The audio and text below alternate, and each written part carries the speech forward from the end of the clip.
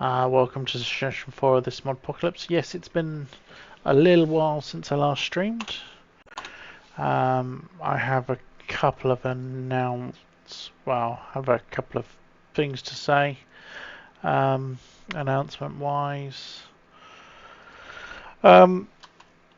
it's been a bit of a busy couple of weeks, so I've not really had the oomph to actually stream. So, plus I started playing Elder Scrolls Online again, so I've been a little bit distracted. Hey Dan. But yeah, just to let you guys know, anybody who's paid any attention to the other games a little bit on the server, on the Discord, I have a plan. Hey Grim. I have a plan for going forward. My aim is going to be to stream twice a week. One stream will be XCOM, and the other stream will be something else. The something else could be something like Elder Scrolls Online, it could be GTA Online, it could be Jackbox and other community games, it could be the Core Keeper server me and Rusty have been talking about starting. It could be a co-op stream of something with another streamer potentially. It could be Cosmoteer, Terra Vindicta. Yeah, it's the idea is it'd be nice to have a bit of variety first of all, and as much for me as for you guys. Hey, Badger. Well, this isn't new. This is like for Session4. So, but yeah. Badger, I want to have a word with you about a couple of things of the announcement I've just making. I know there's a couple of games you said you've been looking at playing that I also have been looking at playing. So I was wondering if you fancy doing a co-stream at some point. That could be quite cool if you're up for that. So yeah, so that's sort of the plan going forward. If it comes to it where I only stream once in a week, that will be an XCOM stream. I'm still primarily an XCOM modder and streamer, but I want to be able to do other stuff as well on top. So yeah, so that's how it stands at the moment. If I'm playing something that's multiplayer, there will be a redeem for jumping in and joining the game server as long as there is enough slots available.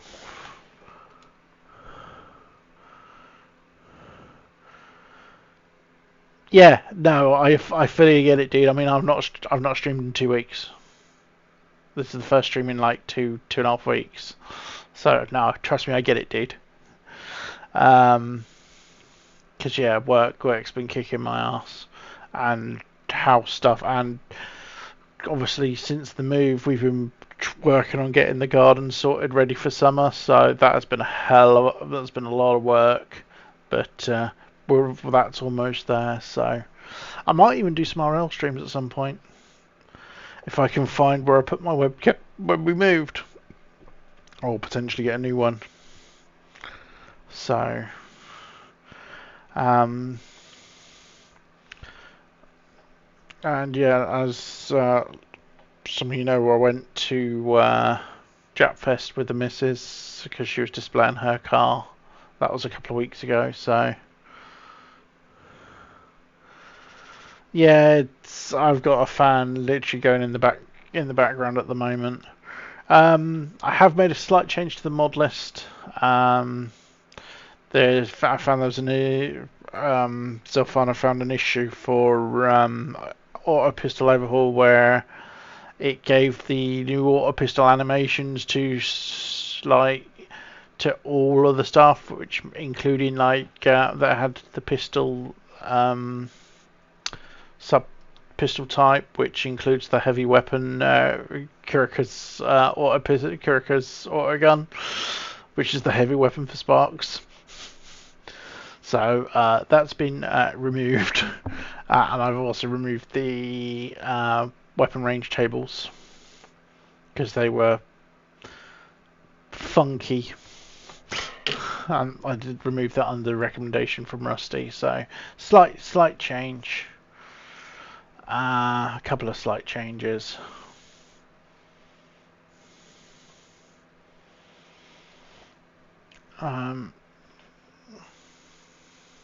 No, I haven't added anything. Just a couple of slight changes. But yeah, so that's how we sit at the moment. I'm just having a look at, just catching up with where we are. Obviously, I've got 39 soldiers. Dan is currently my joint highest rank with Grim, who they've been kicking ass. I'm missing a badger, so if you wanted to make me a rookie badger, we can get your rookie in, or can wait to see if you either he or your Reaper turns up.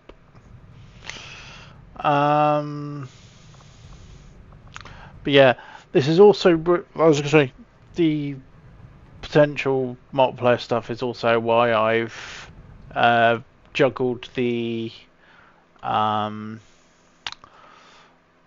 voice channels on the public Discord, because the public stream chat is now locked, so I can pull people into it. It's a public Discord. I don't want people just jumping in to voice on my stream if I'm streaming, but I can pull people in. It's easier. Basically, it's easier.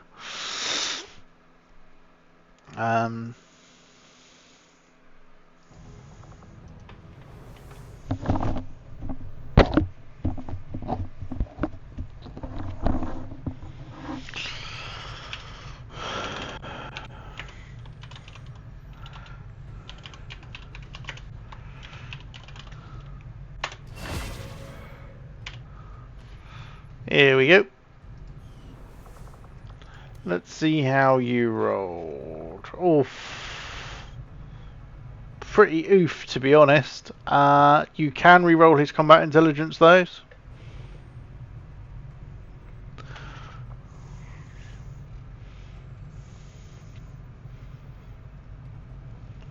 Yeah. Yeah. Well, he's got a nice native hack, but everything else is a bit ropey. But you can, you're a sub, so you can do the combat intelligence reroll if you want, dude.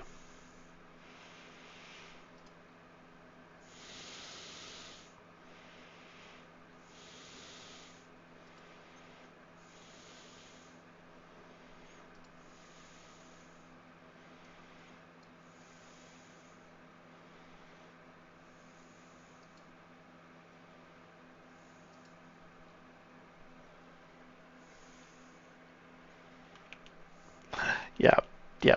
I figured that would probably be the answer as well. Right, so let's give that a spin.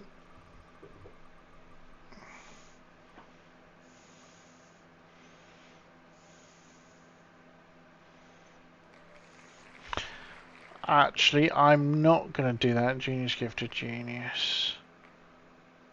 Because that is supposed to be there.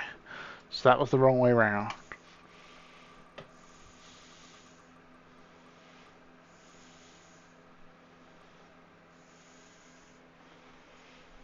There you go, he's a genius.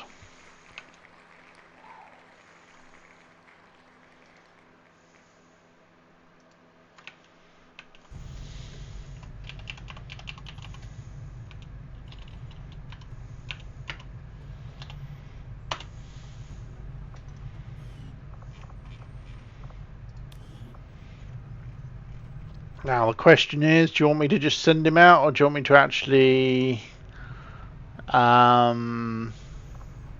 Actually stick him into training for something. 8 native hack is slightly higher. He's got a lot of will. I will say that. He has got a hell of a lot of will. And he's got nice native defense as well. He's actually got very nice native defense.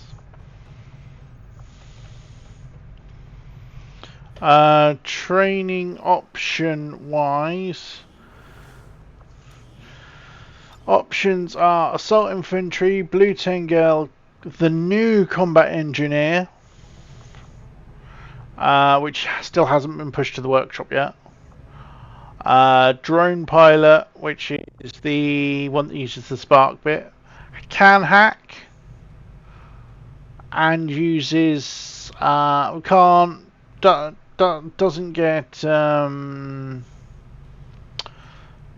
what do you call haywire protocol, but it can hack at range, so would make use of that native hack. Field medic, field support, marine, marksman, sapper, or tech specialist. I currently have 4 tech specialists, 3 drone pilots, only 1 blue tin girl. That would suffer. Mobility would suffer for a bit there though. Mobility would be useful for an assault infantry, but again the mobility would suffer a little bit.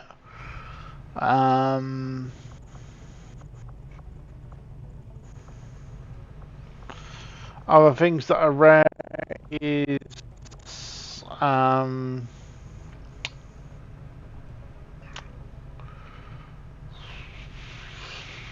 intelligence officer, but again, you can't just train an intelligence officer. I've only got 3 sappers, but they kind of wouldn't make use of anything. Yeah, drone pilot and tech specialist are the ones that can do the hack at range. Drone pilot using the spark bit gets native heavy weapon use and gets multiple uses of heavy weapons. They get bonus uses of heavy weapons. Lots and lots of big booms.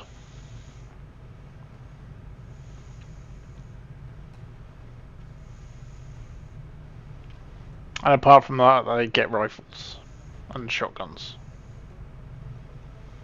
So you could even use them to getting a bit closer. Which would make sense of that defense. Yeah, I know the name drone pilot sounds badass. That's the idea. Okay, so new saves with the overwrites. Okay. Just to give you an idea of how the drone pilot looks, Dan is a drone pilot. He has gone very much the offensive route. Sticky bomb protocol, that's basically homing mine. He's a funner. Shell shock protocol, capacitor discharge at lieutenant, yes.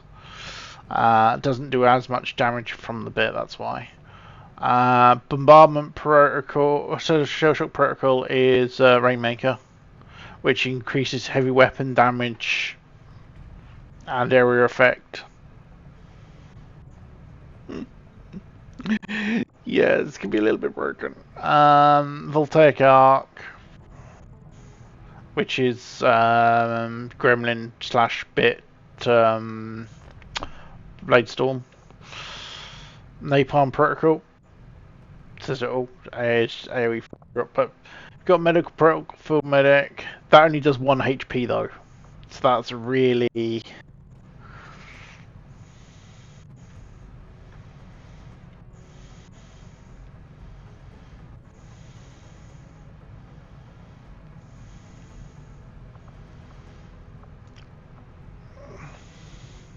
Yeah. But yeah, obviously they do also have access to stuff like cloistered shielding and minor kinetic plating. Only heals 1 HP when used on a bit, because the bits don't get a decent stat booster to it.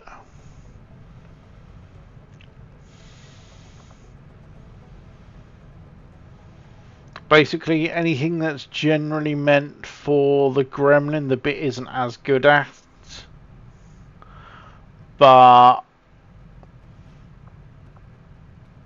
it makes up for it by the fact that you've got access to heavy weapons. Bear in mind,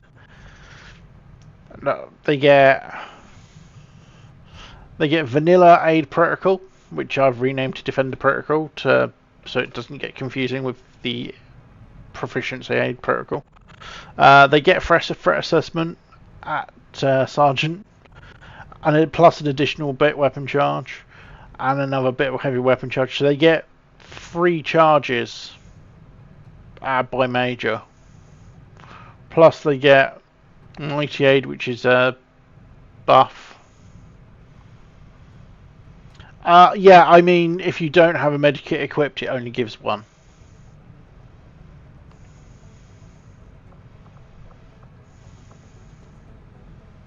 If you have a medikit equipped, I'm fairly sure it does do more, yeah. But without 1 equipped, it will only do 1 HP. I never got around to asking you, Doctor, but what exactly did you do before the invasion? At one time, I was employed as. But yeah, so it's an researching vaccine production techniques. Because of my background, it's an awesome little class, and I'm really happy with how it's turned out. technology is capable of, for better or worse. I'd say we're lucky to have you. Yeah, it requires only the major booster charges. Right, so I've got a neutralized field command, countering onto ground. Advantageous terrain is awesome. Air patrols.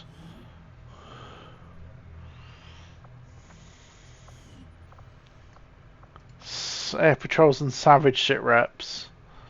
Operation Stroking Future. Well, that's a loaded mission name. Sector 15, West Asia.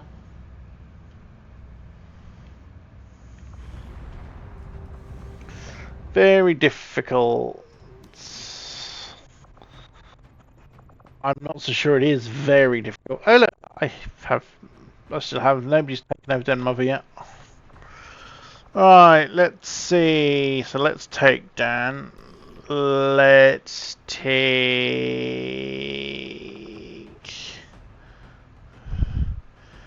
Oh, this is currently out. Let him fail. Okay, so let's take me, because I have some. Actually, that's more of a healer spec. It's quite funny. Let's have a look. Let's take Tesla, who's a savant.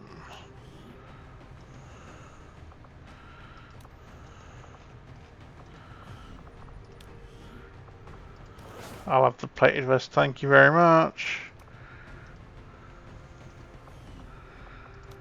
Have I unlocked armors yet? No.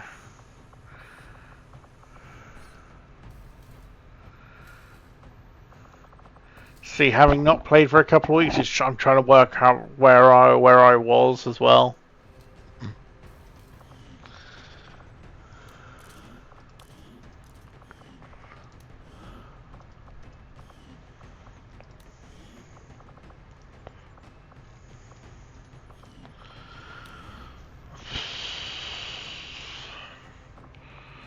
Let's take Tiger.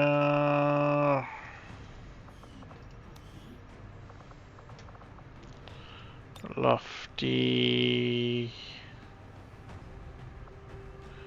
No, I don't need to take Tesla. I don't need to.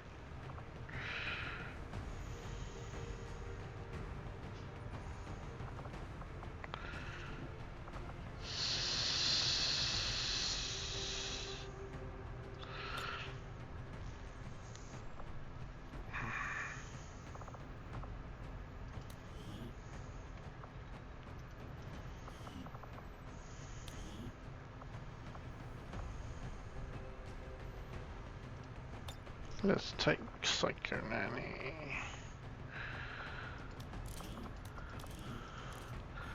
You didn't have a specific weapon, did you? No.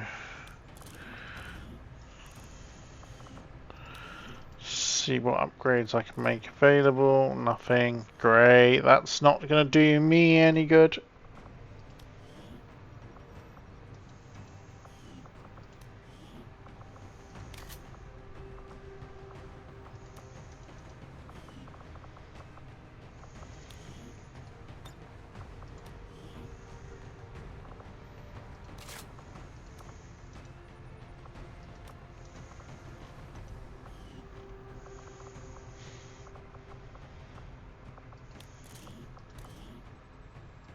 Yeah, increased canister charges is always nice. She's only got the smoke though. Actually no, let's take it. Let's give her the riot rounds. What's that she's got in? That's a laser sight.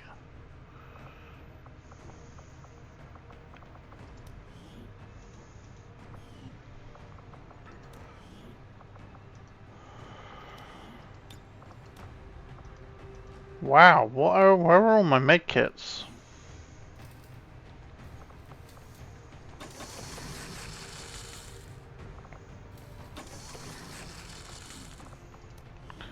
Logic says I'll take one. Let's give down the flashbang. Let's give for the second medikit. So flashbang. No PCSs.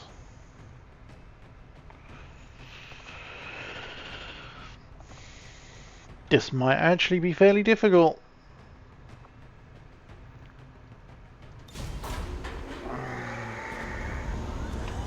Sky Ranger deployed. We're in the pipe. 5x5. Alexa, turn on crap.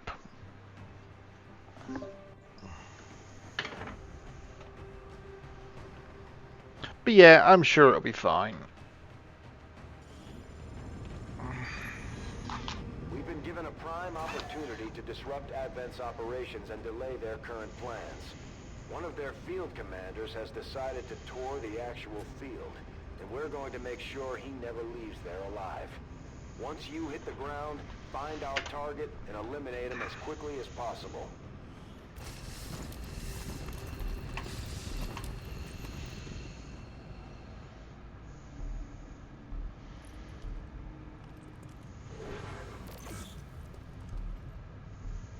Menace 1-5, we're tracking the Advent General and his escorts, but we don't have an exact fix on their location. Sweep the area and eliminate the target along with any other hostiles that stand in your way. Our initial readings were correct, Commander. See what I mean by get straight away. The most unrestrained subjects.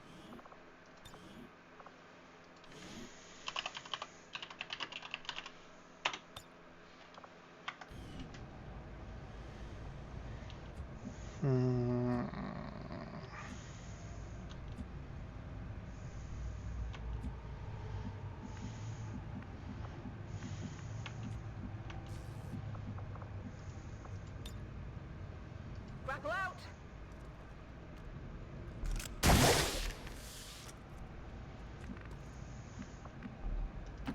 Moving on target location. Oh, I see something over there. Yay, faceless. Got it covered.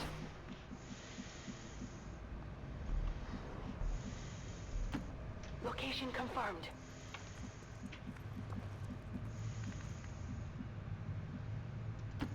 On it.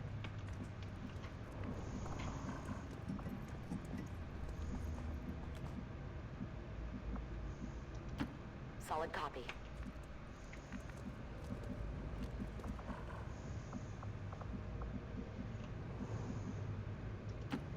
Rolling out. I mean, I could actually go and hit it, which is quite nice. It's far, but I don't.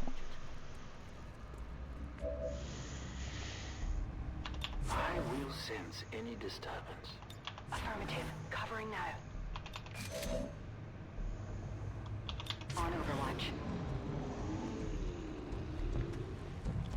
2.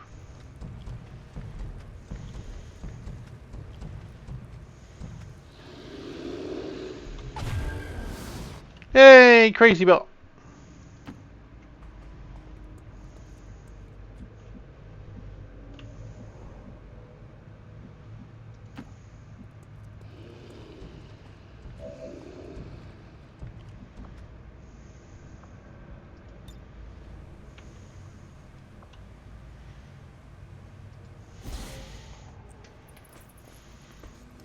Sticky bomb. Yeah, it's probably going to be all faceless. I might get stun lancers actually.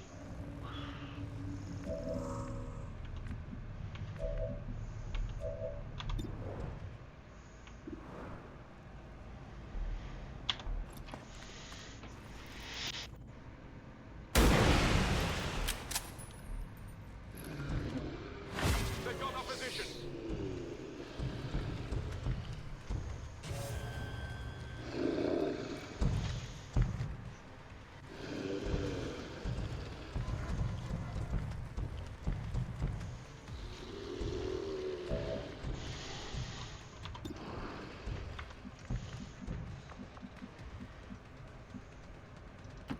Moving to position.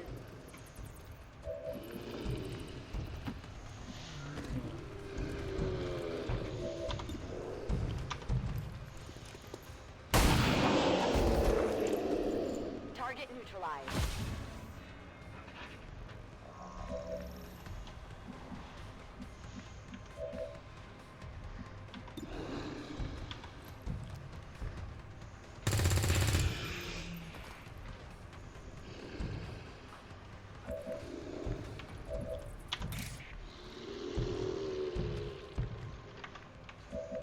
Okay, note to self, I might not kill it.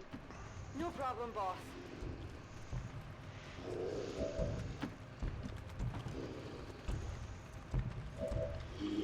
Tiger will probably, possibly kill it.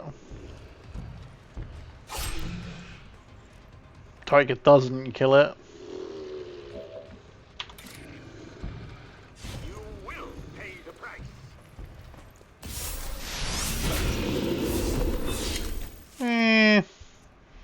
Yes, I fed myself a kill. What can I say?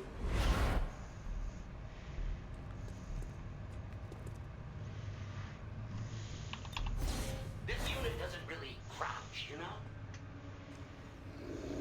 We're picking up an inbound advent transfer. The aliens are going to try and extract the general from the AO. Don't let him get on. Yay, it's this arsehole. Environment sensitive. Achilles and Templar. Fast, strong, and Shadow Step. It's Like I said, oh, it's this arsehole. Oh, it's this arsehole. Couple of faces there by the exit, but the question is, where's the... We should try to track that thing down and Oh, stun lancers, and that's a new icon for the stun lancers there. You'll see, which is quite nice. More great work from Evil Bob.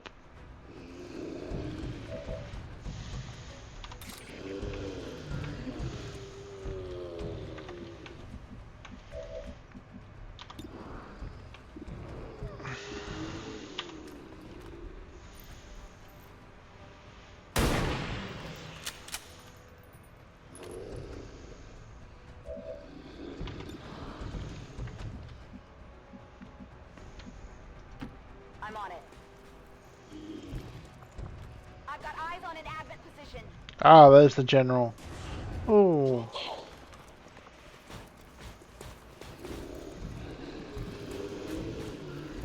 We're near the objective.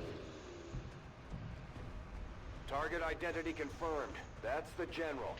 Take him out before they can escape. Yeah, oh yeah, it's really nice as usual.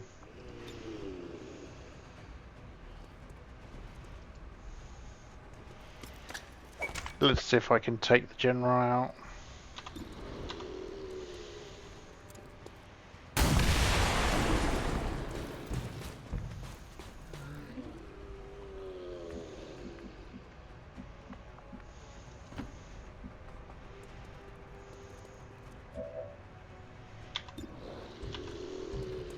It's the Alliance Alpha's one. I don't know if it ever got updated.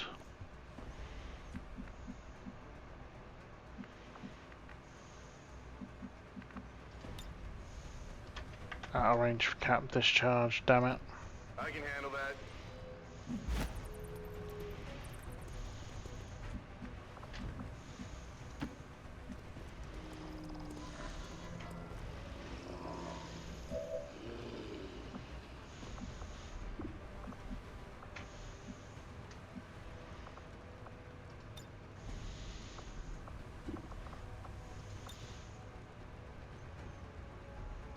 Ready for the fireworks.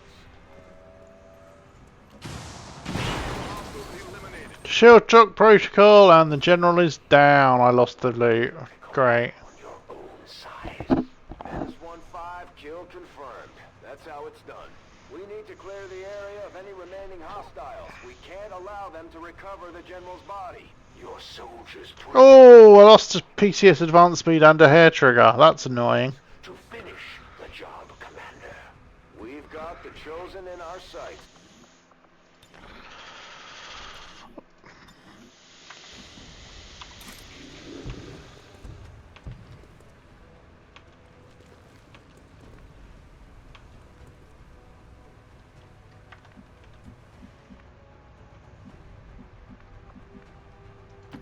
Whatever you say.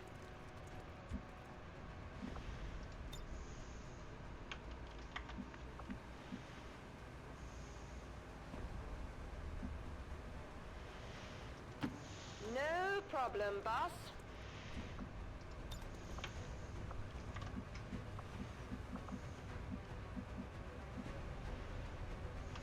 Come get some. I'm going.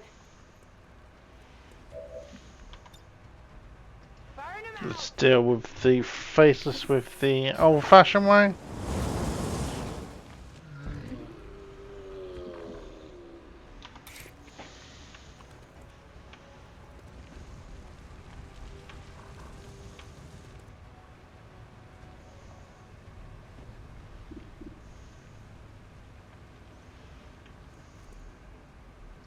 A righteous strike.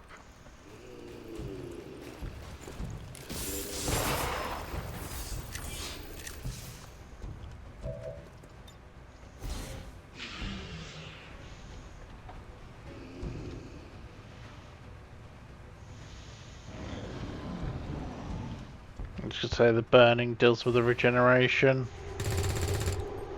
Oof.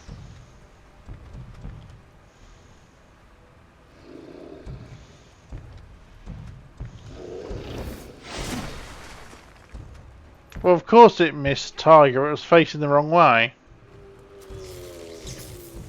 And the stun lancer then also whiffs.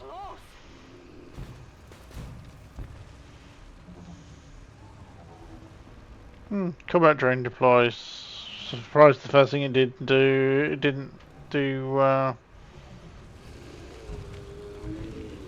Oh, more faceless. I mean, I must admit, I'm surprised to see a combat drone, but yep, this is definitely this is a pudding mission.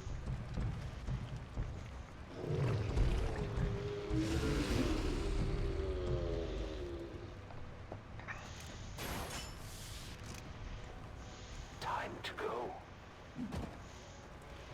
Not sure where the hunter is actually going.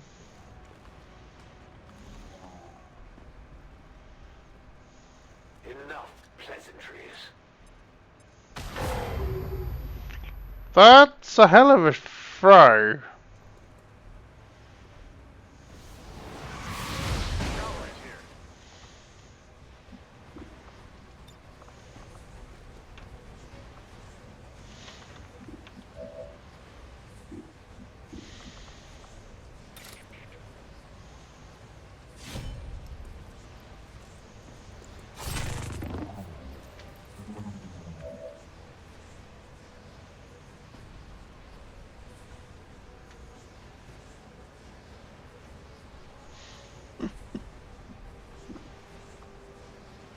Do you have a preference for which? Wow. Missed the target.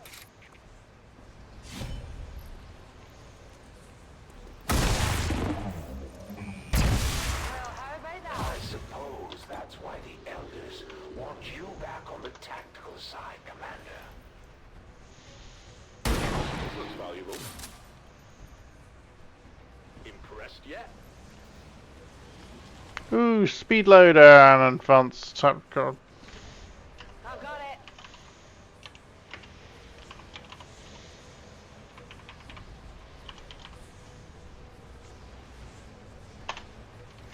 Well, I'm gonna go Templar because that makes Friend. the most sense Stepping off. because of who I'm fighting. Get up and get back out there.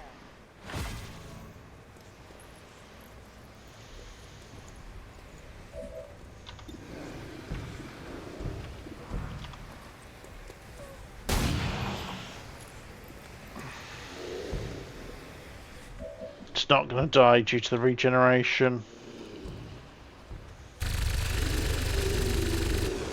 Well, that was overkill. Almost time for a reload. I'm going. Just get cooldown back up.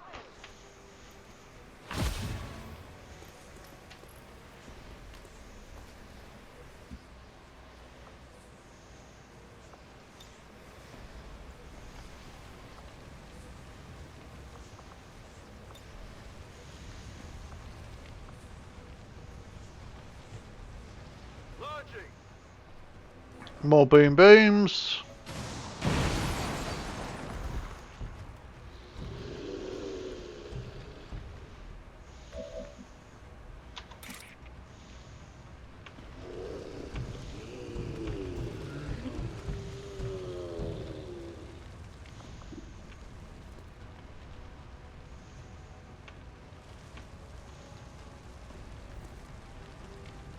For the Templars.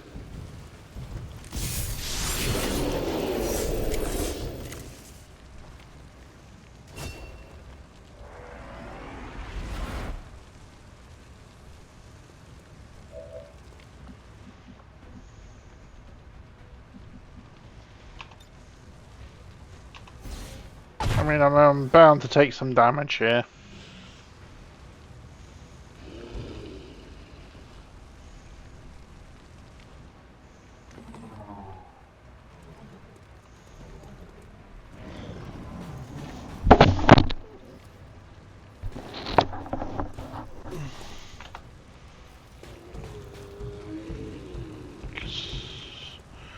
This is gonna be a parry.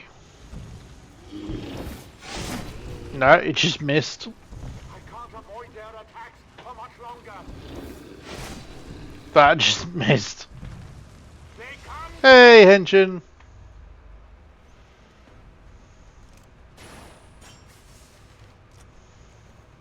Time to move. I set the standard. Ow. Not a very clean shot, I'll admit.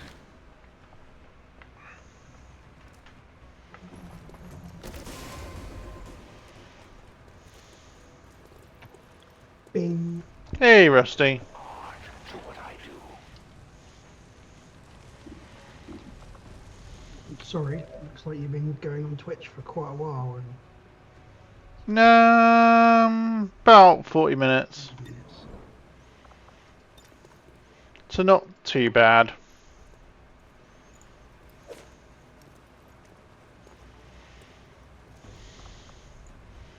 Yeah, I literally had a bit of a chat about my longer term plans and Throw in the hook. just jumped into the mission.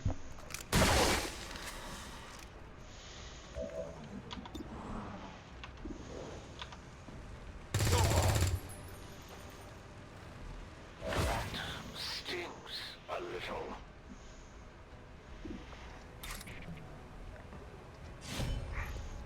Tiger's doing a bit of stabbing.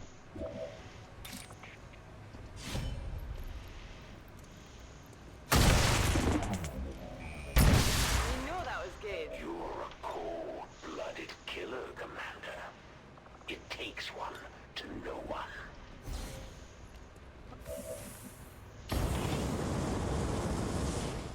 Let's do this.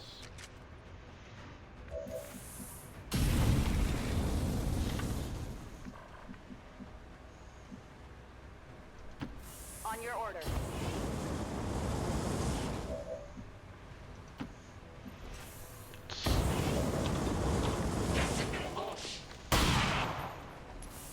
Oh.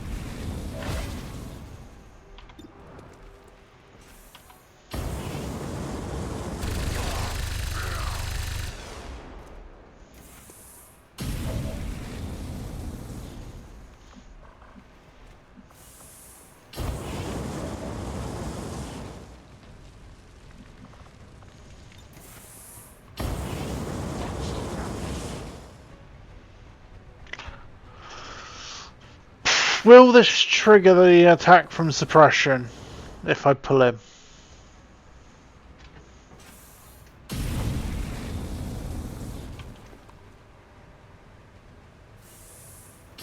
Not sure. I wonder if this will work.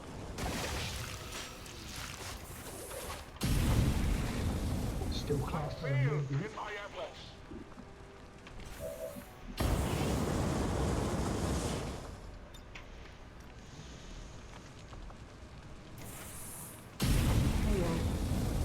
Discharge Ted, go. capacitors.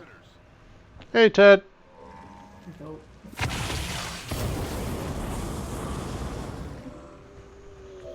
Broke something and I'm trying to fix it. Yeah, I saw you were having fun with mission Yeah. blades. I just wanted to change one line of text over the basic supply raid one. No idea what I did wrong.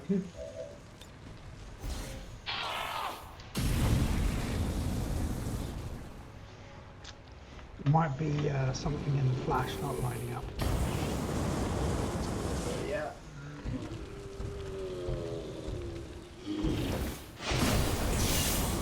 Oh, that one actually did trigger parry. I'm under attack here.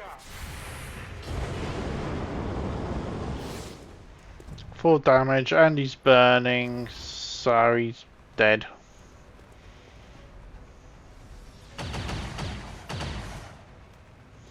The invaders move against me. Hunter's only got 1 hit point. Muscle. I'm Oh, Chemthrower deflection saved Tiger. Nice. It's nice when you don't see thermal bulwark happen that often, but when it does, And then the first to take me down more than once, Commander. the Templar reinforcements finished the Hunter off. This leader. Excellent work, Commander. We may not have put them down for good, but at the very least, we've held off the Chosen for another day. And kill him.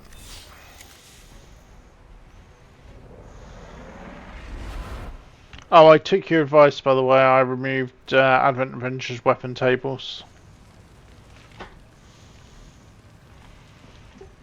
my advice. Yeah, you told me, you said they were probably a bit janky, which is why the aiming numbers were a bit thing, because of their age, are probably a bit janky, so you suggested I remove them, so I did. I can handle that. But, yeah, I might have suggested that while ago. Yeah, it was like a week and a half ago. Yeah. It's been that long since I last streamed, dude. Not too shabby. No rounds.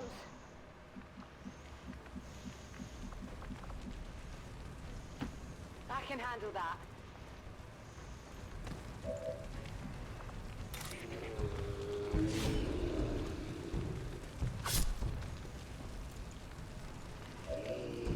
Still got one more turn. I will tear you apart.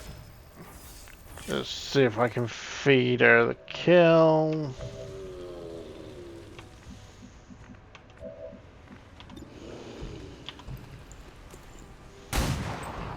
No. If Negative damage.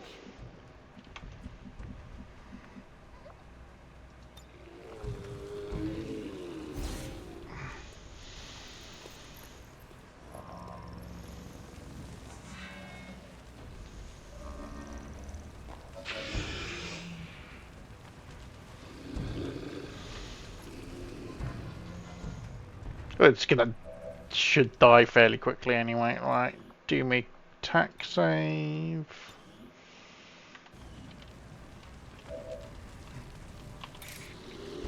%97 chance to hit. And shanks him. We have confirmation. Mission accomplished. Yay, 1 wounded. Operation Stroking Future. With Savage at Retain. 3 kills for Dan. 3 kills for me. 1 for Hawk.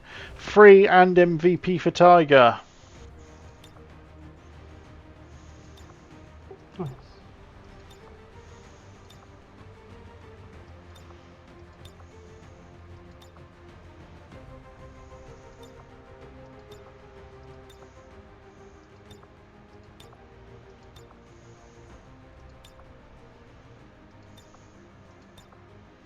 Time to find a really good picture.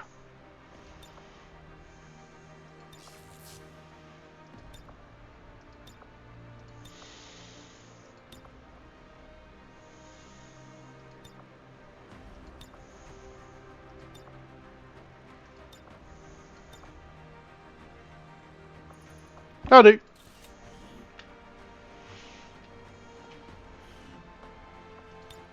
One kill for Lofty, 1 kill for Psycho Nanny. There we go.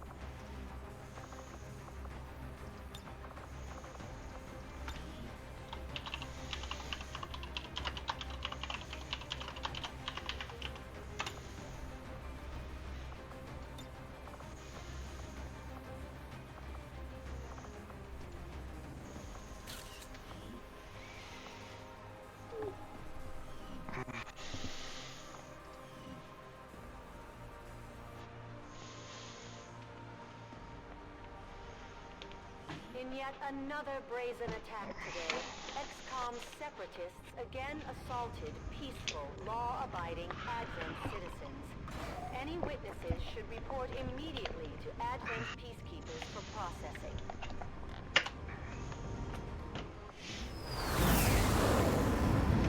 Elders chosen are incredibly resilient, despite our victory over them today. Ooh, oh, Jesus Christ, lightning reflexes. Permanently. Yeah, I'll take meditate as well. Ding.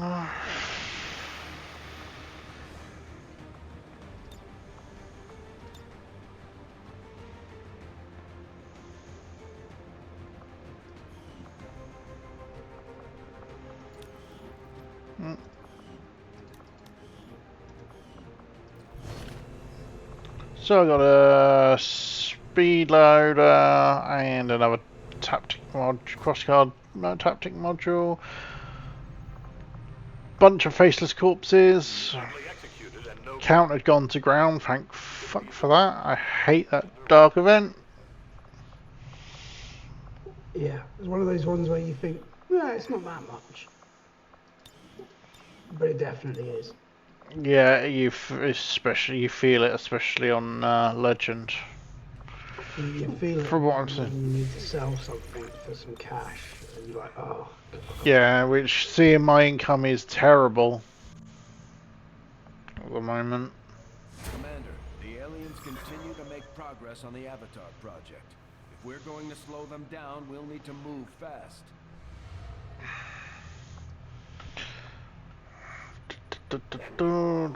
So I was in the middle of making contact by the looks of it, because it's only 3 days left. Destroy the alien relay is a infill which is gonna pop in a second. Oh, that's my radio for my radio UFO. Yeah. Setting course for the Arctic.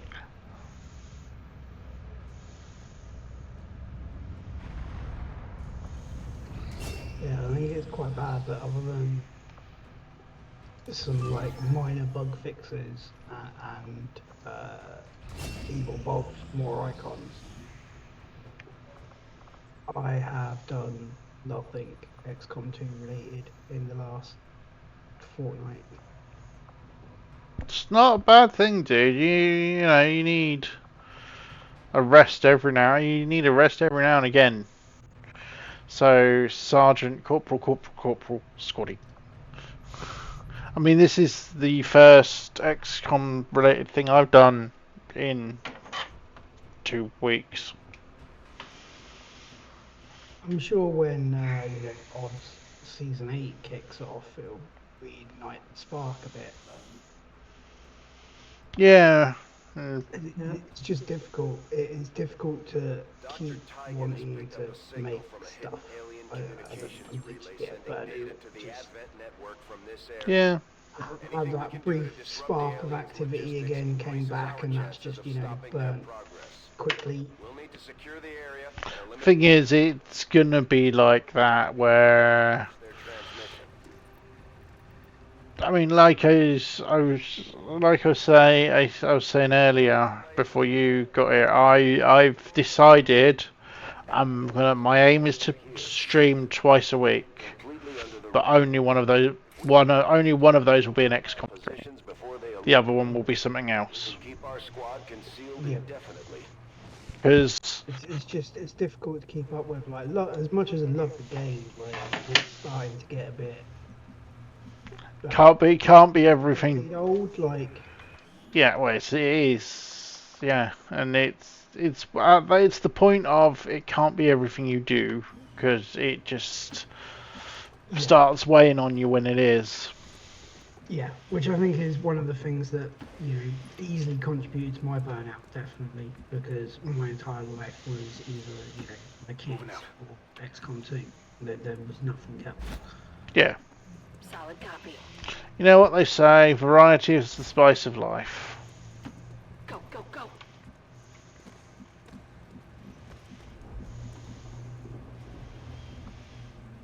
And even modding, it's there's only so much variety only playing one game or only modding one game can give you.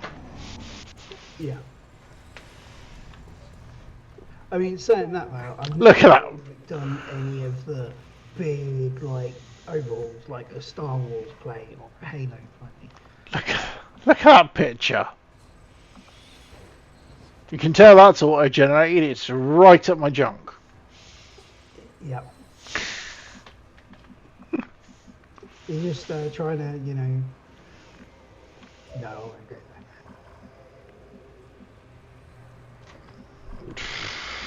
Right, so there's the relay.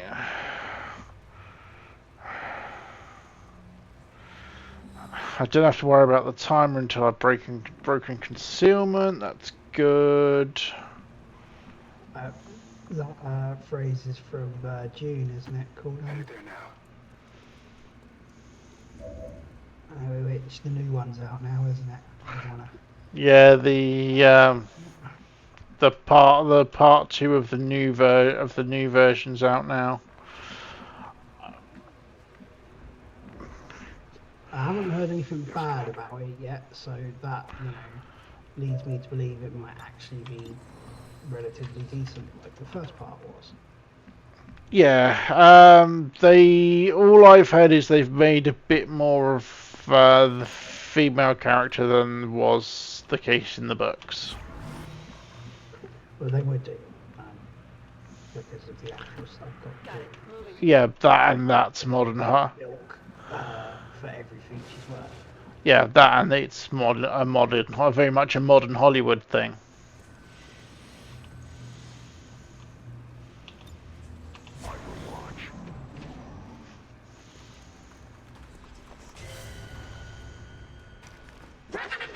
Well, she's definitely not middle-aged. She's young.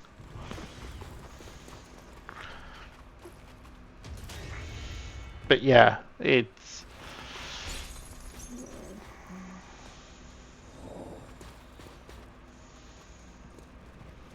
And yeah, it probably could have been a TV series so far, but that's because we've got used to decent running TV series, like... Yeah. Speaking of TV series, if you haven't watched it yet, go watch the Fallout series. It's freaking brilliant.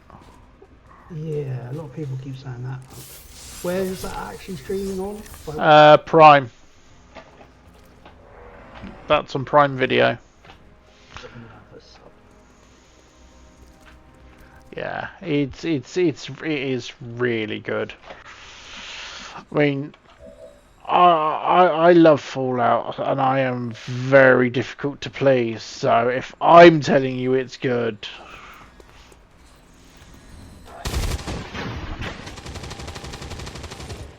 it is. I mean, as per usual, you got the odd character who's annoying as sin, but what do you expect?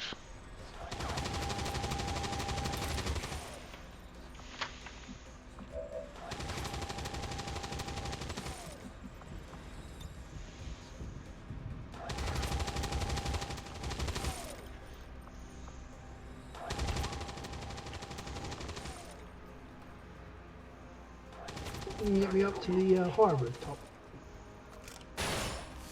Like the room. Too late. Stay clear of those turrets. We're still not entirely sure if they're fully automated or remotely triggered. Wow. Your first turret introduction. Yeah.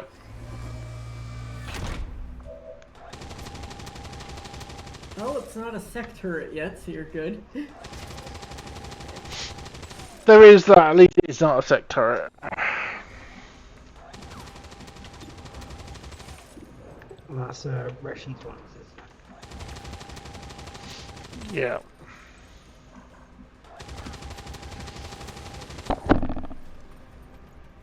Best part is the standard turrets just upgrade into them mid-battle.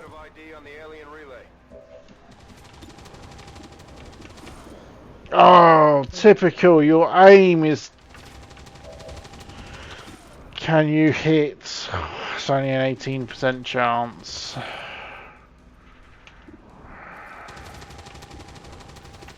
Right. Can you do anything about the high cover? Like, take out that high cover, that shot comes a lot better. Like, might be close there with a grenade, possibly.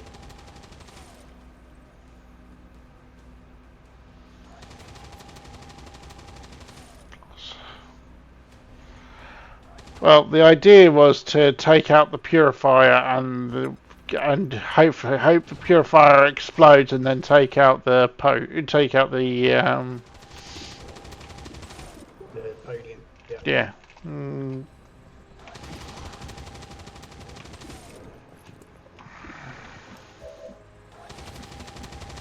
I mean, the thing is, you got, you know, the 100% shot on the podium anyway, so... Yeah, I just wanted to see if I could get a 2-for-1.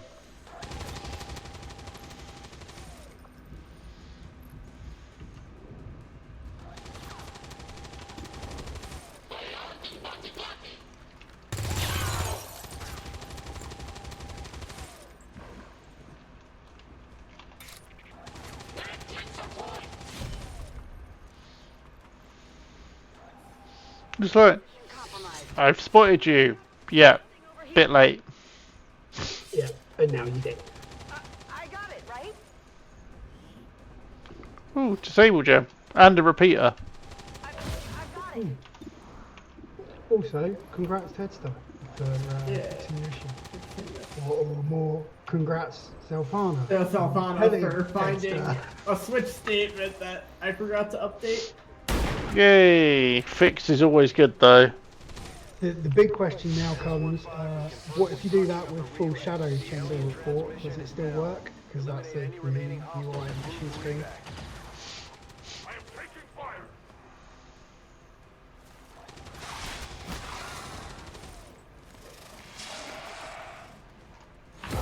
Yeah, I don't think I'm sure the mod entirely works with Long War anyway, so.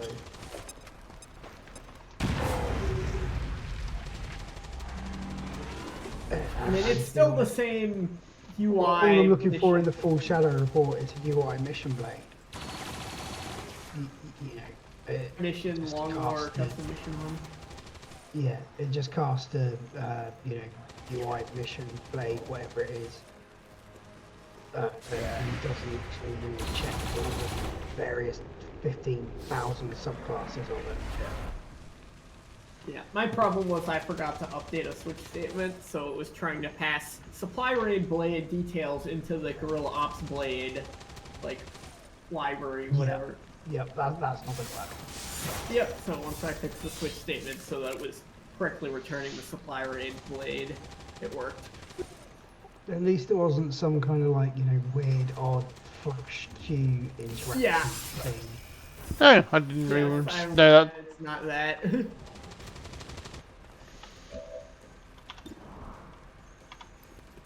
What else was I gonna do? Fix solar. Damn it. Again.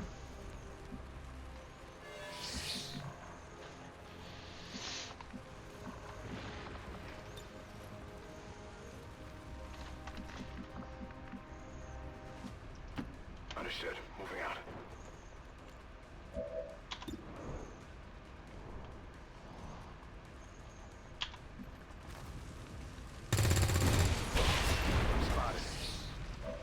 Yay! Rusty got a promo from the kill assist.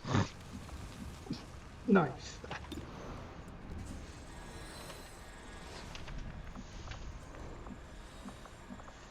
Have you got purge units in this run? I can't remember. No, I haven't got purge units in this run. Oh, they've got new icons too. I know. I saw the Cross Legion in this run? no, but we have seen the new stun lancer. We have seen the new stun lancer icon though. Yeah. It's really nice. Mr. Bob has done, you know, some amazing work. Like, it feels really good to have another decent artist, you know, on board for the icons, and with the eagerness and like can't think of the right words, but like the want to create new icons. Like, Yeah, having the desire to do desire to actually do stuff and get stuff done. Yeah.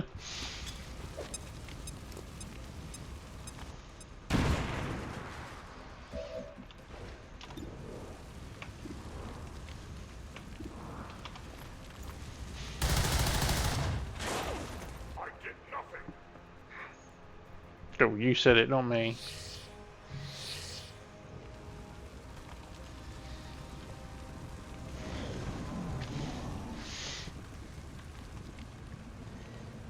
I love the fact that the Resistance Templars get focus off of being bound by Vipers. Yeah, well, they get focused on being hit, so.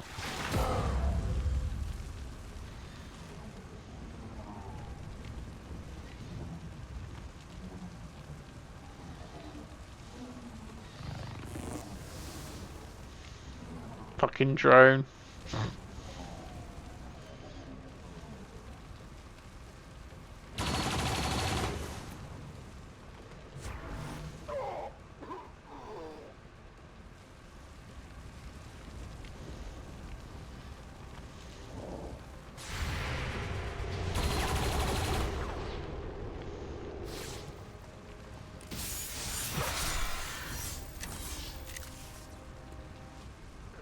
Did you catch any of the Iritar Rupture thing that happened? I heard there was an interesting discussion, but I didn't actually see any of it. No, I'll summarise it. Long story short, Iritar asked for opinions. And then ignored them. Didn't ignore them, he just didn't like wait for anyone to give any, and then went and made a massive change to the Highlander, affecting how Rupture works for everybody. So yeah, Iridar asked for opinions and then promptly ignored them. Yeah, and then basically refused to put in the changes behind a config toggle. Like, I mean, there's a little bit back and forth between Iridar and Kex.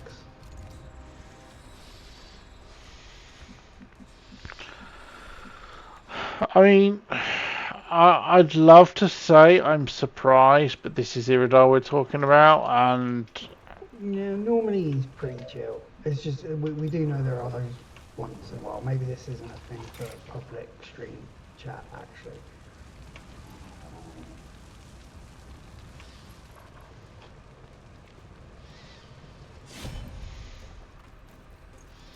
I do kind of get like he's currently the sole person maintaining the Highlander, but it shouldn't become Iridar's Highlander. yeah, my only concern with anything Iridar's doing lately is it all seems in service of Foxcom rather than the wider community. Yeah, I agree. And that's very much similar with this Rupture change as well. It was very much because found something in Foxconn didn't work how he thought it should, and then decided arbitrarily that the description of Rupture was wrong and the code was wrong and it all needed fixing. When, you know, as Kex rightly pointed out, it's been 8 years since no one has had any issue with how Rupture works. Yeah, if he wanted a different amount, if he wanted an ability to work slightly differently to Rupture, write a new ability. It's not like he's incapable of doing that. Yeah. Well, the issue with Rupture in particular is that to write a new ability for it, it would need to be a new apply weapon damage code to be able to affect everything, and that's where the Highlander steps in. But it shouldn't be like Highlander should be stepping in to provide hooks and events for other mods to do things. And not directly changing stuff itself. Unless Yeah, it's I mean, a bug fix. yeah. So the whole point of the Highlander is effectively is really that it is a code base. Compatibility patch. It's a code base at the end of the day.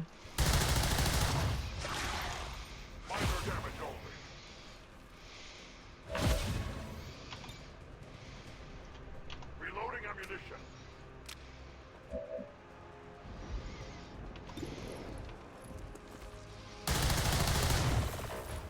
Deflection.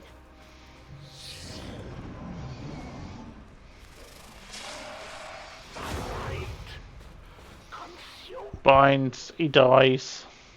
I like this. If he binds him, he dies.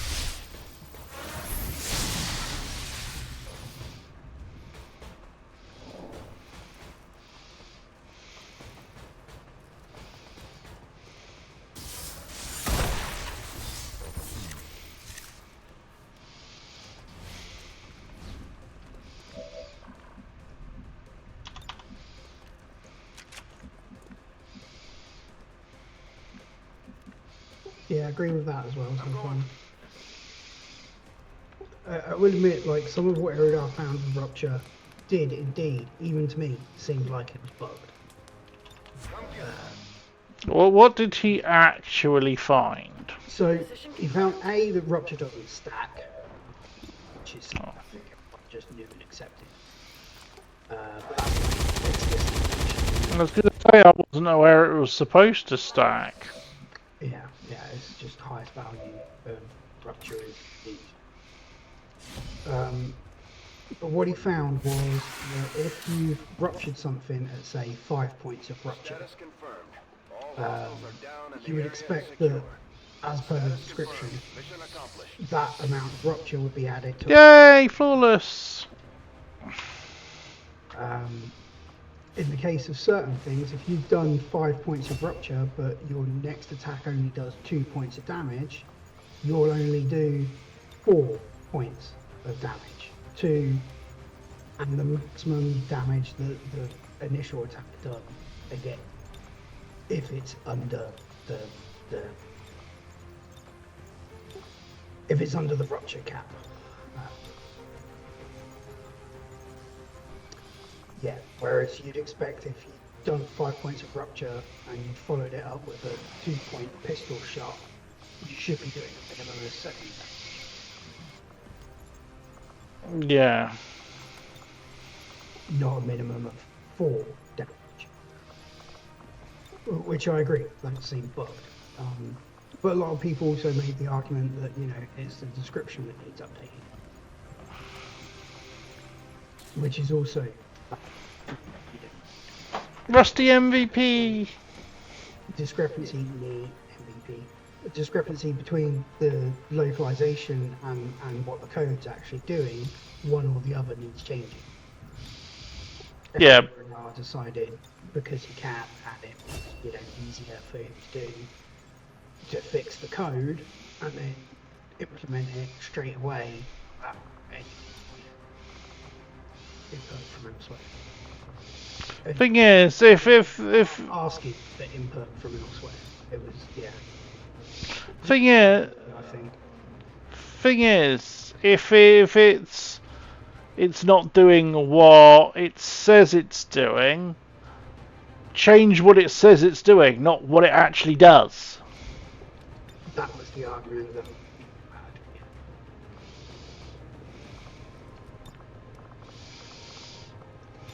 And I can also see Iridar's against, you know, why he would be against that. You have to take, you know, it's a lot easier to change the code to match the description from Iridar's point of view than it is to attempt to update all the different languages and update the description to match what the code is actually doing. Hey, Kex. Hey, Kex.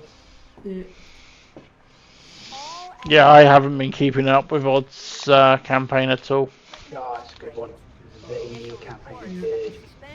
We done the ADM base assault today, and it was good.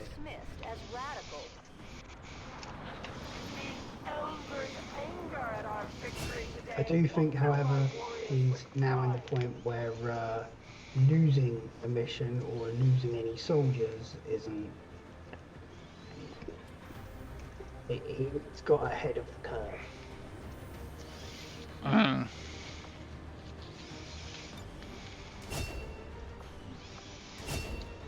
That sounds familiar.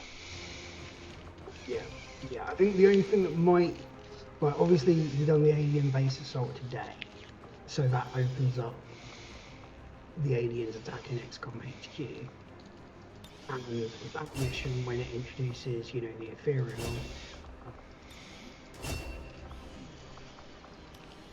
that might be the point where he comes undone, because he's only researched the second tier up. Yeah, that's gonna be painful. And no casualties. You can lead the Reapers any day, Commander. Well done.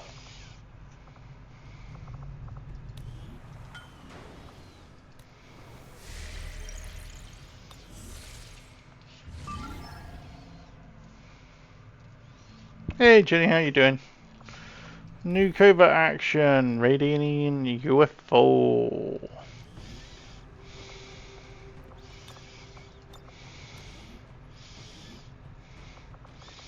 Let's go and get some of these lubies, some XP.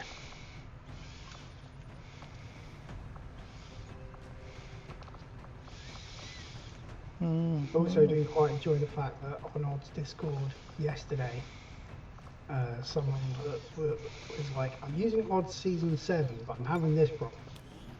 I asked them to post their mod list, and their mod list contains things like long Chimera classes and just blatantly incompatible and not Odd's Season 7 mod list at all. Yeah. Yeah, I'm just like, you said you were using the Season 7 mod list. This is not the Season 7 mod list. You know, what help do you want? Well. Covert is our specialty. Let's just hope your people can... Oof. Oh, that was the broken one that didn't give the right faction soldiers to that. That's the one I'm doing. Alright, so rescue VIP for management cells at 225. This is Raptor, Spanners, Omen, Infested and Henshin. That's a 225, so that will be soon. That person yesterday also had the original gotcha from, vanilla. Yeah, and he also had another vanilla mod. Yeah, I also had the legacy mod, everything reloaded. Yeah. I do wonder sometimes, like, have I got a decent grasp of War of the Chosen mod list because, I've spent 6 years curating my mod list. Yes. Like, for new people coming into the game and you see the workshop and there's like 8,000 mods, it must actually be pretty freaking daunting. Yeah, the amount of people times I say it's like, oh, so I'm doing this. I sorted by most popular all time.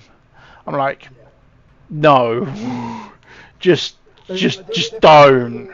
I definitely feel similar when like the kids and I got into playing Divinity.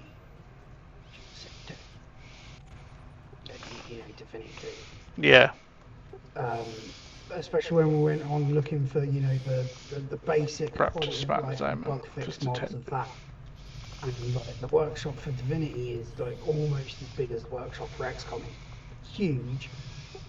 And even there's loads of things where it's like, the studio implemented this mod, used the studio's version, and then other people were like, no, the mod version is still better.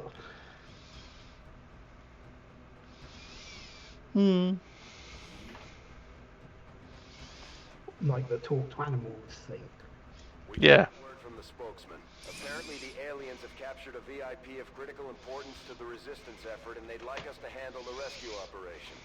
We'll need to lock down the area, free the VIP... Yeah, well, that's the thing. My standard response is, there's a reason I have a UI and bug fix collection on top of my normal collection, my actual main run collection. Because that way I can say, look, if you want a vanilla run, just install these. Yeah. I do keeping it curated. I do see like Zelfan right in a lot of things. There's a lot of mods that have been replaced and reduxed by some crazy mod, and most people don't know they've been replaced. No, the amount of people who've come back because of who've come back to do a season, it's like especially content creators. It's like, I haven't played it in ages. Let's play it. I see it's been moderately popular in patches on Steam, so I figured I'll go and do a run. I'll use my old mod list from 2019. And add all these extra new things. Oh wait, they're incompatible. I don't know how to make them compatible. Crash. Yeah, and then blame the mods. I had an interesting one on the suggestions page for the 4 Icons mod recently. That seems to be getting traffic. Because the mod is getting more traffic. Yeah. But someone put a suggestion on the page there, which is quite clearly and obviously aimed at, suggest enemy mods for icons you'd like to see. Edit that now. And someone was like, hey, can you combine these 3 completely unrelated mods into one thing to resolve their mod conflict? And I was just like, yeah, I could. Not going to.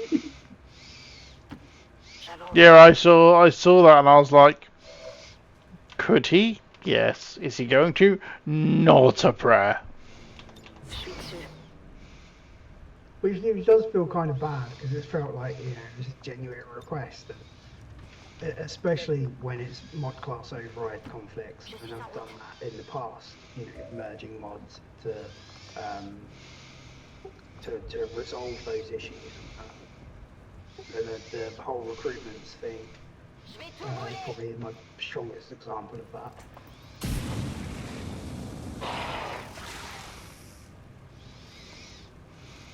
Ils nous ont vus.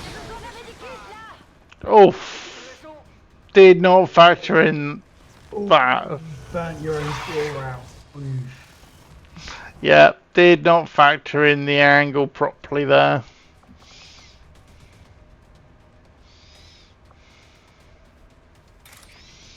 That was entirely myself doing Also, silly. shiny new stun lance icon. Yes, the new Stun Lancer icons are really nice.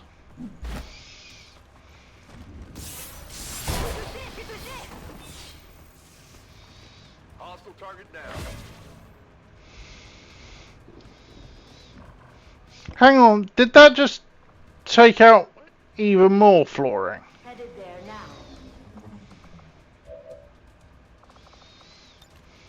Maybe? Overwatch.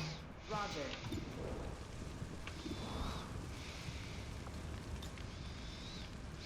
Suppress the... Holding cover position. Bien reçu. Je reste en position.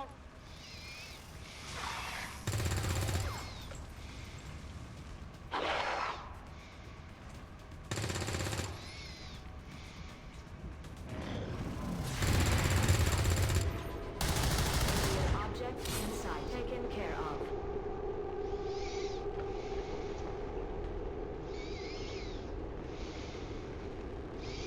Yeah, you want to make a collection that says do not sub to these, like, do not sub to these. Thing is, Au moins on sait où ils sont. when you've got stuff like...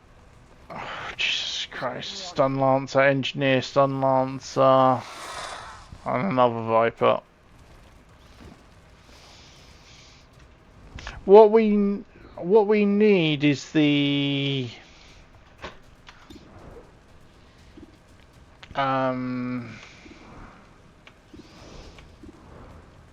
Iridar's mod, Iridar's post on the Reddit, the XCOM 2 modding Reddit wiki to be more visible.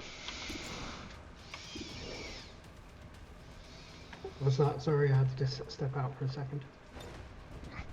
The Iridar's post on the modding wiki for that says a list of superseded, depreciated mods. Yeah. Yeah, that's definitely a good list. But it's also not an all-encompassing list. Like, it's a guide, but we can't always be certain that it's ever going to be 100% up to date. No, this is very true. That didn't do much. And it always makes me laugh reading down through it because I'm just like, yeah, that's mine. Hey, Phil.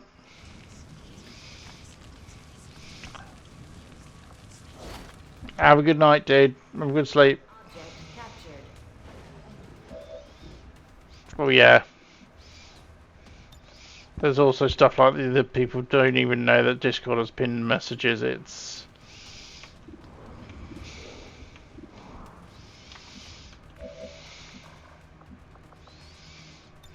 Yeah. It's the same as linking the troubleshooting guide like every time. And then even more annoying is you link the troubleshooting guide and someone's like, hey, I've read that and nothing worked for me. And then you're like, okay. Try running AML as admin. Oh, I've run it as admin and it fixed. Yeah, that's step 1 of the troubleshooting guide that I just linked to you that you said you did. It's like, yeah. Hostile removed from play. Almost out of ammo.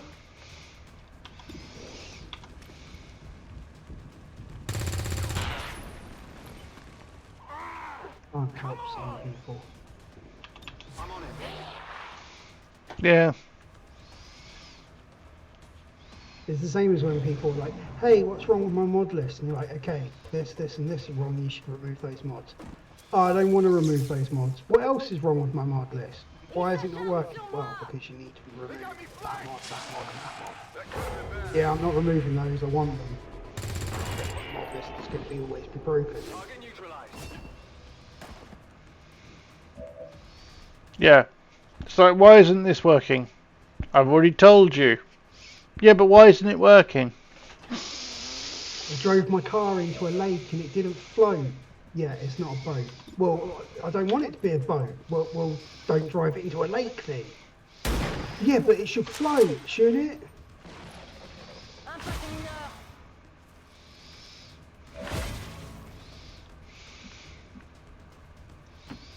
C'est comme vous voudrez.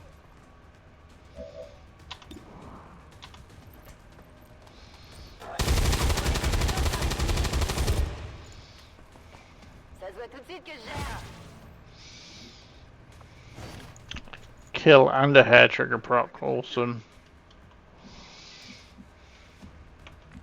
Yeah, a lot of people always say that the vanilla repeaters are busted. As far as I'm concerned. I mean, they're not busted. They're Action refund on any, like even Serial and Death from Above have the condition that you need to kill. Nope, not for a hair trigger. Hair trigger can just proc on any shot and give you your shot back. And allow the action that it's given back to be used for anything else. It's just a standard action point. yeah. Shoot, hair trigger, shoot, hair trigger, shoot, hair trigger, grenade. Perfectly valid. That can be put. She's got no hit points. Which is actually the other really busted overpowered thing with hair trigger. You can hair trigger on your hair trigger shot. Yeah.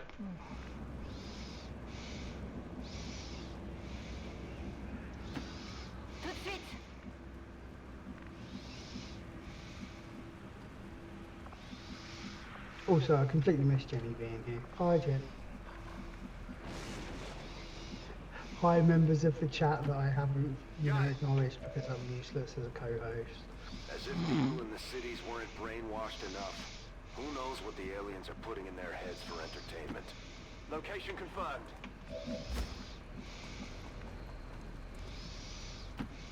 Heading out.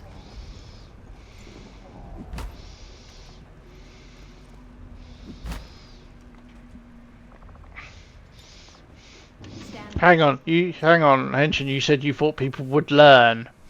Well, that's your first problem. That's your first mistake. It has features. No, people learning.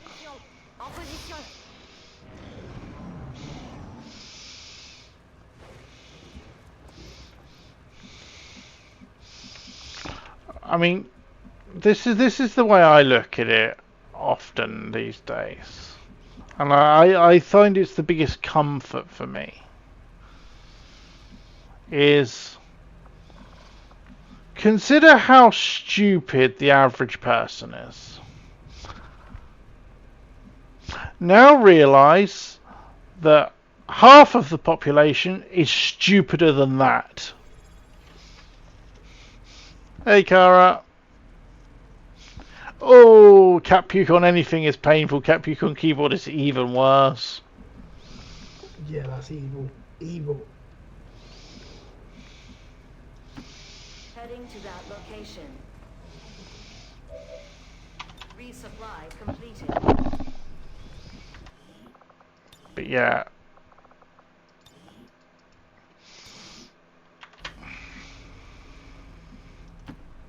Rolling out. I mean that's potentially dead keyboard. Affirmatif. Jesus.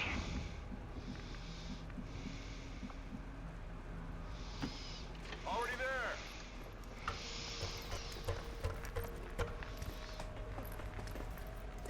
Oh! Advent troop spotted. Oh, okay, that wasn't great. But ouch, mechanical keyboard. Holding cover position. Yep, that En position.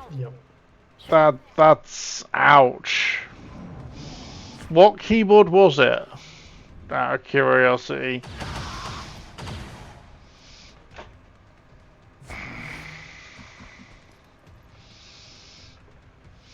Oof. Okay, this just keeps getting worse.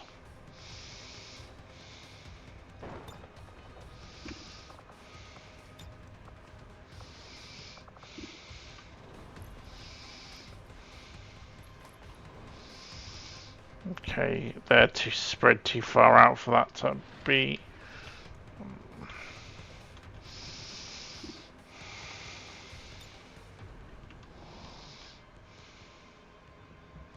I pierce all.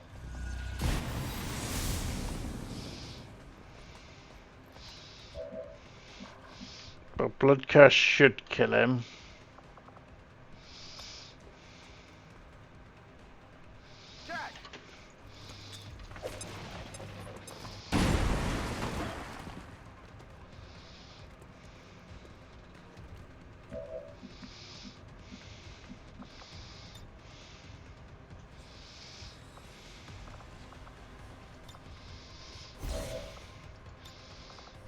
Got it.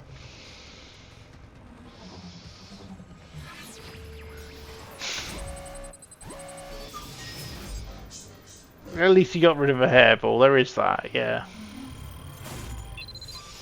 Yeah, I run a Corsair Strafe Mark II mechanical keyboard. I've been running it for a few years now. I actually got this before I got my current PC, so I've been running it for a fair while, and oh, it's so nice. I'm all over it.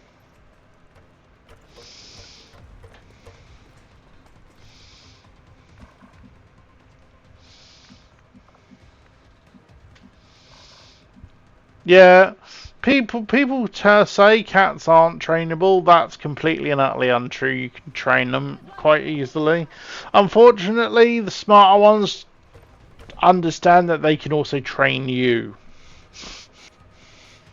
Yeah.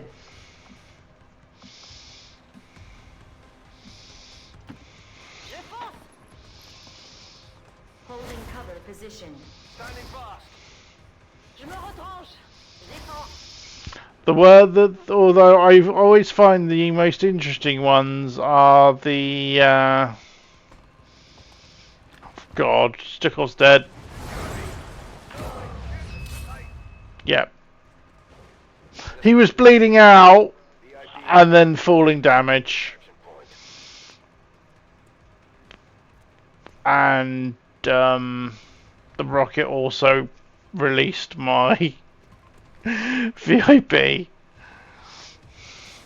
who can now be targeted by other. That's, yeah, Stickle literally just died. Stickle's character literally just died, and Advancing on our position. Inbound on your current position. yeah, literally rocket to the face.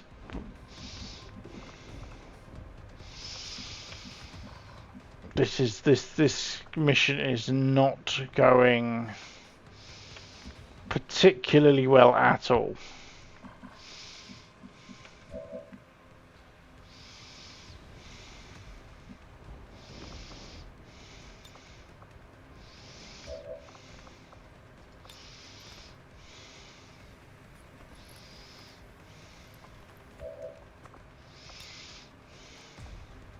Faites-les brûler.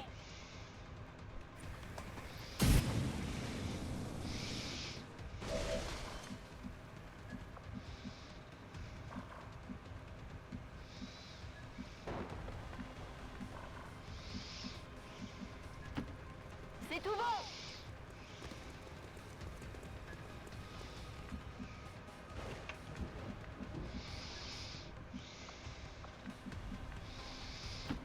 Got it covered. That forced extract time, that extraction timer as well is. Moving.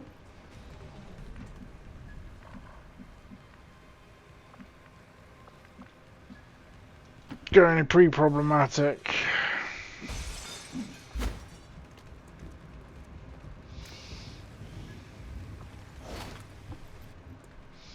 Access secure.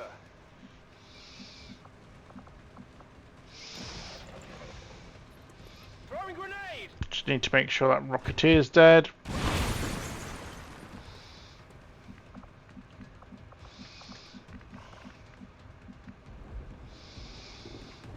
Where's the evac? Evac's there. Reçu 5 sur 5.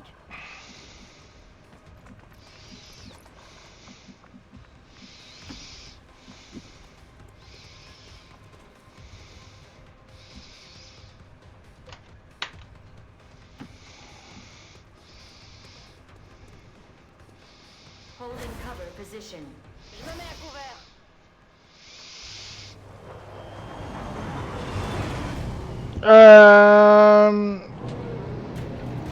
I haven't seen her this campaign so far. Well, I haven't seen her this stream so far. I'm fairly sure she's doing fine. Prey spotted.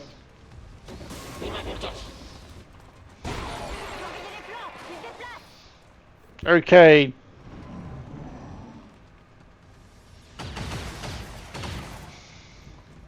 Taking heavy fire.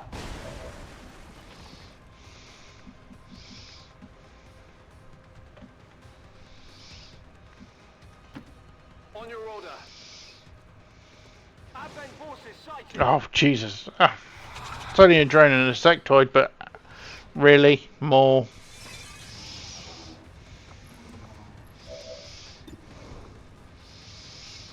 I just thought that you needed more aliens. X-ray neutralized. Good job that thing didn't blow up. Rocketeers blow up. Rocketeers can't, as far as I'm aware. Thankfully.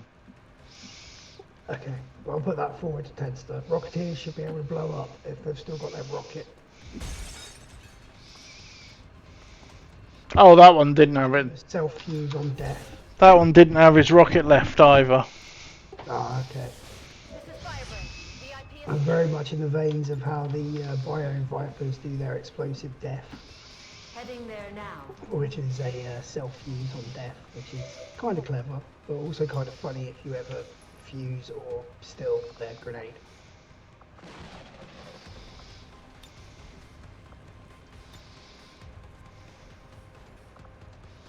Ooh, we're being raided.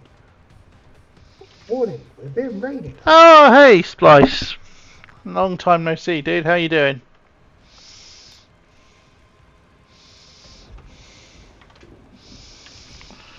This mission is going... Je dois pouvoir faire ça. How do I put this? This mission is going freaking terribly. What's the shout out? Come on. Vainqueur. Never mind. It is. Yeah.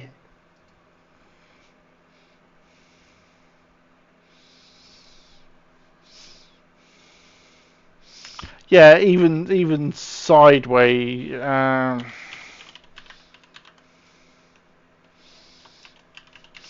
Yeah, there we go. It's / shout out.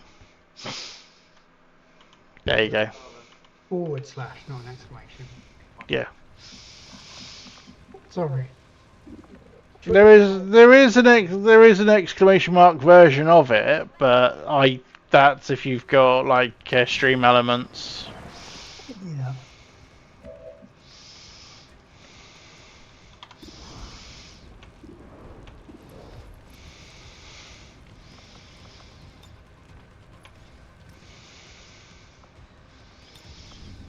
And yeah, this mission's gone a little downhill. Yeah, this is it. Sideways would be polite.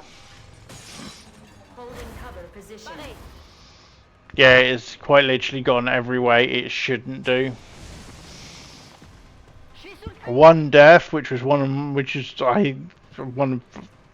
my only 2 platoon girls, I think. Might have been my only blue tingle actually.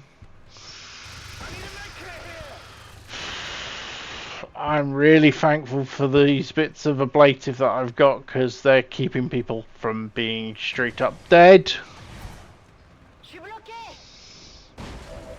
Yeah, I think the issue with this mission is you just got like super flanked by everything. Yeah, yep, I really did, and it's been horrible.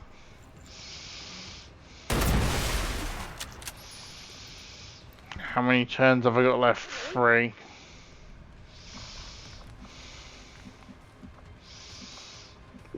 Where's the evac? Look at that, she's only got 7 mobility because of wounds. Evacs over here. I don't even think she's gonna make. I don't even think she's gonna make it. Yeah, that'll be your red fog settings hampering you there. Yeah, it will.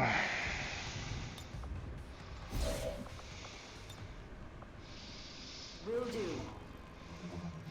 She should get there if she legs it. So it was worth doing the hack for the facility lead. If you get out, okay. Yeah, if she gets, she should do with rush.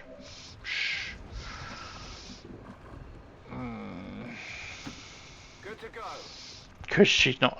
Well, she's a bit further away than everyone else. She's also not injured.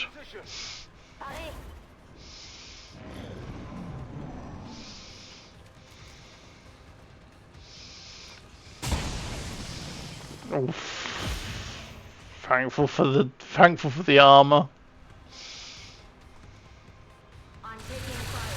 Requesting assistance. Suppression, really.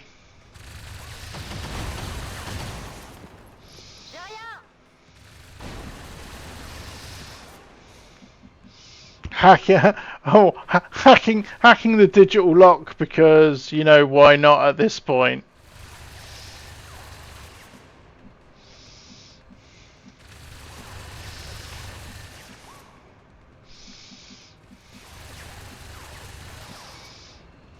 Okay.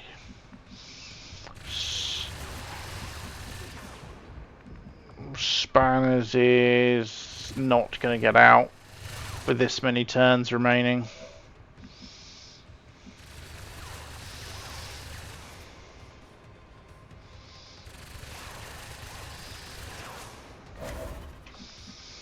Rush command. Omen can get out of.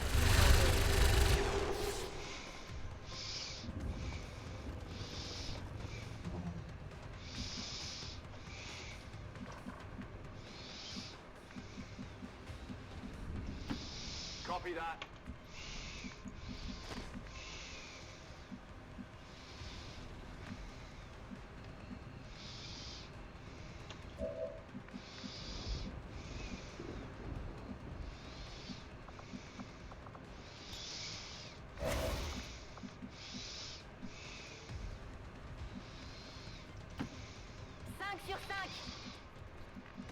Hello! Hey, Kex. How you doing? Well, this mission is falling apart spectacularly. I love how you said that. That's like so much energy in your voice. Well, It's it's successful. It's just I've already lost one soldier. Everybody else is wounded, and I haven't got them out yet. And if that sectoid manages to mind control, I'm going to lose somebody. The sectoid. Left on the timer. No. They might not be able. Final turn on the timer. And someone's damaged to the point where even sprinting with red fog, they might not be able to make it to the evac. Oh god. Nah, she's out. Go tits up. Nah, she's out, thankfully. But yes, spectacularly tits up. Yeah. I love it when missions go sour. It's like it's weird because obviously as a player you're pissed and you're like, oh my god, where did it go wrong? The game is doing some BS. Did I just lose track of turns, time? Like what's happening, obviously. But as a viewer, oh my god, the drama, the stakes, everything is. Well, put it this way: I lost Stukov's character. Because this is quite spectacular. He got flanked by a Rocketeer, who managed to There you go. Oof. put him into bleed out with his rocket, and then falling damage killed him. I've had that happen. That's yeah. Oof. That said rocket also blew out the back wall of the VIP cell and released my VIP. It activated. Yeah. Oh my god. But luckily the VIP. Watch that. So Omen MVP, only one who actually seemed to be, you know, relatively competent.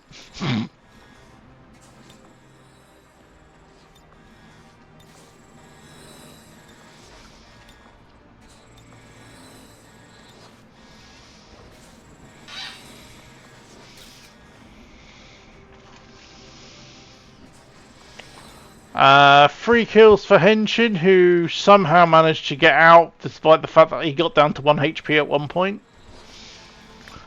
1 kill for Raptor, who didn't do very much. 2 kills for Spanners, who again, yeah, spent most of their time injured. 2 kills for Stukov, who then went dead.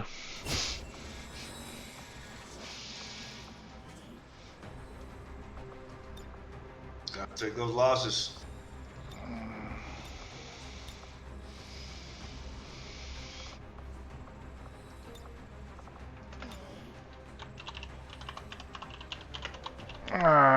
Operation Puma Venom.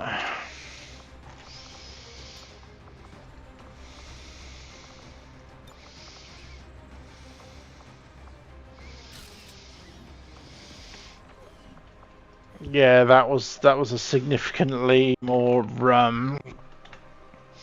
So that's the third mission of the stream. The first one, all have been successful. The first one had 1 wounded, the second one was a flawless, and that one had a death and 2 wounds. It has been a mixed session so far.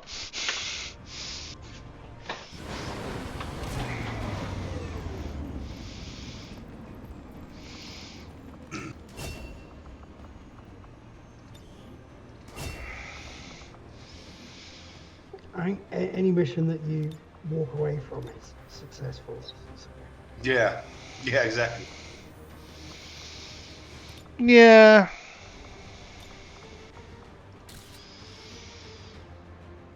But yes, rip Stukov.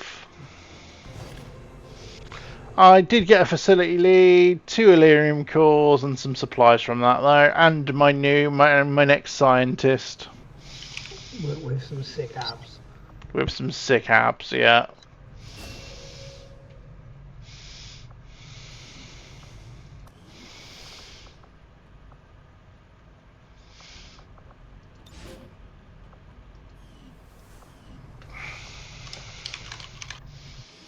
Yeah, with some absolutely sick abs. Oh, I haven't actually seen this yet, so hopefully the new Stun Lancer icon's in the bestiary. I haven't seen what it looks like. APG. Hey everybody. Sorry. Yeah, there it is. Hey chat. Hello everybody.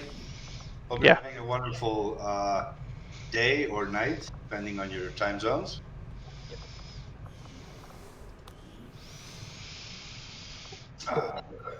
I love the fact that I think it was Max recently, Kex. I don't know if you caught it. I think you did. Yeah. He was doing his. He was doing basically what I wanted to do, just haven't gotten to it yet, which is have his soldier roster into Ufopedia. It's so cool, man. Yeah, I saw that. Doing his own artwork and everything. I love it. And see, and I saw that you asked him like, hey, did you use the guide? Did you find it helpful? I don't know if he ever responded to your question. He But did, yeah. He was using the guide, found it. Rapunzel's out on covert because also, PG. like, what I was gonna consider was he is a modder though, so that already gives you kind of like an intuitive navigation how to set it up, you know. But I mean, you And take a what level you, of cosmetics as well. So using the editor probably is, second nature. exactly, yeah. That's like, I mean, we take what we can get, and it was awesome to see, a third party being able to easily create, what they wanted. New content. Yeah, new And content. what they wanted using the framework. Exactly. Yeah, it was. Yeah, I loved it. Yeah. Also, nice close to showcase the filter ability of DSL. Yeah. So I need to get my infirmary up, really. You've been getting some updates and some fixes up lately, Rusty. That's pretty cool. Yeah, which is kind of funny considering we were talking about. Oh yeah, there's baby. I'm, feeling completely burnt out again. Yeah, the burnout. Yeah. I'm really trying to work on that, UI mod for a new campaign that I was trying to work on. I just can't. And yeah, I mean, in the code base, and I look at it and I'm just like, oh, the next step is, like the hardest step is the second wave options and yeah, second wave mod support integrated and auto tick second wave option, and I'm just like, you're banging your head against it, and it's like, is it necessary? Do I really care this much? Yeah.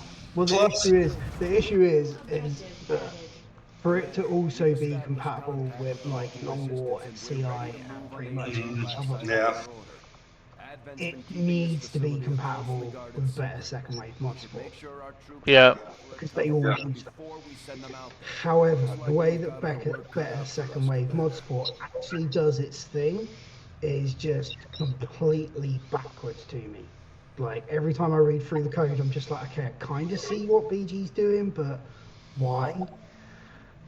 Yeah, I remember it was either somebody else or you perhaps. I need the intel. I think it was you. I think it was you and Zim when we were helping him, because he was doing the extension or the plugin to the more details list, right? Which is also BG, I think. And I remember being like, yeah, BG's a great modder, but the way he does things is just so weird and difficult to parse. Yeah. The most annoying thing is it works. It works flawlessly.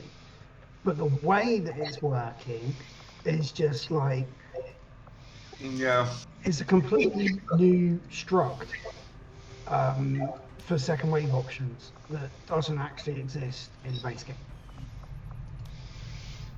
So anything compatible, I have to either amalgamate it completely. Yeah. Like do a community promotion screen style thing and build the better second wave mod support inside this mod at the same time. By copying the code package, or I have to build against it, making it a hard requirement. Yeah, and you usually don't like that, right? No. Unless it's the Highlander. Right? Yeah, of course, unless it's the Highlander. And it's already, dependent. Yeah, but that's almost like it doesn't count because like we already kind of like consider the Highlander to be like quote unquote like base content. So it's like it's like default. No, but I get you. Like I'm kind of like, I mean, there's nothing wrong with it. It's just like my own personal stance is also kind of like, I don't really like dependencies. Like unless it's like something that makes like obvious sense. Like say for example, I know for example E on his Metal Gear Solid cosmetics, his weapon cosmetics, he does like a base mod which like a core mod that's going to have all the assets and textures and everything. Then he has a plugins that plug into that one. So it's like, I kind of see it. But Yeah. That's going to get cherish. Dependencies in general, I don't know. Yeah. I try to avoid them. I think I've avoided them. Oh, fuck.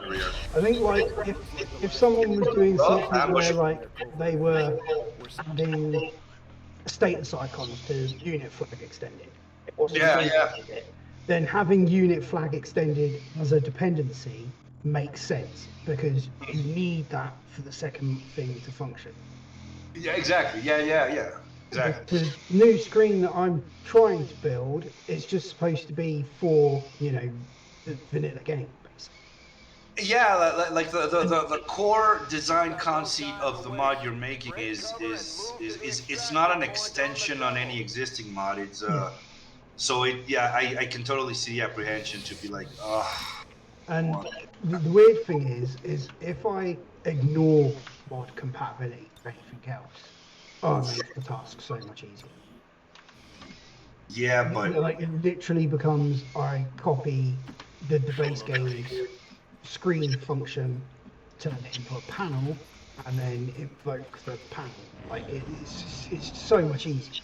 Like, but would you consider? Okay, so let me ask you: would you consider? Is that something that you can like do in terms of you have an initial release and then compatibility with CI and compatibility with long or are going to be updates? It's already compatible with long order CI. It's not compatible with better second wave mod support. Oh, I see. And both of those require better second wave mod support for their second wave options because there's been no other way of doing it until now. I see. Okay. It's always at the end, Kara.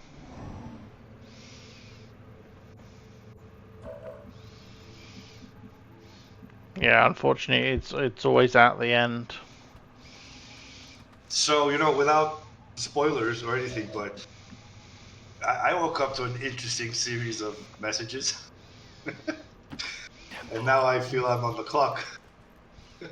Yep, I also saw that.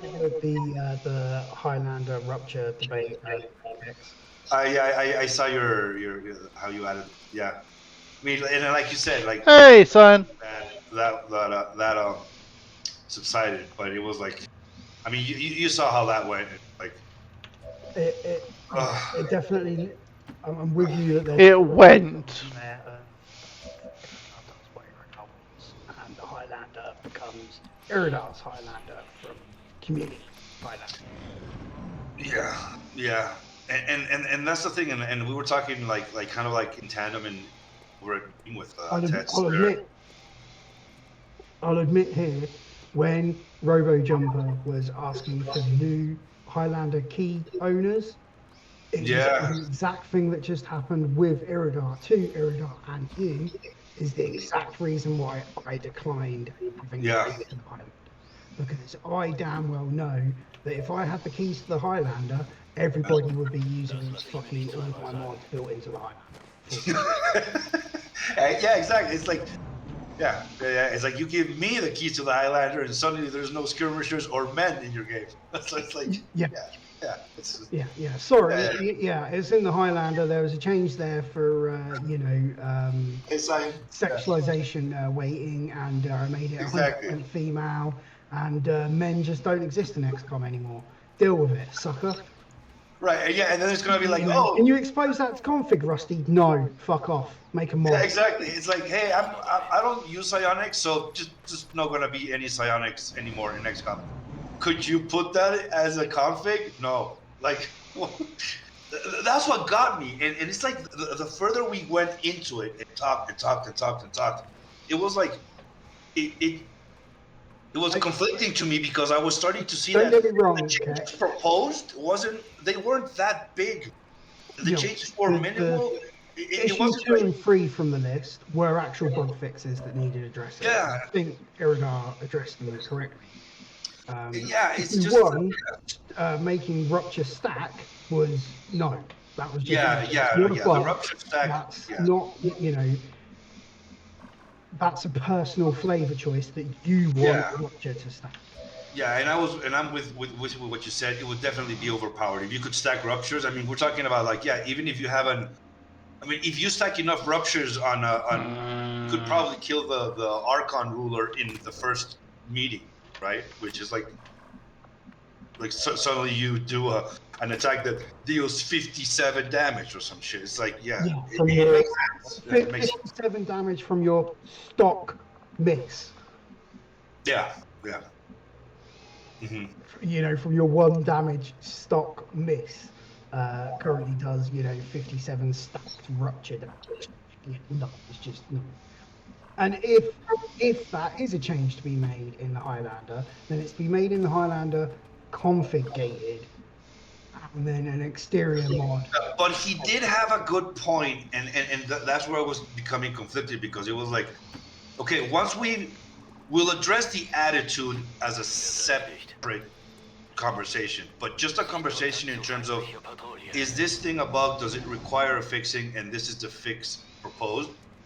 He made a good point in terms of, if we leave this to be a config toggle option, then you're going to have, and Reshi actually chimed in and was saying, look, if like we kind of have to put our foot down on this for modders, so that we can all work based on the same functionality of an ability.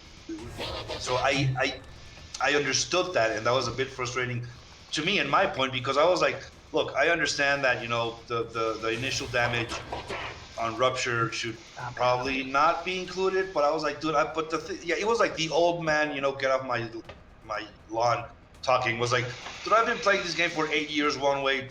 Don't change that. Don't change the way. Marlon just brought up a good point in the chat here. Like multi-part mission will loss, the cap fix. The fix is in Highlander, but it's gated behind a config toggle that you need. Yeah. My point that I what this one should be. It should it's exactly yes. No options. Like, I'm making this change. It's a bug fix, but it's a backwards compatibility breaking bug fix, because it massively changes how the game is. It gets gated behind a config toggle. The example that I brought in was there was also a fix that's config toggle on the Highlander, which is the damage over time pierce through armor, or it doesn't, because like poison and acid, like, does that hit HP first, or does it hit armor and ablative first? And I was like that's config toggleable. Why can't we have this one? And I don't know, like his arguments for not being toggleable, I think, were fine once they were neatly explained. I think they were fine, and they were actually solid arguments. It was just difficult because at the very outset, it was like, hey guys, I'm doing this, thoughts? And it was like 2 people were like, yeah, maybe not. And he was like, oh, fuck you, I'm not changing anything. It's done, end of discussion. So it was like, dude, and I think the other thing there was, like, it was lost in translation that Iridar didn't propose to change stacking rupture. Yeah. But the other bug that you mentioned, the cap, the soft-coded cap, that's definitely. Peak from concealment, Cara. So literally just one tile doesn't. Yeah, one tile step and not break concealment. But I'm fucked and surrounded, and these two are both squaddies, so somebody's going to end up dying probably. Yeah, probably. Yeah, it happens. The one that got me, where I was like, I think, like, okay, what are we even discussing now? Was when I was like, okay, so I explained, maybe poorly, but I was like, look, you're making a change, whether it's correct to change or not correct to change, we can talk about that later. But you're making a change, what I consider to be a massive change to how people have been playing this game for 8 years, and the response was, you don't like it, don't use a Highlander. Right, and then I was like, dude, like, okay, man, this is like, what are we even fucking talking about? Don't use the Highlander. It's not like it's not FCP where it's like, I don't like sexual combat. Yeah, don't use the mod. Yeah, you can still play you can still play the game without FCP. I can't play the game without the Highlander, man. Like, what are you even talking about? The Highlander isn't, Iridar's core collection meta mod. It's the Highlander isn't optional. Exactly, it's not optional at this point. Yeah, so that's when I was like, okay, this is an attitude problem. This is no longer about the fixes. This is about you and me. All right, I see. And I don't know. I was kind of like already It kind of would be like incensed. you, Kex. It would be like you going into female clothing pack, so that Kara's on board with Yeah. this changes. It would be like Kex going to female clothing pack, Kara, and removing all mid-torso options. Just gone. Yeah. No, actually, it would be like me making a mod that makes Kara not be able to use skirts from any other mod in the workshop just because I decided to. Yeah. Yeah, that's a good analogy. That's what everyone was proposing. It's like, why would you do? And maybe the argument, oh, because skirts shouldn't be in the game. Fine. I don't agree with the argument, but fine. Let's say that half of the community agrees that skirts shouldn't be on the battle. Give us a toggleable option. True or false, yes or no. That adamancy about no, I don't want people to have the option. I just want to remove them. I was like, what the That was hell the bit is that I happening, had man? issues with. I think Iridar noticed and addressed that towards the end there. That was the wrong attitude for a Highlander edition. Yeah. And I really appreciated that de-escalation on his part as well. Like once the situation kind of got quote unquote like solved and you know the energies kind of simmered down. I really appreciated, you know, like, hey, look, I recognize that my approach was overly aggressive and needed and I really appreciate when people have the capacity to realize mistakes, admit mistakes, and apologize for said mistakes, and so that was like really, like I really value that. So, but yeah, I mean, it's difficult, man, and like I was saying to and it's other even people, more difficult for the Highlander at the moment because I think other than Tedster submitting stuff for Long War, Iridar pretty much maintains. Yeah. The weird thing with the Highlander though is it doesn't, I don't know, it's got to a point where all the changes that need to be made in it are already there. Like there isn't much to maintain. It is literally just, you know, I don't know. I think one of the lines that I think got Iridar on board. Let me see if I can find what I actually wrote. Well, you said something really good today, which I really liked, which was kind of like, look, the purpose of the Highlander is to offer hooks so that other people can hook into it and do that. Depends, it will need MCO and tactical hug. Best do this in the Highlander. And I was like, no, that's incorrect.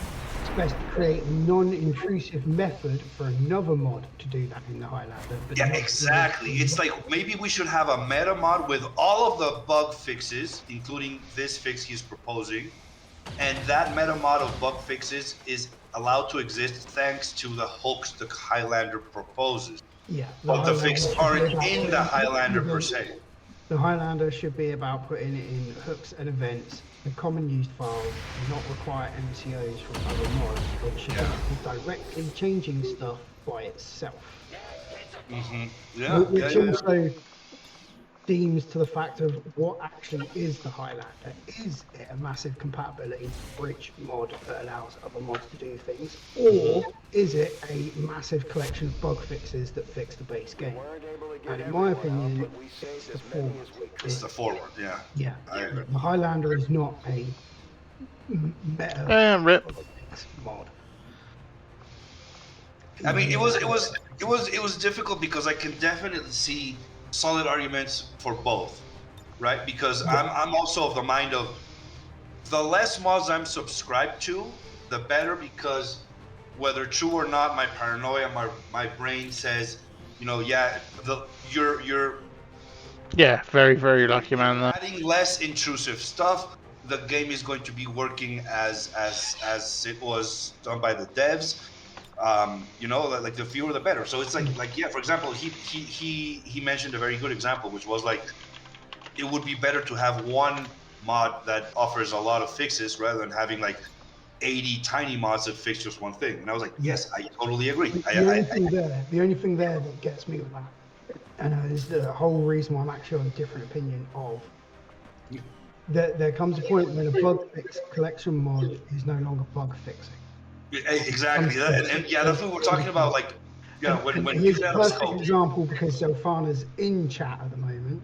There is an awful lot of stuff that Zelfana does in Zelfana's bug fixes mod that I do not agree with.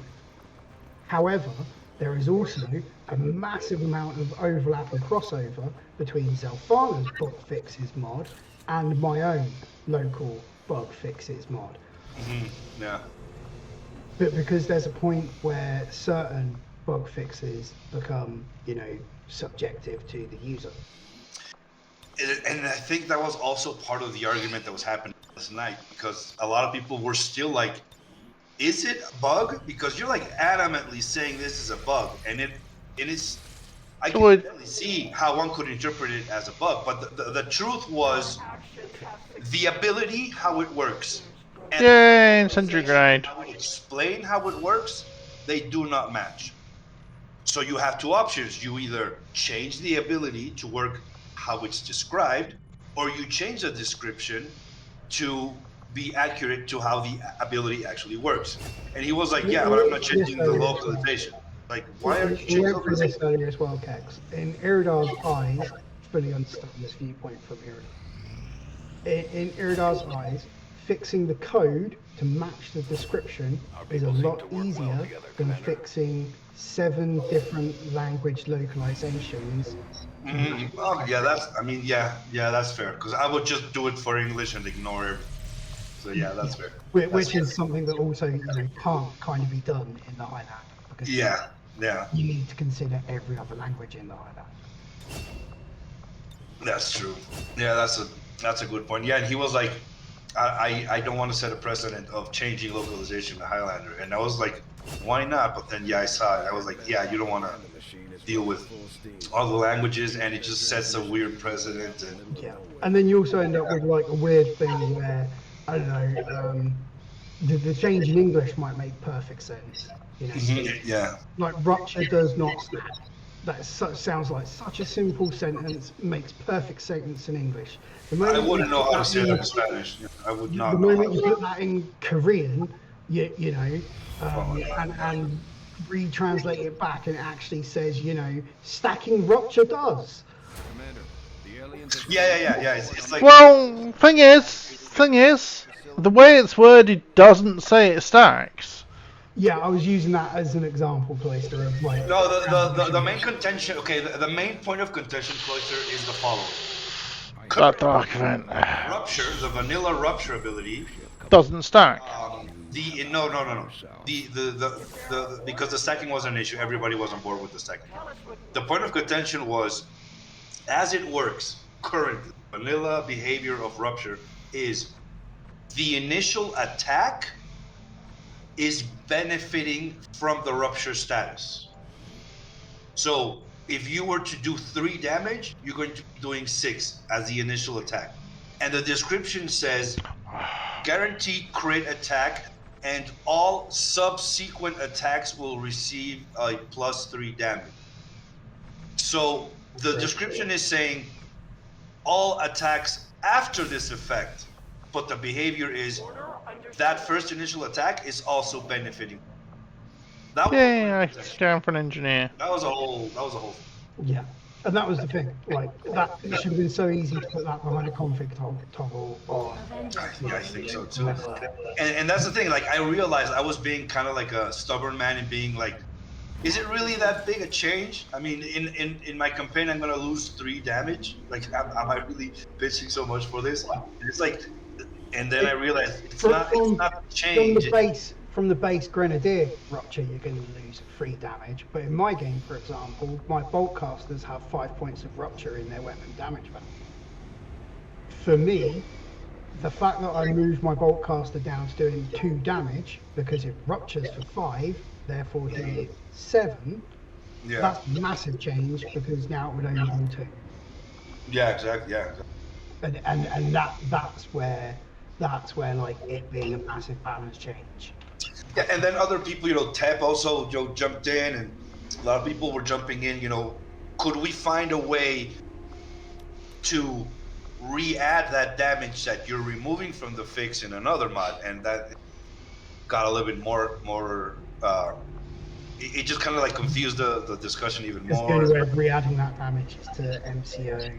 Yeah, it was just like maybe we could do it in another mod, and it's just like Which is the whole point of what Iridar was trying to do, was remove the need to MCO extra. Yeah, exactly. It's like, Yeah, exactly. So it's like, yeah. But I mean, in the end, I'm fine with the changes. I mean, obviously, I don't love them, but sure, it's not the end of the world for me. See, Phantasmal Prism is terrible. And it seems like there's still a conversation going whether some things are going to go through or not. My main concern, obviously, was the precedent being set of, the key holder is just going to do whatever he wants.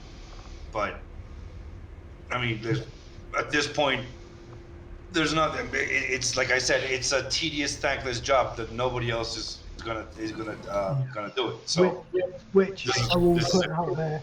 I think we are all very much thankful that Iridar. Oh yeah, 100%. And maintains the wiki, and all the community work that he does for the community. I definitely personally know, if it weren't for Iridar's tutorials and stuff on the wiki, I don't think half of my mods would exist. Yeah,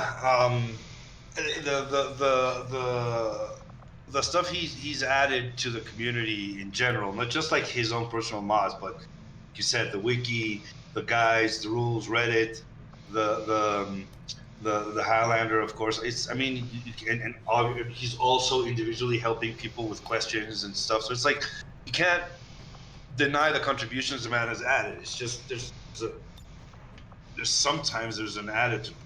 It's just, yeah, that's fine though. I mean, everyone has their off days. I think. Yeah. Plus, yeah, exactly. Plus, yeah, and that's the thing. I was having one of those days, like, because of other stuff. I was kind of like, I think I was already pissed off when I saw the message. So I was kind of like looking for a fight.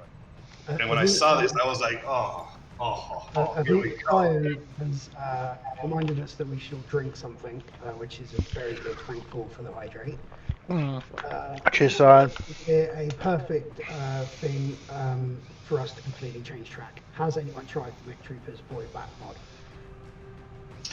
Nope. What?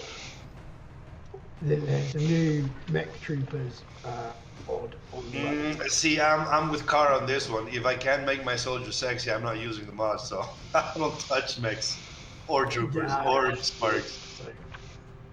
The reason why I'm thinking that it brings up a nice point is literally because in Odd's EU playthrough, he has his Mech Trooper now. Yeah. And following into the XCOM 2 season, spoilers. Try keep it as XCOM 2 EU themed season. Mech Troopers, I think, as well as augmentations, as well as gene mods, are free mods that we seriously need to consider. Oh, I agree. And here, and I'll tell you, I don't know if you know, but in Odd's current enemy within campaign, that Mech Trooper. Right, but have you seen the Mech Trooper? Yeah. Okay, that Mech Trooper, Georgina Magallanes, that's my fucking submission. That's me. So I was rigged. Alright, so I was like, yay, I made it into an Odd campaign. It's like, next mission, we're gonna make you a Mech Trooper. I was like, no! And then like 3 episodes later, like, spoilers. Yeah. Right, let's go and hit. At least I'm very eager and curious to see how, like, what we end up deciding to do about, let's just say, without spoiling anything, how we want to bridge the EW campaign to the X2 campaign. I'm curious about that. I definitely think the reload rework mod, so the reload's at 100%. Yep, I can say from personal experience with this in it. Actually, no, I agree with Zafana. Just cut down the cosmetics. No, Kex. That's the one thing EW lacks. We can't. That's No, Kex. two campaigns similar. No. Cut down the cosmetics to my cosmetics list. Well, yeah. That's nice. Because it already exists, and we already know it doesn't suffer from clipping. Yeah, but there are things that aren't in your cosmetic list that would be awesome to add, such as a ton of arrow stuff. Yeah. And I really like your idea, Rusty, about the Swan Song. Yeah. I hope we can get out on board on that. I mean, he hasn't said anything. I mean, we really haven't said anything on that. But to catch chat up, one of the small things we might be able to say, because it's just an idea. It's not something that's been confirmed.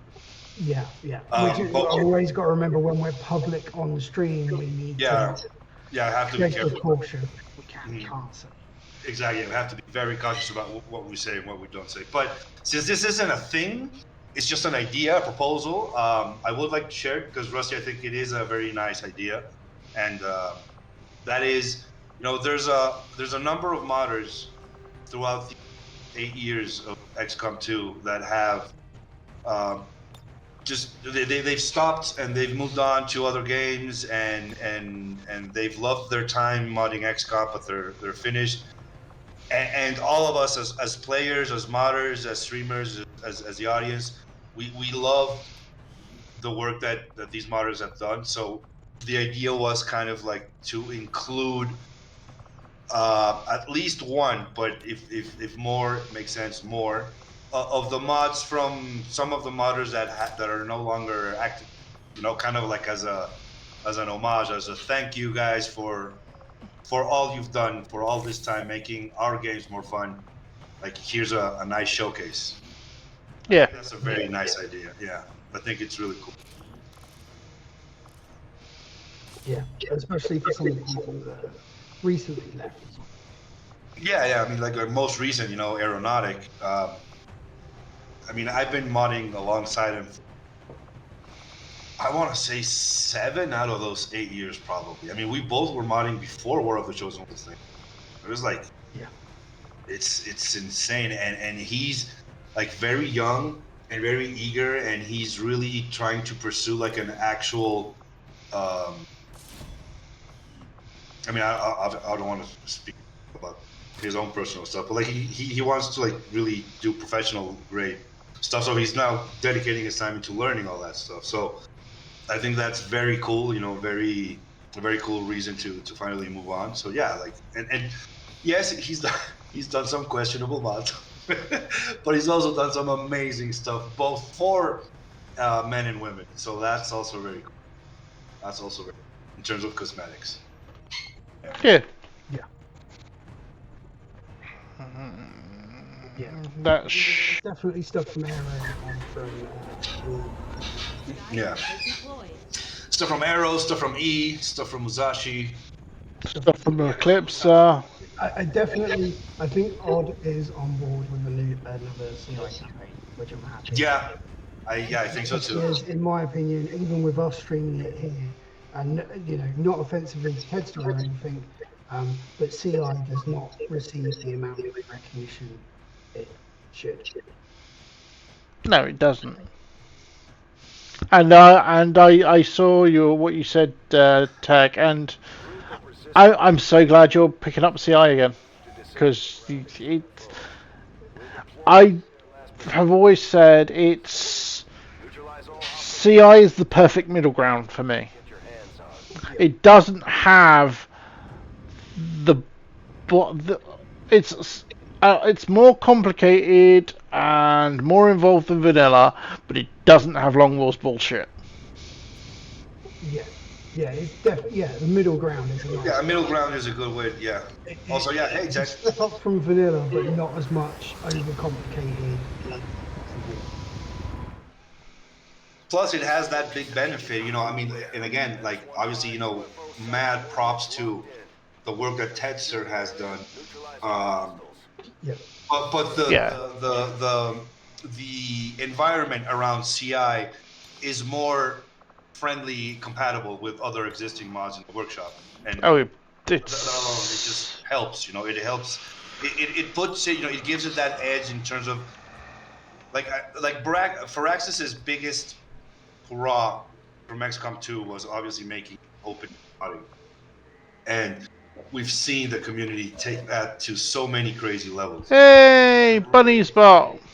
So different campaigns, right? And I think CI is friendly. Like it allows that environment to continue existing in a much more friendlier way than Long War so far does. Obviously, we know that Tesla is doing a shit ton of work, and that deserves its props too.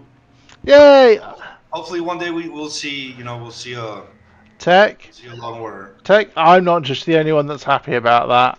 Bearing in mind, Meme has 3 admins. They're currently all on this voice call, all on the Discord. You're using Memebots, dude. And we're all happy you're using Memebots, dude. The nice thing you want to do, Tech, nobody tell Tech, but when you get your Memebots and you get your new campaign going, go and check out your Memebots in the bestiary. Yeah, assuming you're using UFOP, go and see them in the meter. If we ever get a meme on what is the skirt? I have to go to the PG line. Yeah. I'm really sorry, Carl, but unfortunately there won't be any Memebots for wear skirts. Mostly because if you want to become a meme team admin, I don't think you'll actually get a Memebot at all. You just have a regular resistance girl who drops in and pretends that she's a Memebot. Because we know that you don't like robotics, so. That would be funny though. Yeah, actual robot with a skirt would be hilarious. I mean, especially the Memebot robots. Just like so. That would be pretty funny, actually. I mean, it would look kind of funny. Evolution is. I removed the mod sadly, but Evolution is kind of useless with how wide range the perks.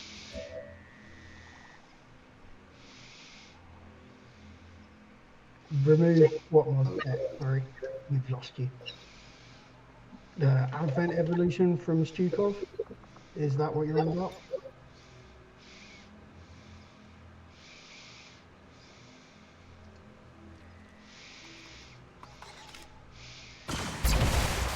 Yeah, Stukov's Advent Evolution probably didn't work too well. I love Stukov's Advent Evolution, but specifically the Lost stuff. Yeah. Although the Advent Rage mechanic works really well in it. Yeah. So. It works really well with World War Lost. Yeah. It works astoundingly well with World War Lost.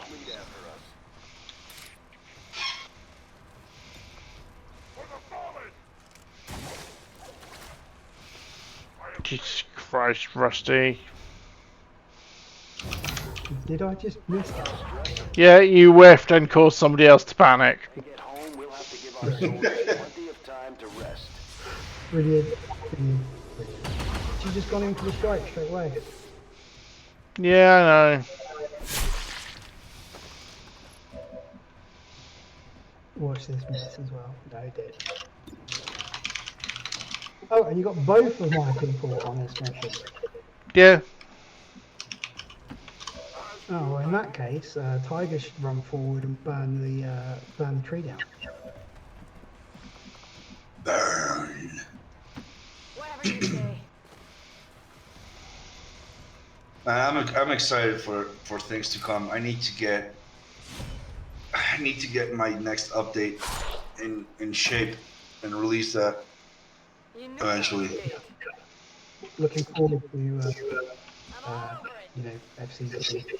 Yeah, because I just like realized it's like all those pictures I showed you guys, like of the stuff that's being added. Those are like what, like 2 or 3 weeks old now. It's like, so it's kind of like approaching a month.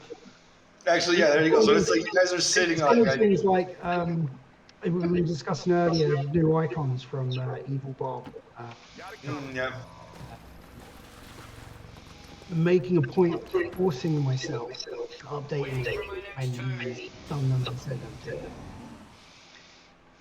because of this burnout, you know, still kind of constantly feeling like if I Yeah. didn't force myself to do it, I have a feeling that they'd just be sat there waiting for like months on end. It's just I'm the same, man. It's like sometimes like I'll get a small burst, and you have to be like, oh shit, I just got a small burst. Quick, Utilize do the something, burst after you've release done it. something. Yeah, it's like add something, because that little burst, you have no idea if it's going to last 12 minutes or 12 days. So you gotta act. Yeah, I think I was like that at the end of, you know, towards the end of February, start of March. There was a big burst of activity from me where I was like, yeah, getting back into it again. Yeah. That's when I was. Yeah, that's when I got mine too. Yeah, and now I'm back at the like, oh god, like I didn't code base. I don't want to look at anything. Yeah, I just want to numb my brain playing, you know, easy, simple games. Yeah, but that's that's like kind of like what I was getting to. Like there's been, you know, the some posts that got me like, okay, I gotta release this shit. Yeah. So I'm how's the cooking conversion going on Clayton Pack 1? 0 progress. Okay. Yeah, that one's kind of like my Achilles heel. That's the perfect example of what you're feeling with the current mod you're working on, because it's like you can either sit your ass down and start reading BG's code and trying to figure out how the hell am I gonna make this compatible, and just thinking about it drains your life. Or you could just be like, oh, hey, look, these other 6 mods have quick fixes that I can just quickly do. Okay, I'll just do those quick 6 fixes. It's kind of like me. It's like I can either sit my ass down and figure out what I need to do and how I need to do it in order to successfully cook FCP1, or just, here, I'll just add new pants to FCP2. Yeah, I definitely think that hit the nail on the head as well. It's like, work on this big, massive, overhaul style mod, or pick out these quick easy fixes. Yeah, and it's just, because that's the thing, it's like, it's that dopamine, right? It's like you get that thing done, and you feel good about yourself. You're like, yeah, today I was productive, I did something, right? Yeah. And that other mod, you know that dopamine, once it's complete, it's like once it's complete, it's gonna be huge. But there's not gonna be any smaller dopamine dosages. It's going to be 0 until it's done, and until it's done could be months or even years out. So it's like, why even start? Yeah. I mean, the other thing I have with the new campaign UI mod, it's also one of those where like no one's going to use it, you know. It's one of those mods where, yeah, it's cool and everything, but you know, if it breaks 100 subs, I'll be happy, you know. Yeah, for me, it's like also, yeah, in a similar vein, it's kind of like and as much as I want to do it for myself, like, I haven't started a new campaign myself in so long. Yeah, same. Like, yeah. It's not benefiting me. New gem. Yeah, and it's like, okay, fine, I'll cook FCP1, and I'll release the update, and it'll be cooked, and that will literally translate in 0 new subs. Yeah. Like, god damn it! Like, There's a video that I found earlier today, Kex, that I sent to you for the nice ego. Yeah, I saw it. Yeah. I saw that one. Yeah, I saw it. Someone's top 10 XCOM mods, and yeah. the casual pose pack of all of your mods, the casual pose pack on there as you know, where was this? number 4 cosmetic mod of all time. Yeah, I was like, that's a weird choice, but all right. Yeah, Where's this? I was gonna say, where's this? I'll throw it to you. Unless you, Rusty, you have it. Yeah, I'll just copy the link. Okay.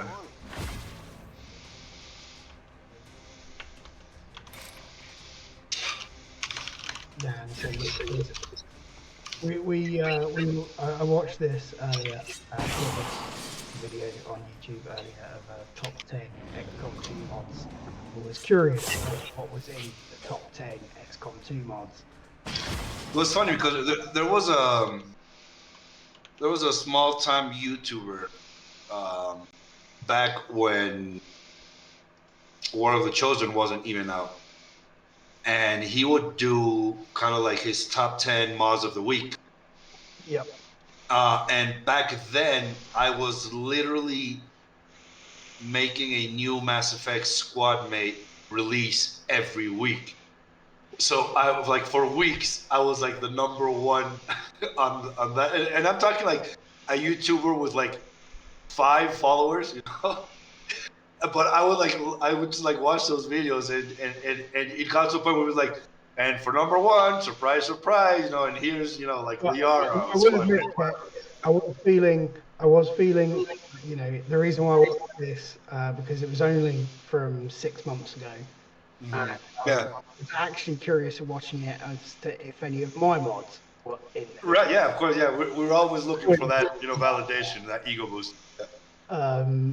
But yours was, it was the casual pose pack, and I'm like, I remember from before where even you were like, no one's gonna like the pose pack, it's just a pose pack.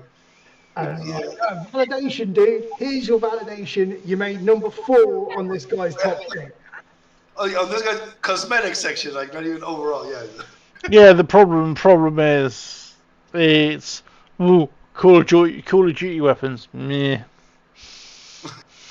Yeah. I'm looking at his list and I'm like meh.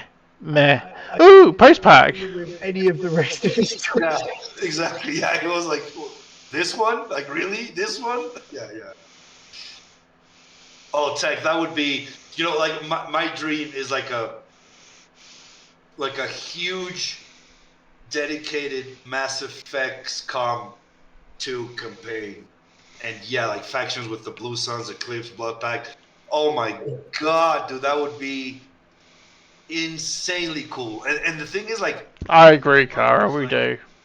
Like, took up that mantle and started doing their own things. Like, I remember I can't remember. I feel bad that I forgot the name of the modder, but it got to a point where it wasn't even like a friendly competition, but it was more like we were kind of like working together. Like, hey, I'm gonna release this. Like, I was doing the squad mates, and the other modder was doing all the guns. This was like before somebody like just released that massive, all Mass Effect trilogy weapon mod.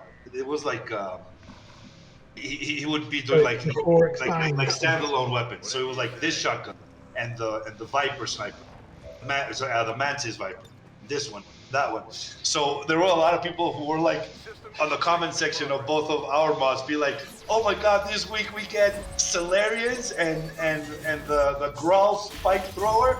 It's amazing, right? It was just, oh my god, it was amazing. Yeah, I mean, back in the golden days, hey. But it was fun because it was an interesting time, you know, because there were less people modding. Mission accomplished. Because like Yay! Like we've talked about this before, right? A lot, which is like when we started. I got 1 kill. Dan got 1 kill. Bleed out got MVP. Well, yeah, I mean, like, when I started, but also like, I mean, you're not that new. I mean, you're an old timer now.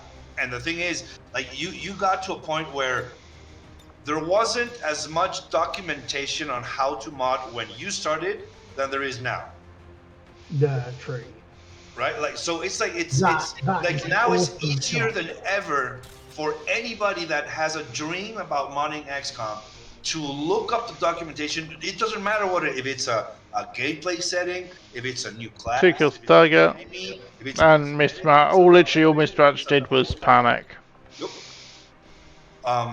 It's just it's there's documentation for everything. You want to do a tattoo? You want to do a face paint? You want to do a pattern? You want to add just a flag? Like, there's just documentation for everything. Step by step, and again, you know, thanks Iridar and a lot of the other modders that have contributed to all of these guys. But like when we were starting, there was like, dude, I needed to get information from Nexus people on Nexus. Yeah. Because there was just no documentation about anything. I think one of the things that helped me with XCOM 2 modding is I learned by trial and error, blatantly. You know, by trial and error that I learned by trial and error. After the war's over, And when I started, because nothing was documented, it was all a case of, what if I change this? Oh, that fucks that up. What if I change it like this then? Oh, that fucked that up. What if we change it like this then? Oh, that worked. Free. And that's the that's a dopamine, that eureka moment of like, oh my god, it works. That feeling. Move on to the next bit. Yeah, exactly. Yeah. It's like we were talking, I think it was like last week or a couple weeks ago. We were talking about, I mean, we're talking about the same thing every time. But we were talking about how like my very first mod, like I think it was Tally. Yeah, it was Tally. I released Tally for Mass Effect. So it was my very first mod. And in the description, it was like, patterns do work, but I recommend not sending any pattern because I have no idea how tinting or patterns work. And I read that and I laugh because it's like, oh my god, I had no idea how. Oh, you're fucking kidding me. See, this mechanic alone is a big component of why I am not doing CI run. It's just, I don't get it. You can turn it off. Oh, you can? Okay, Yeah. That's good. That is good. Yeah, you just set the reward interception chance to 0. But Yeah. the point is the whole reason Cloister went on that mission was to get that stuff. And Yeah, now exactly, he yeah. has to go and do another mission to get more half of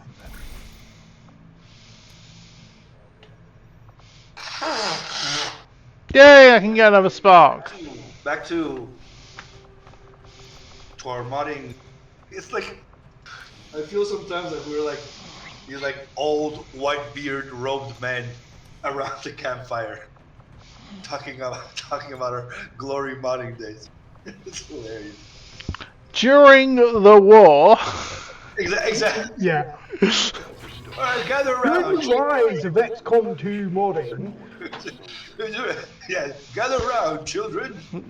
In fairness. In the days pre-War of the Chosen. Exactly. See what CI was a concept. We used to do things this way. Back when the Hex used to like shorts. Yeah. Back when the Kex actually modded for male soldiers. That was a different time. Oh man. back in my day, the K uphill both ways in this. Mass Effect dudes to Mod 4, so... Yeah, exactly, yeah. Our forces will need The success of the... Oh, Jesus Christ, look at that operation name. Priorities.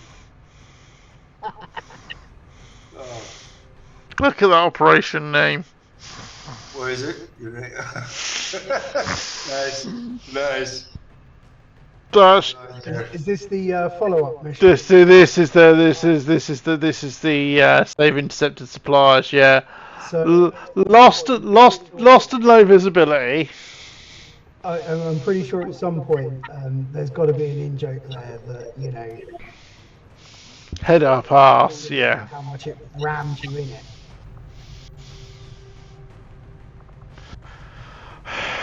More like it's called this because of how much they've obviously got their heads up their asses. Yeah. And yeah, Invisible Lost. Yeah, this is going to be fun. Is that one of the mutators? No, it's low visibility sitrep mixed with the Lost sitrep. So. Yeah, this is going to be and it's abandoned plot tie, and it's abandoned plot tie. This is the comment before. Back in my day, we had to go uphill both ways. In the snow. In the snow, barefoot. Yeah, so true though. When we finished coding, we all went off to play blackjack with hookers.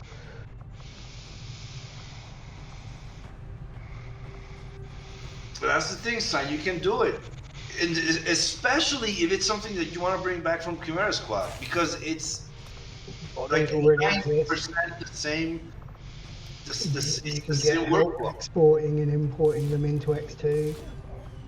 I mean, yeah. I mean, it's not like it's not going to be like smooth sailing all around. But I mean, we're talking like from the same. It's from the same game, like almost. Like Yeah, the 90%. engine's So then you're very gonna have to do no texture work for starters, like no texture work, minimum or no rigging, weight painting work for those units. It's all gonna be like code in terms of like the abilities and stuff like that. So And it's config stuff for the AI trees. yeah, exactly. Yeah. So you can do it, and there's plenty of There's almost a documentation. mod that can auto-cook mod. That's the exact purpose of the X2 mod build common script from Zai running in VS Code. The mod body, like.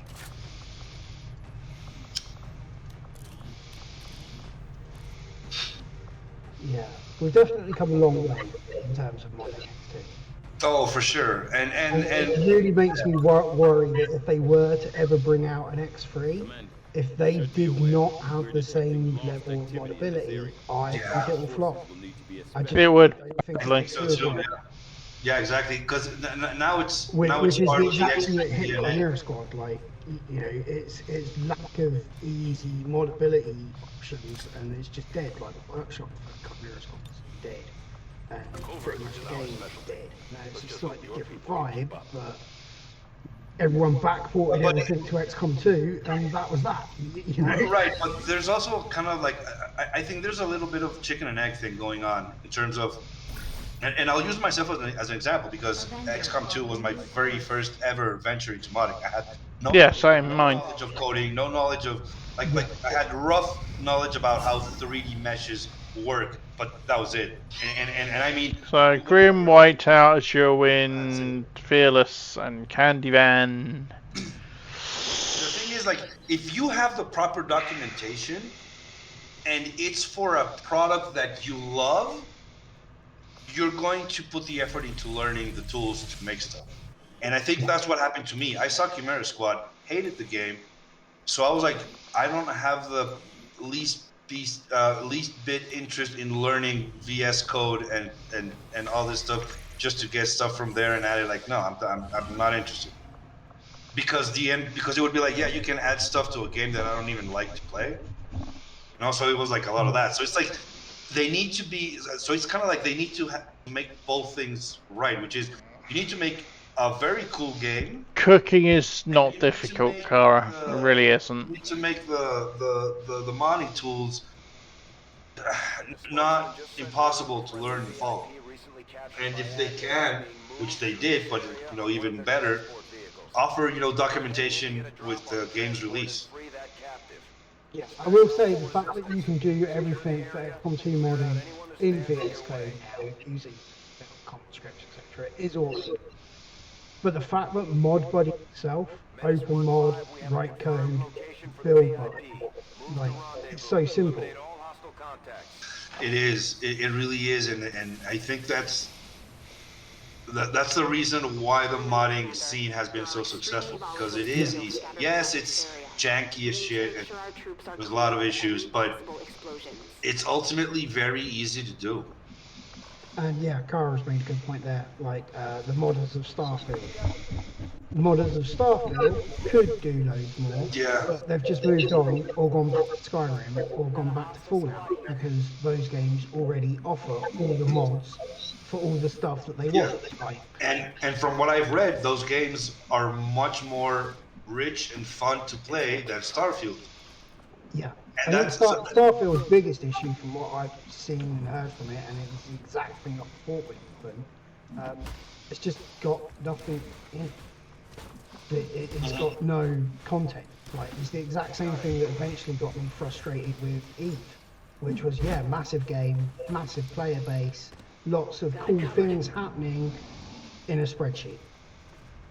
Yeah. See, the biggest issue Starfield has boils down to literally spreadsheets in space. It didn't earn that nickname for no reason. Yeah. And it's a great example by And car. for context, like you're flying around and there's nothing that your ship is actually interacting with. And I thought Elite Dangerous might break that, but nope, ended up using the same formula as Eve, ended up being just as empty, just as pointless. And I think that's the biggest risk for an XCOM 3, which is if the reception of the game is as lukewarm or negative as Chimera Squad or Starfield was, or Midnight Suns. Or Midnight Suns, yeah. It's gonna send all of the modders back to XCOM 2. Yeah. That's what's gonna happen. And yeah, maybe we'll be like, hey, so they added this new mutant unit in XCOM 3 that's awesome. Fine, we'll port that mutant unit into XCOM 2, but we're not modding XCOM 3. You know, which is the exact thing that happened with, like, you know, all the Chimera Squad's assets. Exactly, yeah. It literally got released. The thing that makes me laugh the most with Chimera Squad is it could easily have been an XCOM 2 DLC in the way the Tactical Legacy Pack is. 100%. It could have been, and that's the thing which I don't get, because it could have marketed that way. And maybe they thought it's going to take even further time and further resources to properly integrate into XCOM 2. But the decision of being like, look, okay, we made this game. It's obvious that even internally they were lukewarm for the game, because they decided to announce the game and release it within 10 days. Yeah. So yeah, it's like, what kind of marketing campaign is that, man? Like that's just you're already telling us you don't believe in the product. Yeah, or they just completely forgot to market it, or didn't realize that they were nearly as complete and finished. Yeah. Like there was some massive lack of communication in the studio somewhere. Who joins us? Like the code my base and everything. I think it was Musashi in Reality figured this out. The code base from Chimera Squad and XCOM 2 is not that much different. That Chimera Squad in its entirety could have been a DLC for XCOM 2. And by the size of Chimera Squad, you could have marketed it as a $30 expansion pack, like kind of like in the old days, like Brood War was to StarCraft. Like it would have been a War of the Chosen Devil. Yeah, exactly. Yeah. DLC, but it could have easily have been DLC. Like. Mm-hmm. What was worse, Chimera Squad or Midnight Suns? What for implementation? That's a very good question.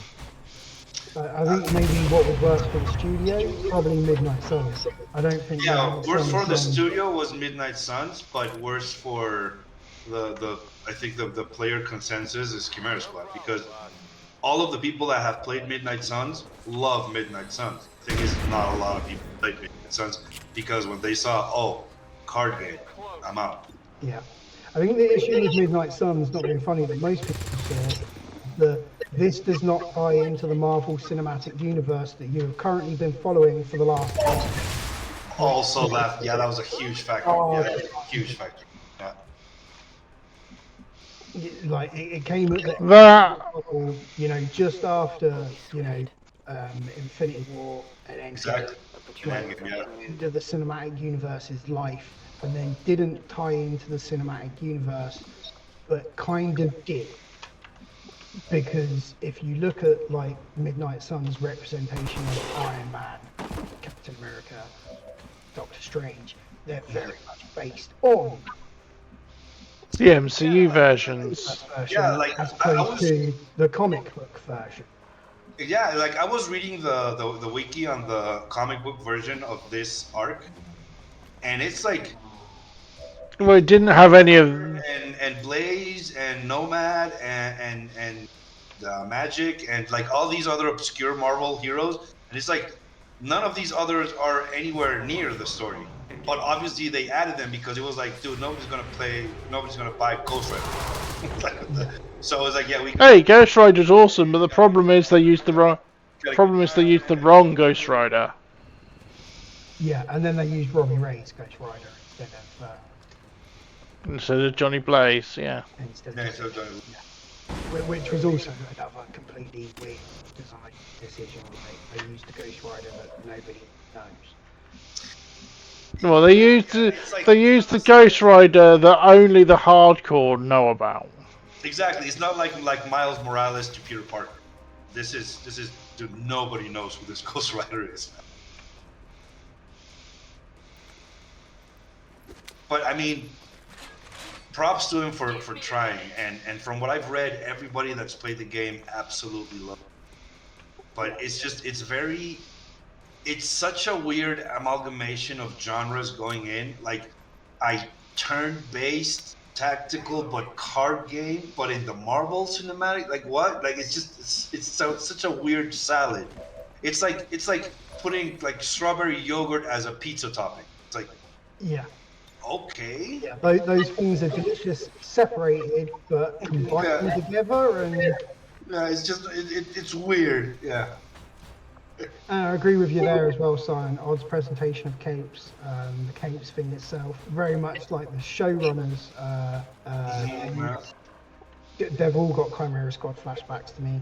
It's a single story, linear, set characters, and once you've played through it once, like, you're not going to want to play through it again. Exactly. Yeah, exactly. I saw the Capes and I was like, just something Kara hit on earlier. The reason why Chimera Squad flopped and the reason why a lot of these games flop is limited set characters. The reason why XCOM 2 excels so well is, okay, yes, you're the commander, but at no point are you shown on screen other than when you're psionic avatar. Yeah. But the character roster in XCOM 2 is whoever the fuck you make it to be.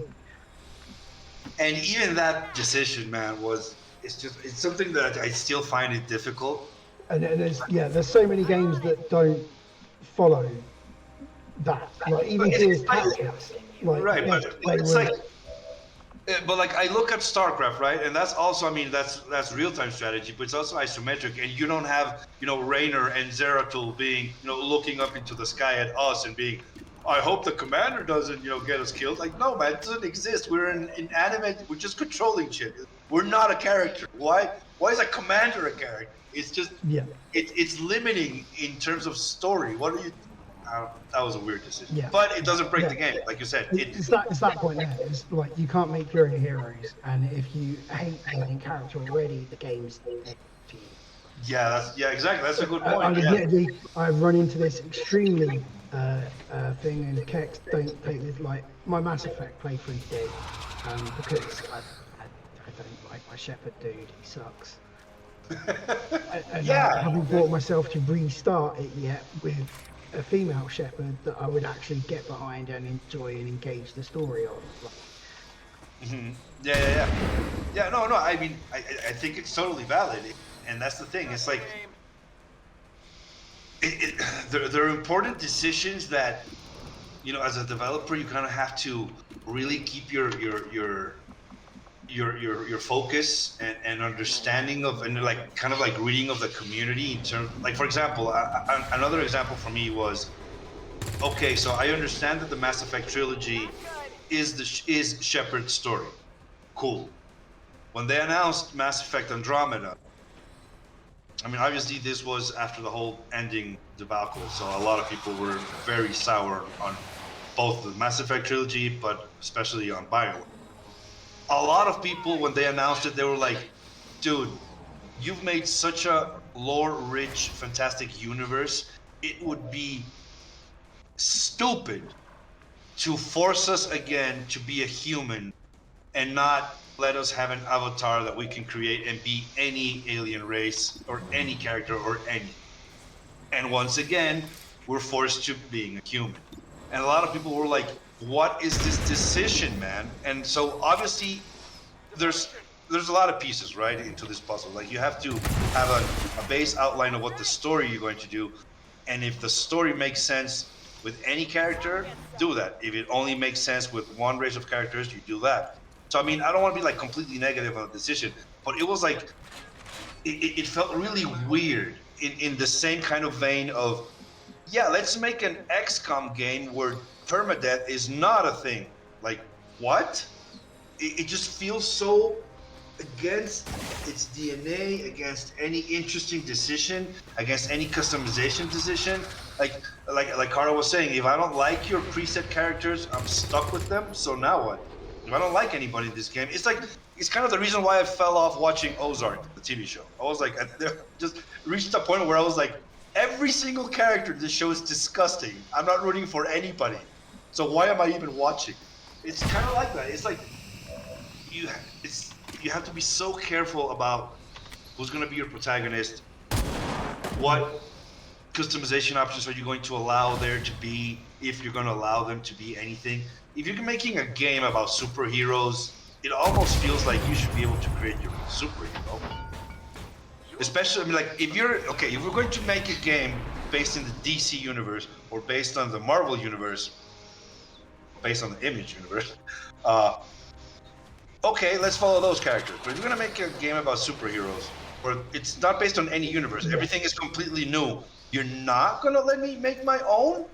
Like, that's just, it feels weird. Or it feels like a missed opportunity. It's like there's a difference between playing, like, I don't know, like, there's a difference between playing Batman Arkham Knights, where you're playing as Batman in a Batman game, compared to playing Mob Wars of Gotham, where it's based in Gotham and you're like nobody. You're just a mob boss, like a tactical mob team, and every once in a while Batman may drop in and kill you all. That's the difference, like the lack of personal character customization in games. And it's weird also because it's not like character customization is constant. And a lot of games, regardless of genre, have implemented this concept. Like, it's weird. For me, generally speaking, or I would say 100% of the time, I never self-insert.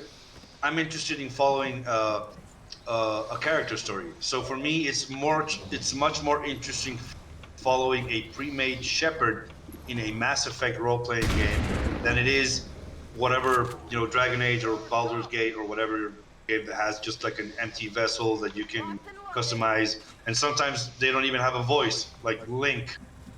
Like, I can get behind any of the Legend of the Zelda games. I'll get back into Mass Effect once I start playing it as a Shepard. I can get behind. But again, that's like just a personal preference. I mean, it's just the voice actor who done an amazing job, but it's just a flat, monotone amazing job in my opinion. Yeah. Like the fact that my response to everything is, yeah. Hey, did you really enjoy that? Yeah. That was a really bloody massacre that just happened. How do you feel about this? Yeah. It's just like there's no emotion. And I watched like the same clip with a female Shepard, and it's like, it's like, hey, that was a massacre. How do you feel about this? Yeah, terrible. Like I'm crying, and you can tell. It was a difference. It was a game changer. It was like, I've been playing. I mean, to be fair, both character voices improve massively in Mass Effect 2 because it's more character oriented, so it's more like personal shit at stake. And they're both really good, but generally speaking, the consensus from the entire community is yes, FemShep is a better performance than Broshan. Read in the chat here, and Tex found the reverse of that FemShep to him always sounded boring. Really? Wow, that's an interesting take. So it's definitely personally subjective. I think the other thing that got me was when I first clicked for the Mass Effect, I was like, right, I'm just gonna dive straight into it and see if I enjoy it at all. And then that first initial dive became 39 hours later.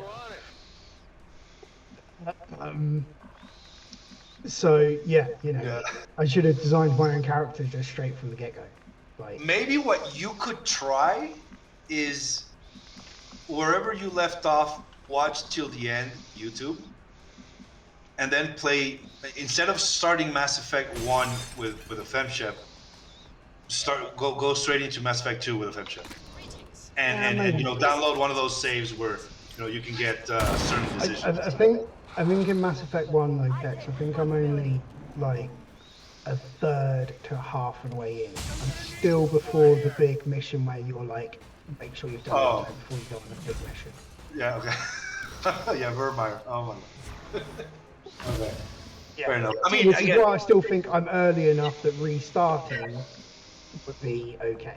Yeah, and you can like maybe skip a lot of the side content or like scanning planets and dumb shit like that gives you nothing except. I think the difference will be is like that first time playthrough, I paused and read absolutely everything in depth, in detail. I absorbed it. I took it in. A second playthrough, I'll be like, oh yeah, I've unlocked that. Tick. Yeah, that's. I'm at this planet. Tick. Scroll. Click. Scroll. Yeah, that's a good point. Yeah, because like you already have like a much better understanding of the universe. So you don't need to learn that. The Yasari do this and the Turians do that. Like you already know. So yeah, you can skip the codex almost entirely. Yeah, that's a good point. Yeah. Whereas I was reading it intensively the first time around. Right. Yeah. At least until I've caught back up to where I am. Right, yeah. Of course. Other than probably some gameplay stuff, like I don't think any of my choices or decisions will be pretty much any different.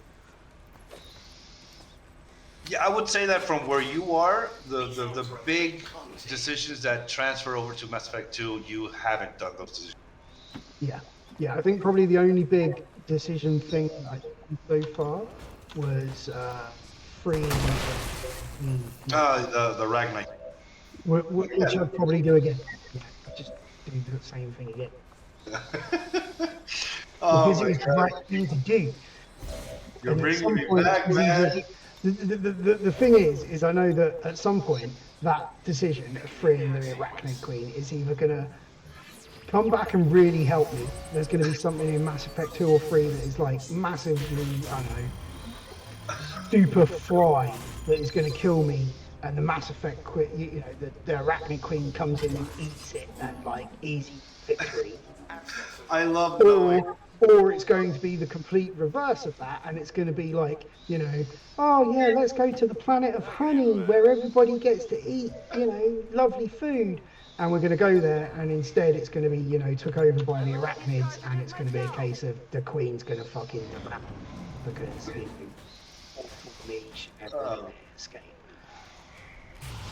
See, knowing makes this so much more fun for me, all the speculation. But yeah, I mean, look, you'll there will be a point where you will feel ready to give it a second go, and I'm all here for it, man. I'd love to see what you think of the overall trilogy and all that stuff. I think one of the other problems that I kind of have is a lot of my game time, when it's like daytime game time, is on a video call with the kids. Like. Yeah, that's also a good point.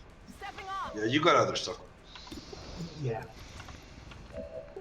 just as I always said, late to the Mass Effect trade. Like, I'm pretty sure if I'd caught it when I was in my, early 20s. Oh yeah. Yeah, it's a massive time sink, and now you've seen, right? Like you said, you're almost 40 hours in, and you're like maybe 2/5 into the game, or 3/5 into the game. And the first one out of 3. Yeah. Yeah. And then there's the people that do multiple runs. Like I've done. Yeah. And then modded runs. And then multiple modded runs. Oh god. Like I've done just like to completion from Mass Effect 1 to the ending of Mass Effect 3. I've only done 2 runs. But I think I had something like 6 runs in Mass Effect 2. And then I sunk in something like 1,000 hours in the multiplayer of 3, which was insanely good. It was just, it's a massive time sink. massive. It's very much similar to how I feel with things like Forbidden Horizon and games like that. Like, Yeah. massive when they came out, when a lot of people were playing them and learning and moving through it, you know, at the same time from the beginning. But you try and pick up like that type of game now, and it's just like you missed the boat. Like, yeah.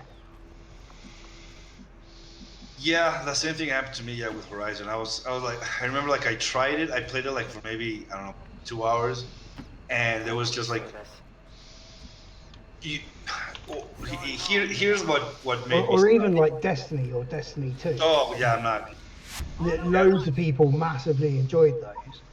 But Yeah. if you were to pick up the game now and get into it now, without the 3 years worth of other people that have been playing it since day one, it's just, yeah, it's not easy to get into. Yeah, for me that's kind of like Baldur's Gate. I'm like, and that's still kind of recent, but I'm just like, it seems like one of those fucking games where like if you beeline it to the ending, you're sinking 140 hours into it. It's like, I can't. No. It's not. It's just, yeah. I don't have that attention or time or energy left, like for like even like for example Final Fantasy, which I'm like a huge Final Fantasy guy. I saw that It's the so latest. funny that you brought up Final Fantasy. Yeah, you were gonna bring that one. Like Rebirth is like, if you beeline it, it's like 80 to 90 hours. But if you do everything, it's like 150 hours. I'm like, oh god, yeah, I'm not. So I've still got my PlayStation 2 and Final Fantasy games, and my memory cards from my PlayStation 1, like all the way back. Nice. Nice. If I were to total up the hours that I have spent playing Final Fantasy games in my youth, yeah, I dare to think there's easily 10,000. Easily. Over the course of many years playing from Final Fantasy 3, 6, as it may be. 6, yes. That was my favorite. Yay, MVP for Whiteout. As Final Fantasy 3 over there, but I also have it as Final Fantasy 6 on PS1. The PS1, yeah, with and yeah, the same cards and memory cards from the PS1. But the fact that I got most characters in all Final Fantasies up to Final Fantasy 12 to level 99 and unlocked like all of the hidden secrets. I love that shit. You know, you need to be able to do this, this, and this to get, you know, this. Candyman hit 2 shots. And then, you know, run the length of this field 60 times holding the yellow. Operation Boring Engine. Hey, Pine. Get X special, yeah, you know, like I've done all of that. They're in my save. I've done it. Yeah. Yeah, I mean, I've spent so many hours. Yeah, you know, at the time when they came out, and I had the time to be able to dedicate that time to playing those games, like, yeah. Yeah, it's just we no longer have that. Yeah, it's like I've started playing Elder Scrolls Online again. And really? Okay. How's that been going? I love ESO. I love it because I've always loved MMOs. Always have, from the beginning. Okay. And my first ever online game was Diablo. No, it's not an MMO, but it was the closest you could get when it released. Yeah, then I played EverQuest, I played Dark Age of Camelot, I played Earth and Beyond, I played EVE Online, I played World of Warcraft, I played D&D Online, I play ESO.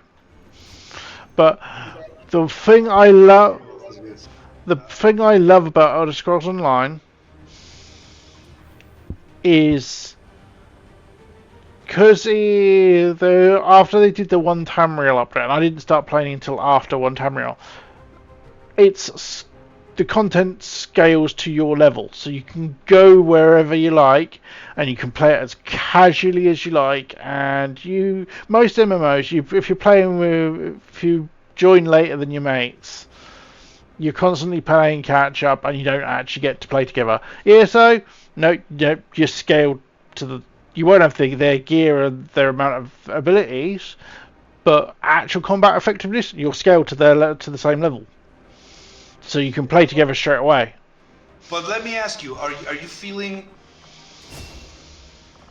Here's the thing: like, you have foresight because you played these games before, so you have foresight of all of the content that exists, and you know that a lot of it is optional and a lot of it is mandatory if you want to play till completion. Do you feel any sense of overwhelmingness or dread to be like, oh my god, yeah, I remember that part. There's that dungeon that I have to. Is that affecting your enjoyment at all, or not at all? See, I will always say, if you give me a dungeon to grind on, I will grind the shit out of it. Okay. Because I'm that generation of gamer. Right. I have absolutely no issue with grind at all. Mm-hmm. Yeah, which is one of the big differences that I actually face now. Like, From what I've heard, the resistance the kids, they constantly want new stuff to do. Yeah. Whereas I will grind the Which is why the Core Keeper game got me, because that is just constant grind and regrind, and they freaking love it. Things are just starting to get interesting. Yeah, but I have absolutely, I've never had issues with grind, and I mean, the thing I love about ESOs is there's so many different systems. Because yes, you've got the core combat system, which a lot of people don't like. I actually quite enjoy it. But you've got the core combat system and leveling system, but then you've got player housing there, and it does player housing better than any MMO I've ever seen. It's amazing. It's really good. Then you've got the, depending on which expansion you've brought up to, you've got the Tales of Tribute, which is the card game. You've got which I still haven't done anything with. You've got Antiquities, which is archaeology, and that will get you. And from that, you can get just general vendor trash to sell. You can get furniture for your house. You can get set items, which are really mythic items, which is top tier set items, which you can make your characters build around. Yeah, I do think Elder Scrolls, though, it does fall into the same thing that most other MMOs do, which is that if you haven't been playing from day one, you've just kind of lost the vibe. Like, there's so many Valheim game now. Yeah, but that's the thing with the one thing I will say. I mean, I started playing relatively late. I only started playing in 2019, and I only play on and off. I don't feel like I've missed anything. The content is there that I can do when I want to. I still haven't played the main story yet. You started playing Elder Scrolls Online in 2019, so you've already got 5 years worth of experience. Above me starting to play it now. There is more and more new. There's more new players than existing players with ESO, in my experience. I see so many. I've sort of been back playing like a week, and literally I log in and I see new players all the time. I think Rusty, correct me if I'm wrong, but like, I think what you're saying is, and it's something that I generally don't have much of an issue with, but sometimes I do, and that's like, there are some games that are easy to enjoy just as the game, kind of like XCOM. And then there are other games that part of the enjoyment, besides what the game is offering you, it's also the cultural zeitgeist around it. Yeah. Just kind of like, for example, for me, it would be kind of like the Final Fantasy VII Rebirth. For me, it was like, I can't, like, I was interested in playing it. I bought Remake and played Remake, but for this to me just came down to a financial decision of I can't justify a PS5 just for that one game. Yeah. So I'll play it eventually down the line. Obviously, One of the best examples I've got actually that just kind of came to my mind is Inscription. Simple, easy card game. Yep. A quarter of the game built into the game was a augmented reality real-time game. And in the first 6 months of Inscription, there was a massive thing driving between people playing the game and people playing along with the game in the augmented reality version of the game in real life, in real time. The augmented reality part of that game got all figured out, done, and complete within like 6 months.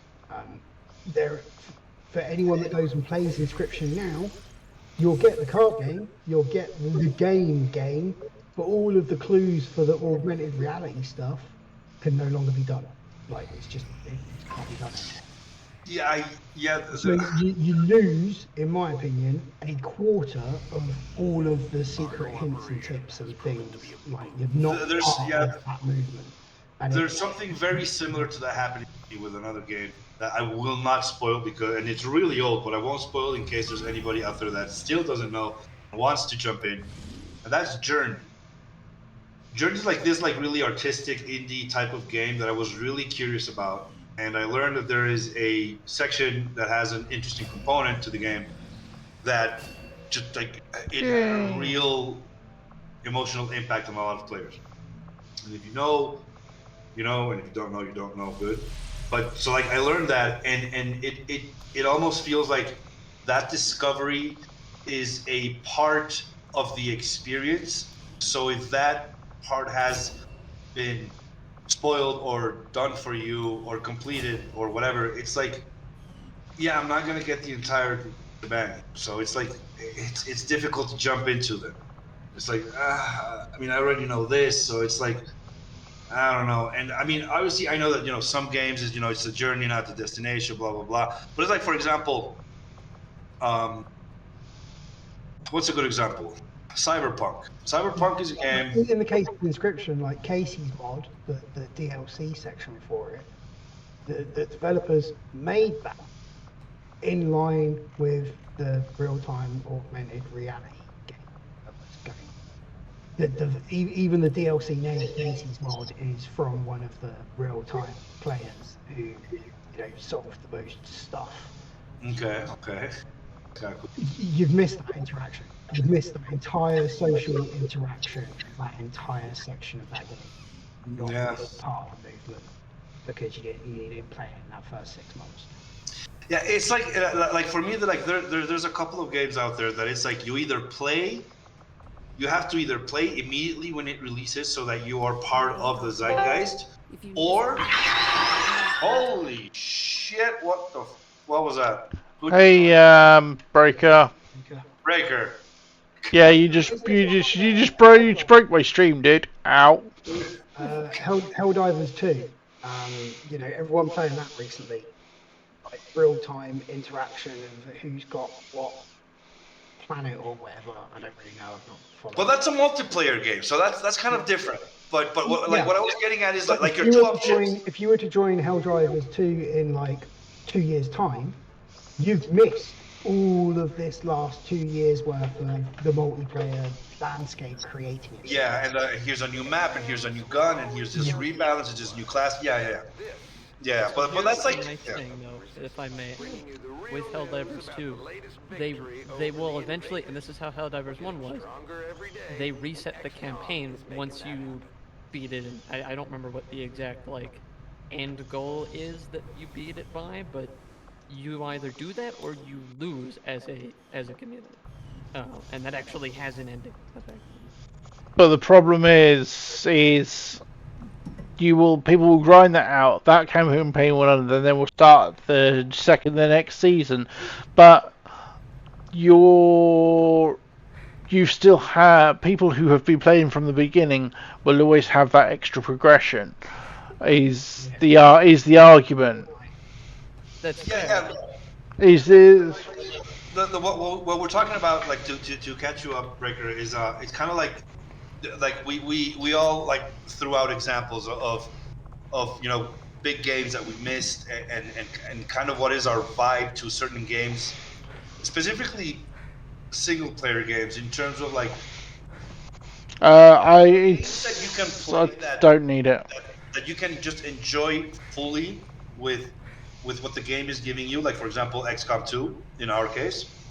You play it and there's really no zeitgeist going on anymore, if there ever was, because it's not that huge a popular franchise. And there are other games which, to me, like the argument I was saying is, even if they're single player games, they're games you kind of want to play In their when prime. either, like, you have two options. You either play them the day they release so that you are also in the conversation and that experience outside of the game, or you literally wait 10 years to pass and then you can jump in and be like, everybody around you's like, oh my god, you never played XYZ? No. Oh, I envy you, dude. It's so great. Play it. Yeah. It's kind of like with me. Yeah, which is the issue I'm going to have. It's the issue I'm going to have with Mass Effect, and if I eventually get around to the God of War franchise or something like that, I've just never played them. Never. Yeah, It's like I still haven't played the Tomb Raider reboot. I actually never played the Tomb Raider reboot. I have owned the first game of the Tomb Raider reboot, which is actually a Prime Gaming freebie at the moment in the Game of the Year edition, by the way, guys. What's funny is the only Tomb Raider I've ever actually played is an arcade game. Not even a joke. But I have had the Tomb Raider, the first Tomb Raider reboot, so the 2016. Yeah, the reboot. Yeah. I have had that since 2017, I think, because I picked it up. I have. It was one of those games I picked up on Steam sale and I still haven't played yet. Yeah. I wonder how many of us have games like that in our life. Oh, dude. I mean, if you want to talk about enough and just not manage to play them at all. Yeah, if you want to talk about like those kind of like big zeitgeist games that I own, that like how on earth have you not played, because everybody talked about them at least back in the day, like the Witcher trilogy. I don't even have it installed. Yep. All I'm gonna say is you guys are familiar with SteamDB, right? Yeah. SteamDB. SteamDB calculator, which tells you what your account value is, what your total hours on record, your average playtime, your average price per hour,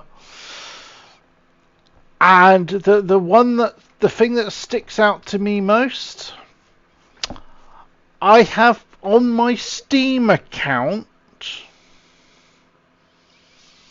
I have out of my 241 games I own on my Steam account, I have only played 140 of them. I am at a 58% played, and that's played for any amount of time. 178 out of 264, so a little over. Yeah, SteamDB calculator is freaking awesome. If you haven't looked at it, I am going to link it in Twitch chat. And $1,357. That makes sense. Okay. Well, my account my account value at lowest prices is £505. At today's prices is at £1,909. Bearing in mind, I look at my games by playtime. This is just total numbers. I have played 38 games for 12 hours or more, 16 games for between 6 and 12 hours, 14 games between 3 and 6 hours, 9 games between 2 and 3 hours, 15 between an hour and 2 hours, 48 I haven't even broken an hour on, and 101 never played at all.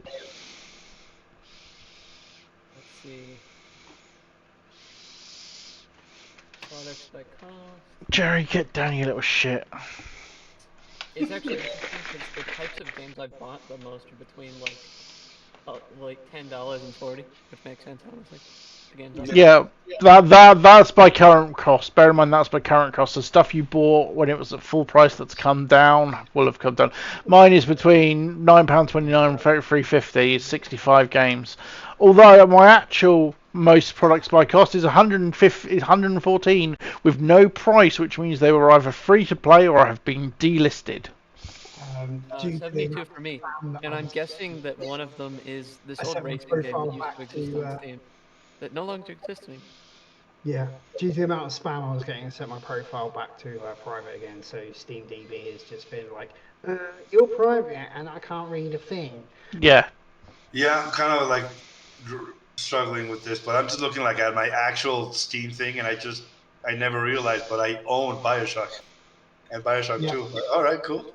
But yeah, the beauty of SteamDB calculator, literally you put your profile ID, your Steam ID in, and hit get disappointed in your life. Borderlands free, I have that, never even installed. Well, the one I like most is when you sort by price per hour. My best game for price per hour of what I've paid for it is XCOM 2, obviously. Price per hour at current, this is at current price per hour of a penny. I have that, yeah. My second is Elder Scrolls Online. A price per hour of 2 pennies. Hey, I have 0 bans and restrictions. Nice. I'm in good standing. Yeah, my account is fully in good standing. And then my next one is Portal 2, and my next one is Gary. Oh, Portal 2 is so good. I spent so many hours making chambers on that thing. My highest rated game that my highest review rated game that I own is one of the highest rated games on Steam, which is Terraria, at 96.94% rated. My second is Left 4 Dead 2, 96.75%. Then Civ 5.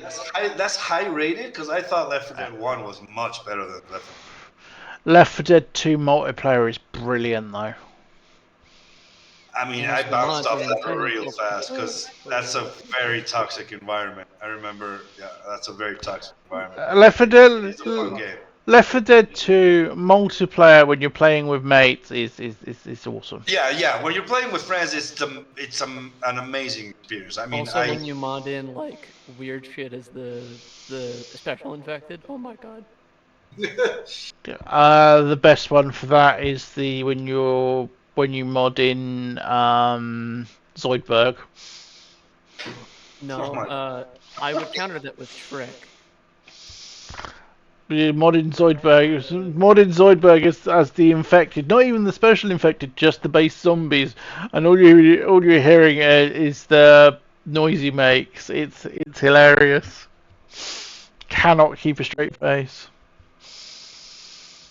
But yeah, it's like I've got one of the games I've got is 69 pence is my price per hour currently, 92% rated. Cosmoteer. The insane thing, by the way, is I'm looking at the games by like highest price down, and it's like Starfield, Armored Core 6, Cyberpunk, and XCOM 2. F1 2023, Soul Calibur 6, Crusader Kings 3, Elder Scrolls 5, Skyrim Special Edition, Terra Invicta, Planet Zoo, Stellaris, XCOM 2, Planet Coaster, DOS 2, Jackbox 7, Jackbox 6, Satellite Rain. And I look at those and I'm looking at them time-wise. F1 2023, 1.2 hours. Soul Calibur 6, 22.6 hours, but that's because Soul Calibur's are criminally underrated. But Crusader Kings 3, 10 hours. I wanted to love it so much, but I just struggle. Skyrim Special Edition, an hour. I just couldn't be bothered. Yeah. Terra Invicta, still only an hour. I need to actually get around to playing that, and I am going to play it on stream. That's going to be one of the games that I play on my non-XCOM streams. Planet Zoo, say Planet Zoo 33.5 hours. Planet Zoo. Thing is, one of the things I love about Planet Zoo is I play. I have it, and the missus has it, and we play at the same time, and because that way we can pretty much guarantee we can trade our animals between us. Because it's like, right, this is 1,310 hours, Kara. You're almost, because I haven't played since like January. You're almost there to catch with me. I have 12,470 hours. Yeah, I'm slacking. I'm only at 6,600. Yeah, I'm only at 4,134. I am at 9,691 hours of leaving ML open. Yeah. Oh my god. But yeah, my most playtime, obviously XCOM 2, then Elder Scrolls Online, then Football Manager 2018, Football Manager 2015, 2013, 2014, 2016, Terraria, Divinity Original Sin 2, EA Sports FC 24, so FIFA 24, Path of Exile, Football Manager 2017, Fallout 4, Football Manager 2021, Football Manager 2019, FIFA 22, Rocket League, Football Manager 2020, XCOM Enemy Unknown. My time wise is XCOM 2, Team Fortress 2, Star Trek Online, Destiny 2, DC Universe Online, Halo Infinite, Tom Clancy's Rainbow Six Siege, XCOM Enemy Unknown, and like Warframe is under those. And then after XCOM Enemy Unknown, PlanetSide 2, Street Fighter 5, Maple Story 2, which annoys me because they closed the EU servers. That annoys me. Then Stellaris, Civ 5, Talisman, which I've still only got 40 hours in, so I've got significantly less than Rusty, despite the fact that I bought it for Rusty. Yeah, because I'm sitting at 500 hours for Talisman. Yeah. Wow, I've actually had some changes in mine. Obviously, my number one most played XCOM 2, but then I have 1,900 hours on Valheim, 1,800 hours on Project Zomboid. Yep. Really? But you never played Project Zomboid. I mean those hours racked up really quickly. I think I just started playing that game. Was it this year? Last year? I don't remember. Yeah, last year. Then it's XCOM Enemy Unknown with 1,500. Then Team Fortress 2 with 1,200. And I think the next one should be Portal 2. Yeah, Portal 2. Yeah. Then SimCity 4, and then Hades. Yeah. See, mine are XCOM 2 at 6,600. EVE Online at 1,800. Portal 2 at 800. Surviving Mars at 799. You gotta play one more. FTL at 700 hours. Battletech at 500 hours. Cosmoteer at 470 hours. Talisman at 457. And then our Varros at 300. Into the Breach at 315. XCOM Enemy Unknown at 248. And then Divinity Original Sin at 221 and Core Keeper at 219. See, I will say, I will hold my hands up in a minute. XCOM Enemy Unknown, only 60 hours. And considering really, just scrolling through, considering how much trash talk we give it, and I'm fairly sure that was one playthrough, and that was pre-Enemy Within. Despite how much trash talk we give it, I still spent 130 hours in Chimera Squad. Wow! Chimera Squad, let me see how many hours I have in Squad. Mine too. I didn't spend a lot of time with. I beat it, but I didn't spend a lot of time with it. My Chimera Squad for me. I love this. Chimera Squad for me. Playtime, 67 minutes. 3.3 hours. I was like, yeah, this is utter shit. I'm done. The thing is, I only ever just wanted to mess around with like the breaching shit, and that was most of it. And I'm sure that out of those 67 minutes, at least 10 of those must have been me trying to figure out how to mod the thing. And then I was just like, yeah, I'm out. I have more hours in Ark Survival Evolved, which I hate with a passion, than I do in Chimera Squad. So Helldivers 2 for me is reaching above Chimera Squad now in hours. Oh, really? Yep. Okay. I have more hours in Alien, the 2010 release. The Alien Isolation? Of Aliens versus Predator. Oh. Which I only played Deathmatch, than I do Chimera Squad. I have more hours in Alien Swarm Reactive Drop than I do in Chimera Squad.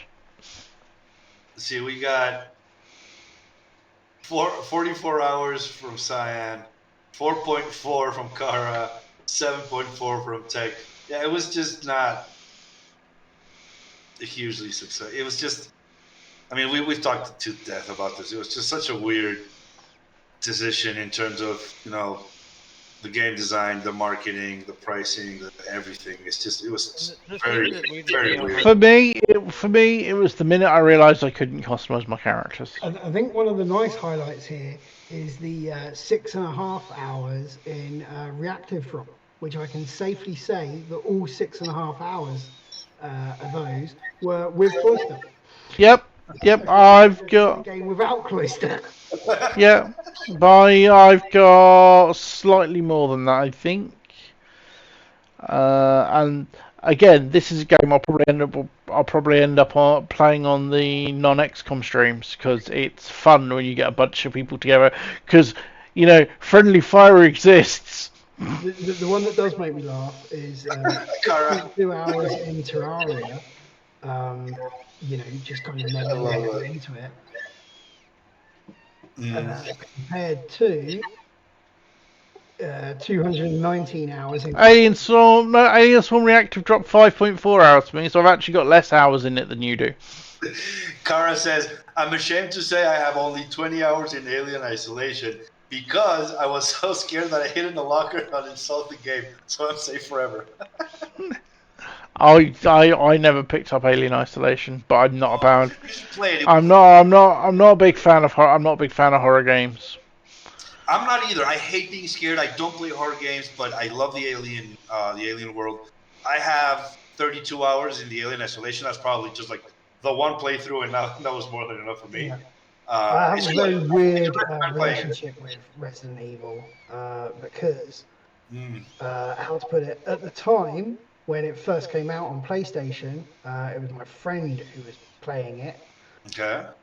And I was just basically sat in his room getting stoned, watching him play Resident Evil because I couldn't play it myself. So I never really got into the series at all. Yeah, it never grabbed me. To me, it was just like I mean, with no disrespect, but just the Japanese take on certain things is just not my cup of tea. So yeah, I always saw Resident Evil as, it's just dumb, silly, over the top bullshit. Even though I know not all of them are, but to me, it's like, how the vast majority of the community think of Resident Evil 6 as jumping the shark and it's terrible. That's how I see the entire franchise. It's just, I'm not even interested in play. I don't have literally not even 2 minutes in the franchise. Not interested. I think the problem that was in terms of that franchise was consistent. They had a balance between trying to be horror and trying to just be crazy wacko bullshit. That balance was broken a lot towards the picks. And I mean, I know that so many people love it and it's insane. And I would actually love to see, because I've seen a video on YouTube. Well, actually, I've seen many on YouTube.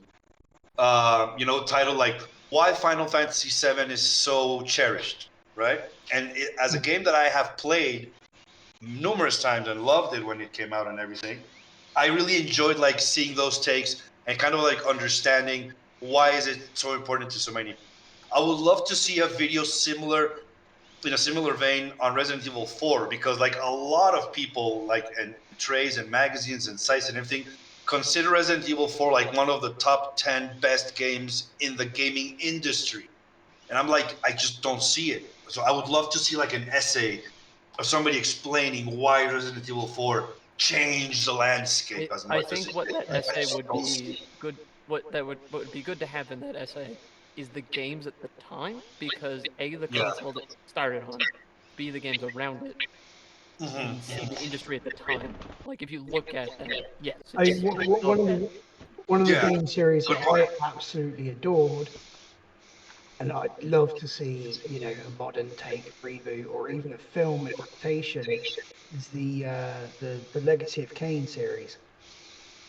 I never got into that Oh, one, but I remember looking at the designs of the characters and I was like, those look so cool, but I never played them. I don't know why. Were they like Dreamcast or something like that? Yeah, the first game was PlayStation 1, Hmm. and then it moved on to PlayStation 2. you are now the Soul Reaper. I don't know why I never played them then, because I was a PlayStation since day one. I don't know. I guess. I mean, back in the day, it was like my older brother kind of like controlled what we played, like what we bought and Yeah. played and what we didn't. So I was like, because I didn't have any money of my own, so I was like, yeah, all right, I'll watch you play whatever you're playing. And yeah, I guess you never got into that. And it's very similar with people who have played, like, when you played the original Secret of Mana.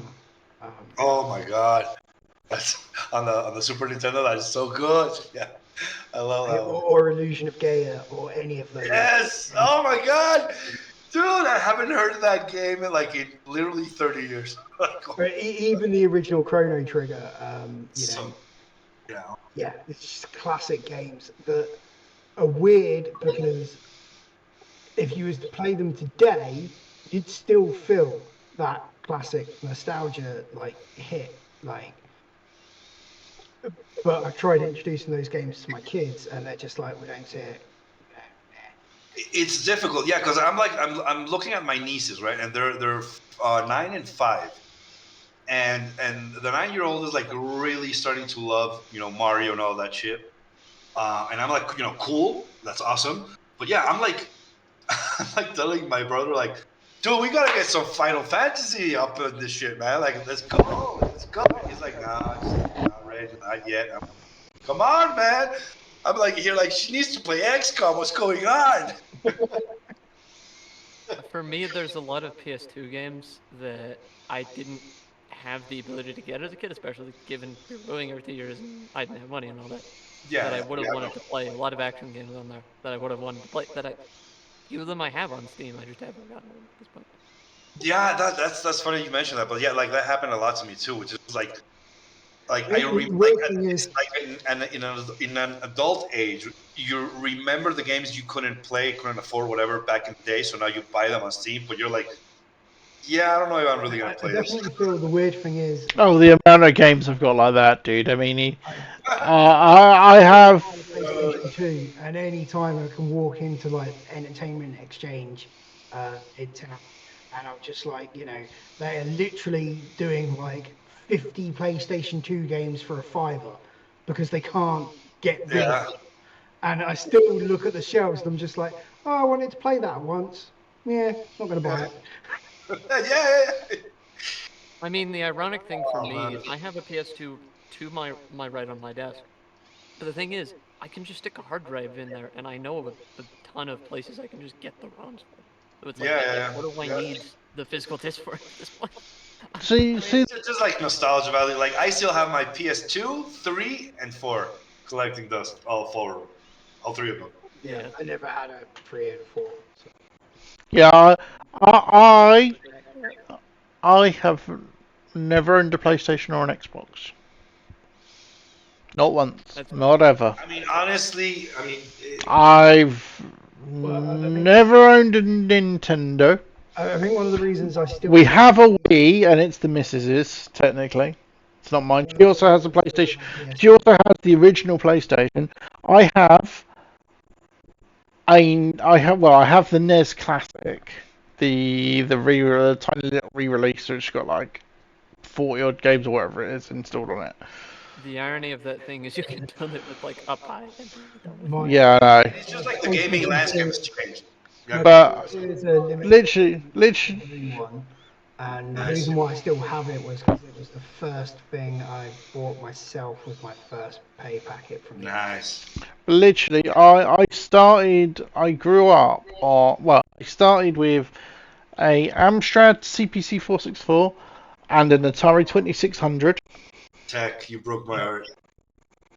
Yeah, my mom threw. Then I got a Sega Master System, and which I have no idea. Well, my Master System disappeared years, many house moves ago.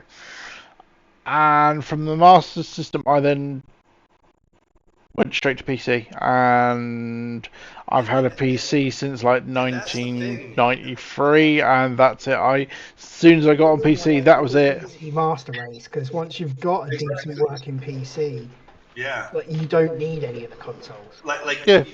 if you have a nice PC and you have patience, you can play every old console game that you missed out on. Yeah. I think the weirdest thing here It's is like, And every old PC game that you missed out on. yeah. you know, I And have you can mod a lot of those SNES games. there, and I have an entire like 4 shelves of a bookcase dedicated to all my SNES games, and it's hooked up to the TV, and it's always been hooked up. But I'd actually much rather sit here and play on an emulator on the. Yeah. I'm Yeah. the exact same, I'm the exact same way in terms of like, But it's like, whenever I watch, like Disney Plus or Netflix or whatever, I'll just like, instead of going to my living room, sit on the couch, turn on the TV, I'll just watch on my PC. here's a question for you guys: how many remasters do you have? And I don't just mean straight up remasters. I mean newer versions of an old title. Not that many. Not something that's say Civ 5, 6, 7 or whatever. I mean a reboot or a remaster. For example, XCOM Enemy Within an XCOM 2. Well, no, I mean, I was thinking more of like, for example, Because obviously you had the original XCOMs back in. I have the original Metal Gear Solid Snake Eater, and then like they've released, updates and remasters, and I don't know how many collections or whatever, even for the PlayStation. I have like Metal Gear Solid 2 like 5 times. I recently found out that my hardcode discs, my hard discs over there of Metal Gear Solid are non-purchasable anymore. I have a version of the game that is not printed onto any disc, CD, or distributed anywhere. Yeah, that's just Konami being so fucking weird. Yeah, Last of Us. I mean, the Last of Us is cheating because the Last of Us remasters its fucking game every 2 months. It's just like, stop it, guys. I will admit to my Mass Effect, the legendary. I was going to say, I will admit to my eternal disgust at myself, I have both Baldur's Gate and Baldur's Gate 2 Enhanced Editions, and between them, I have only 3 hours, and the last time I played one of them was 2014. It just happens so much. Like, we're all hoarders, man. Like, gimme, buy. And then I also... Then we only play XCOM. It's like I technically have EverQuest on Steam, but it's not linked to my original EverQuest account because my original EverQuest account, I was playing it in 2000 and I lost those details many moons ago. Yeah. It's like I have in here. I'm just having a look at last time installed or played. I've got the Baldur's Gate remasters. I have, and this should be a blast from the past for several people, Sid Meier's Pirates Live the Life. The reboot of Pirates. Yeah, I heard about that one, but I never got into it.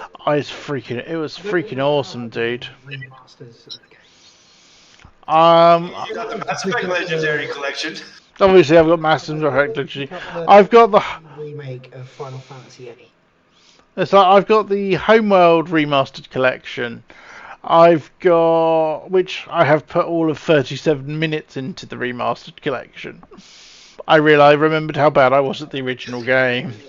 Paper Mario 10,000 years old. I have. Oh, yeah. Here's a. In my house, once we moved to PlayStation, that was it for Nintendo. The last Mario game I played was actually Mario 64, and then I'm gonna have to reinstall this. Double Dragon Neon. Double Dragon. I mean, that is so. Like, I love those stories. Like ugly guy punches blonde girlfriend in the red skirt. Go rescue her. Go. Double Dragon Neon was brilliant because it was a re-release. It came out. I don't know how many years. Were so much fun. Oh. Double Dragon Neon came out in 2014, and it's 2-player. Yeah, and you can play it on Steam Remote Play. The amount of and I will happily play a Steam Remote Play game of Double Dragon Neon on stream with somebody because that would be freaking awesome. We should play the latest TMNT. Yes, I put so much money in Turtles in Time. So much money in actual. Well, I own Shredder's Revenge, and when I first I only got 4 hours in it. When it first came out, we had that multiplayer game on over Discord, and it. Well, the game was actually fun. The connection issues that it had. Yeah. When you got to when we were playing 6-player, I never had any connection issues, but I was the host. Yeah, you were. And most everybody's connection issues was the fact that I kept spamming super attacks. Yeah, it's the super attacks that makes us all disappear, so that we can't see what we're doing. And Cloister's there, like, yeah, super attack, super attack, super attack. What are issues, guys? Super attack, super attack, super attack. Oh yeah, and this was a discussion I was having with Phaedra, who's another streamer, yesterday, in fact.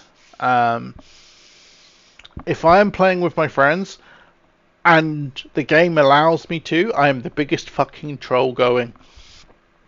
You probably are. You're probably a kill stealer as well, aren't you? I am the biggest. I swear, I am the biggest fucking troll going. I play a game of I'm playing in D&D. I am effectively the token evil party member.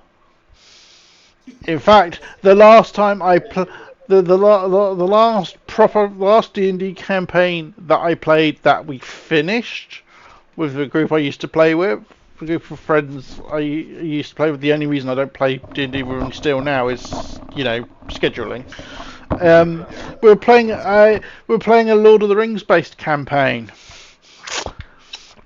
The problem is the DM's major NPC happened to be Anatar. Now, I'm a massive Lord of the Rings nerd. I knew exactly who that was, and I knew exactly what the items he was giving. He gave us as our nice early power-ups were. Yeah, I ended up backstabbing the whole party because I knew I was working for Sauron. Jesus Christ. Yeah, I was never a big Lord of the Rings guy. You'd be that one person at the table where everyone's like, no, you're not coming to the pub afterwards. Yeah, yeah, exactly. Well, luckily this was all online. This was all over Discord. But yeah, no, I can. I will hold my hand up and say I know if I get to be. If the game gives me the opportunity to be a dick to my friends, but only ever to my friends. If it's people I don't know, I am nice as pie. But if I know somebody well, I am. It's like I play. It's like I've got Grand Theft Auto Online on PC. Yeah, I log into that and I'm playing with somebody. If I'm playing with friends, they're getting sniped. It's like lesson learned: never play co-op with friendly fire with Cloister. I would never play Battletoads with him. It's literally, Yeah, he wants us all to come and play reactive drop with him. but it's like playing. Although to be fair, I trolled you pretty hard in that as well. So. Yes, exactly. Yeah, I'm sorry, I can't aim. Shoot Cloister in the back. I've almost finished doing that door. Shoot Cloister in the back. Yeah. You know, it'd be fun to have like a kind of like you do on your birthdays, where we try to get together and like play online games, but we usually just end up playing Cards Against Humanity because that's like the easiest one that has no connection issues. I mean, dude, I've literally said right at the start of this stream, in fact, I'm changing the way I stream because just purely streaming XCOM was, well, there's a reason I hadn't streamed for 2 weeks before tonight. Variety content generally. And it was anyway. Yeah. So my plan going forward is I'm aiming for 2 streams a week, one which is XCOM and one which is something different.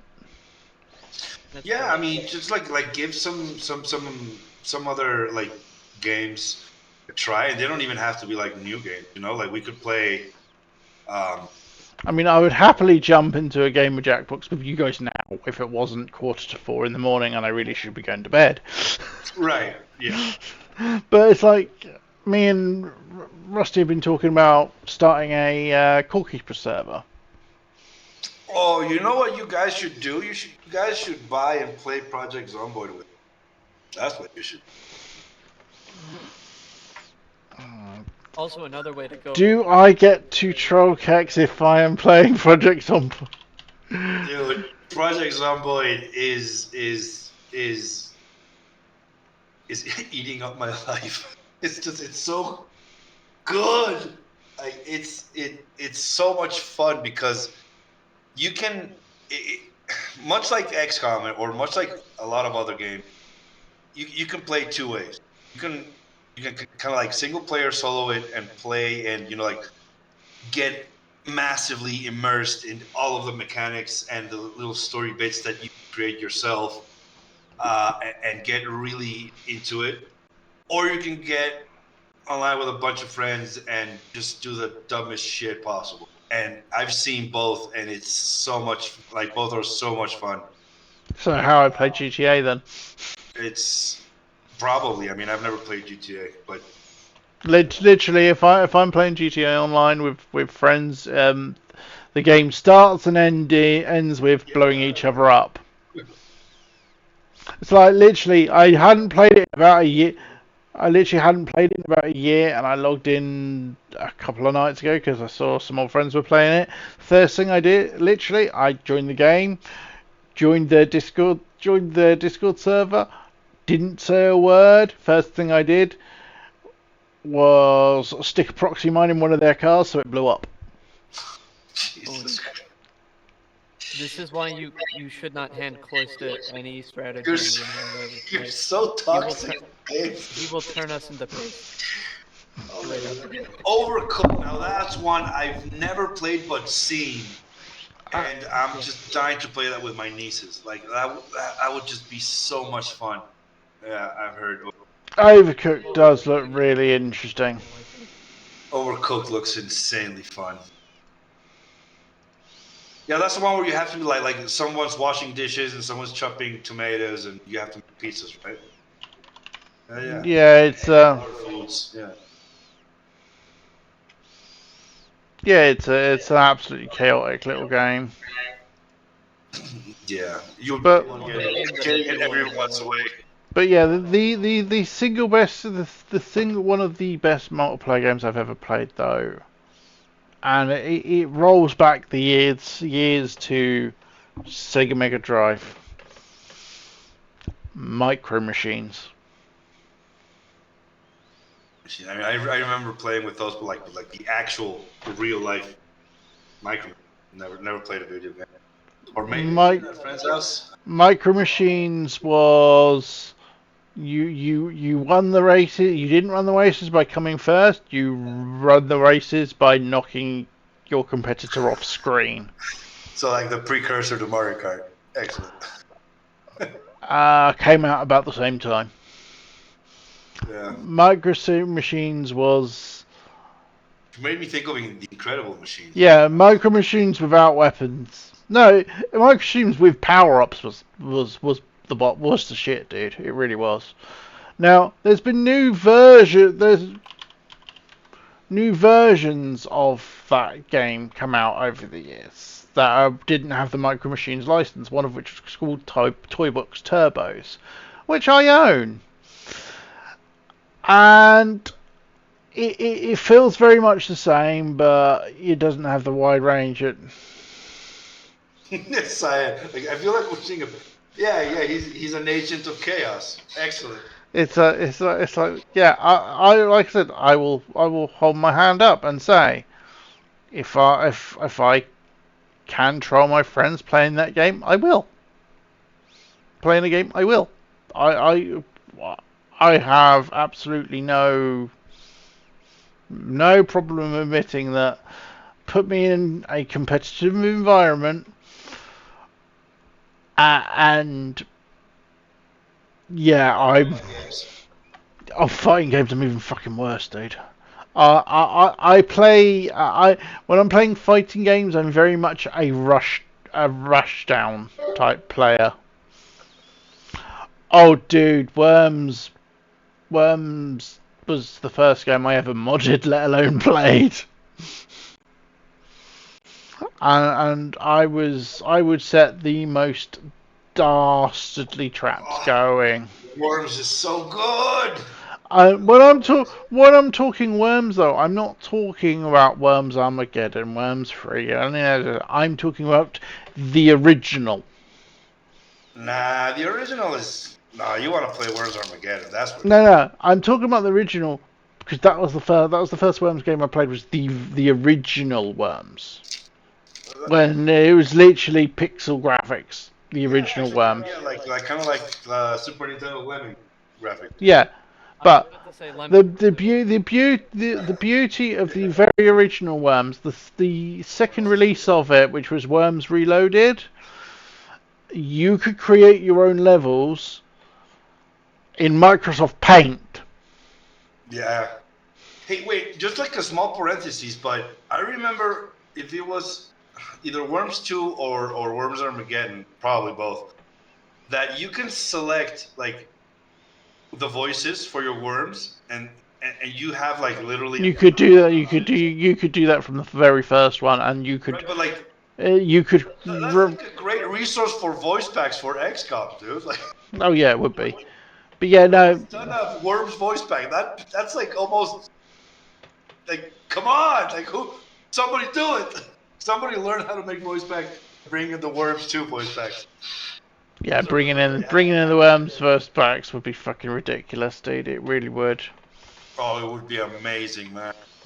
But yeah, But yes, I will hold my hand up and say yes, I can be a little bit, if I'm in a competitive environment.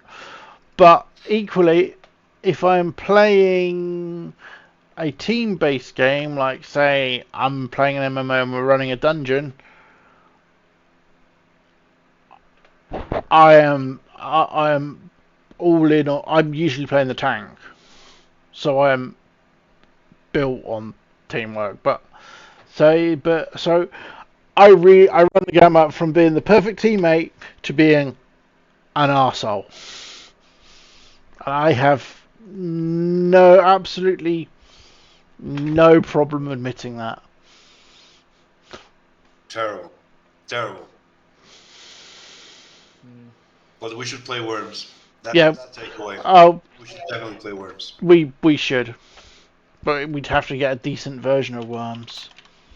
I mean, Worms WMD was terrible. I have. Jesus Christ. Reloaded. Worms Reloaded, and is that the only Worms I have? I think that's the only ones I have on this. All right. I don't have any of them. I don't have any of them on Steam. But there is actually a sale on at the moment. Worms Armageddon, Worms and Worms Ultimate Mayhem are both only £2.19. That's a steal. Worms World Party Remastered is also only £2.19. They are 80% off.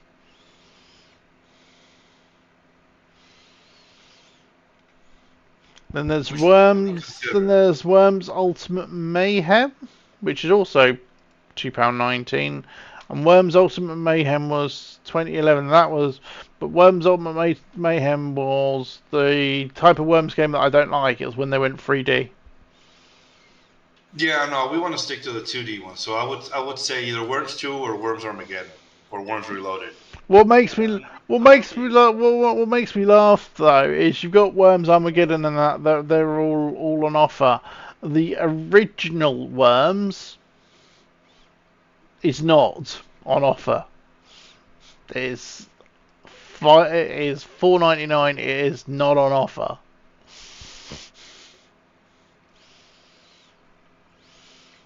Worms WMD was alright.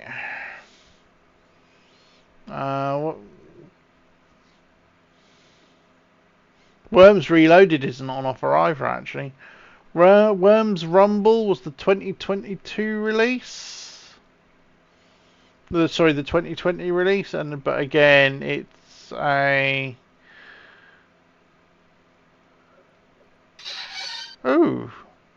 it's a 2D 3D, but it's also real time. I'm like, Worms real time? No. That's not Worms. If you're playing, if it's a real time action game. No, yeah, none of that weird shit. Like that's just basic, simple concept.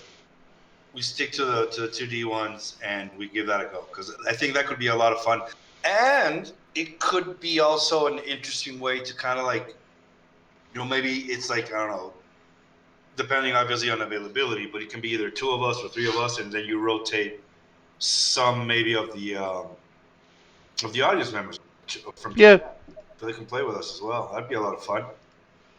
Yeah, I'm all in on the idea of having some massive multiplayer games. It's like Project Zomboid, man. You get a lot of players in that shit.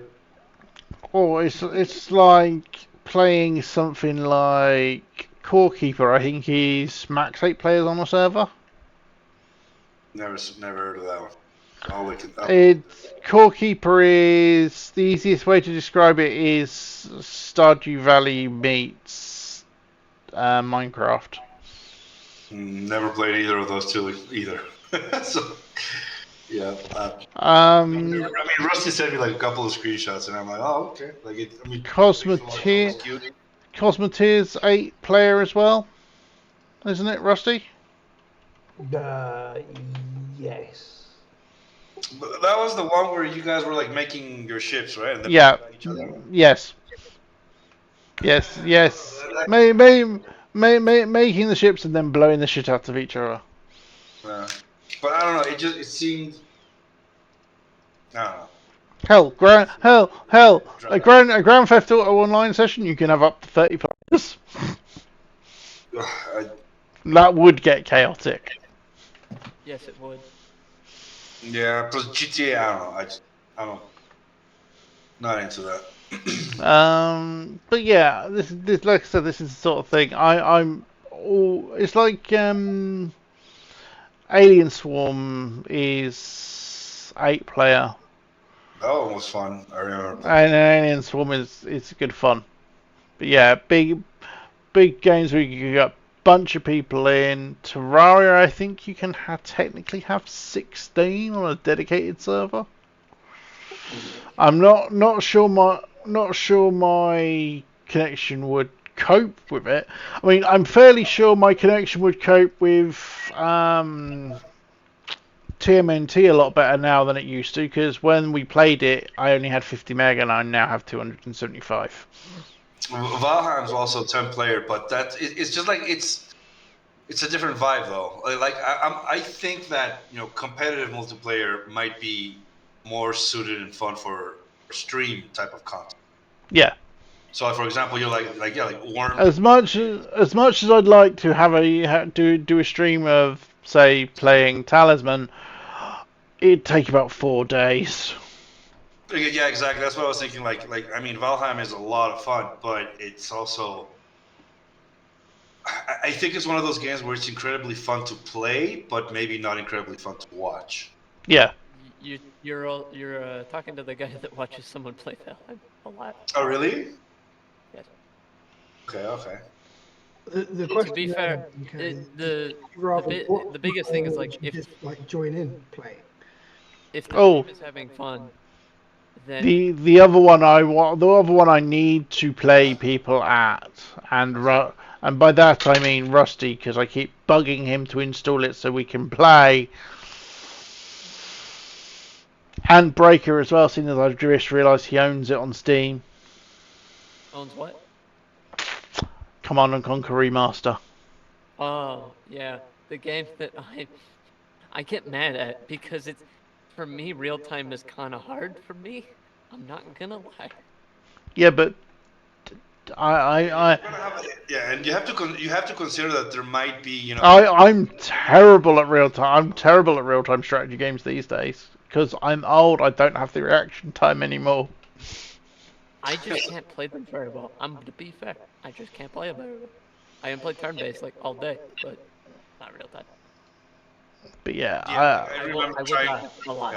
remember trying my hand at StarCraft 2 multiplayer, and I was just like, I don't have the actions per minute that these people have. I can't do it. Can't. Yeah, I don't have. But even considering connection issues might be a thing. Stuff like Worms is perfect because it's turn-based. So yeah. There's We'll see. I mean, it's just a matter of exploring some ideas and see if Chad enjoys it.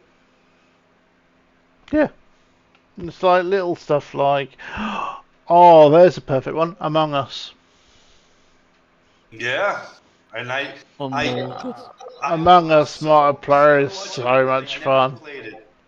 Among Us multiplayer is so much fun, and again, it's if you're the traitor, it's about being a massive troll. Loister is sus. And we would always. Meeting cloisters. It's like every single game would be like emergency meeting. Cloister is the thing. It's like cloister is sus. Yes, probably. Yep.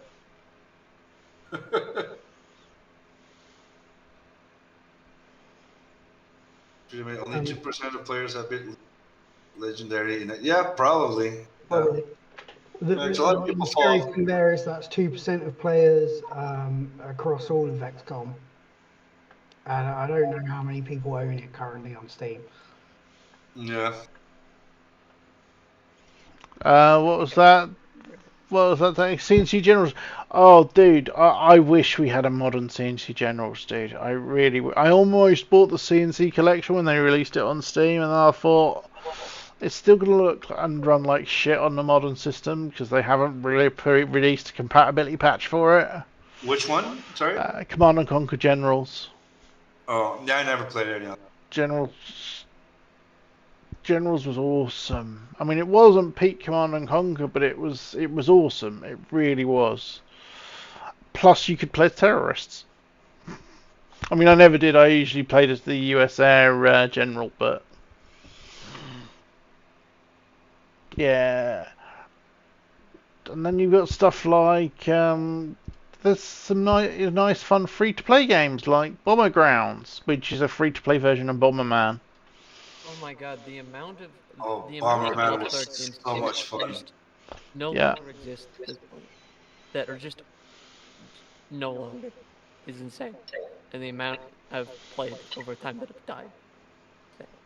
Yeah, it's like the amount of free to play dungeons like this one's called Bomber Grounds Reborn, and it's literally it's a free to play version of Bomberman.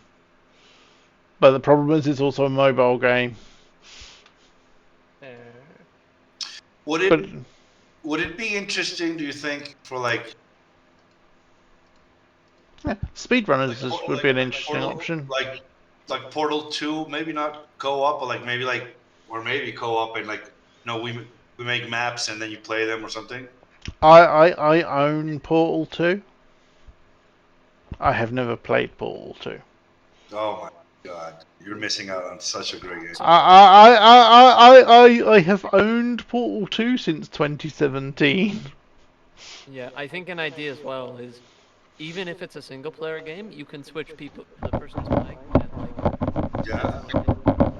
Yeah, that's true. Play thing, whatever the fuck it's called. But yeah, it's like I'm looking at my game library on Steam, and I've got so much random shit, dude. I really do. It's like I've got Tabletop Simulator. I know full well there's a bunch of games I could grab on there. I mean, to mod Tabletop Simulator to add stuff to it and like make shit, because that would have been cool. It's like I've got Tabletop Simulator. We could sit and play fucking D&D. Here's the thing. I mean, we could play D&D. Yeah, just don't play it. Whatever you do, just don't play it with me, because I will be a troll. The funny idea I had was take XCOM 2 models and mod them into that. Yeah, I can see it. But it's like I've got this free to play game called it's called Card Hunter, and it's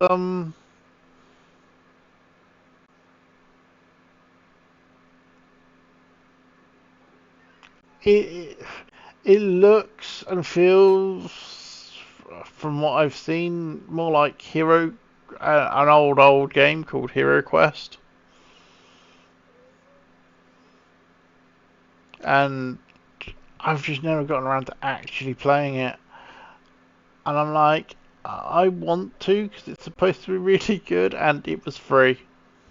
I mean, if we want to have a troll game, we just get the Lego games and then just punch each other off cliffs and shit. Speaking of which, the Lego Star Wars The Complete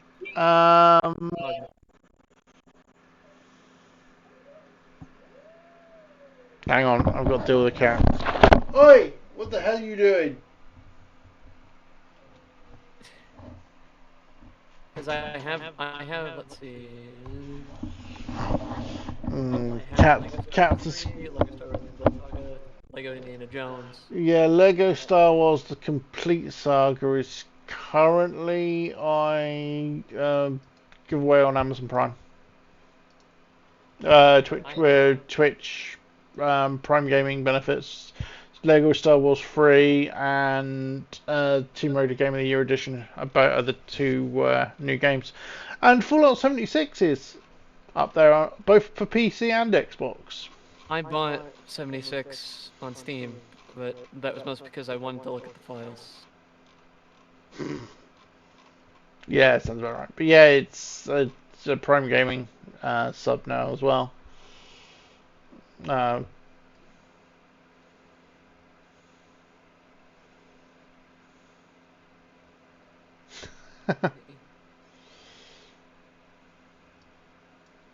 Yeah, that happens, Tech. I've noticed recently, if I'm as well, if I'm struggling in a mission like I was earlier on. Rusty used to be constantly dropping meme bots in, and he's stopped doing that quite so often since I've made the move up to legendary. It's only to teach you to get better, dude. I drop them in when they're needed to save the mission. Not to save the soldiers who are going to die in the mission, even though it's going to complete. He's basically saying, joystick. Get good. Get better. Yeah. Get good. Get good. Yeah, it's the get good, and I'm well aware of it, and I appreciate that it is. You don't need any more noob bots. You don't need the brain can't think of what it was. The Modern Warfare 2, the noob tube. The noob tube, the grenade launcher. But yeah, no, there are so many really cool games that would just be good for dicking around on stream. It's like a game that I played with Breaker a while ago. Disc Jam, Yes. fun. What annoys me is they turned off the online elements of it, so you can only play you can only play if you want to play online. You've got to do it as a remote play, Yes. which means the host will always have an advantage. Yeah. I would say there's other stuff like there's the original Battlefront 2, for example. Yeah, the very first Battlefront 2. Yes.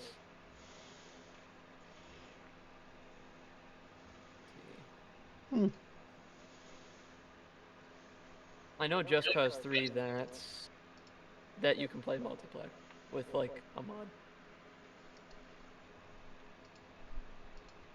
But yeah, I'm looking at these and I'm like, so many old games I've got. It's like, I've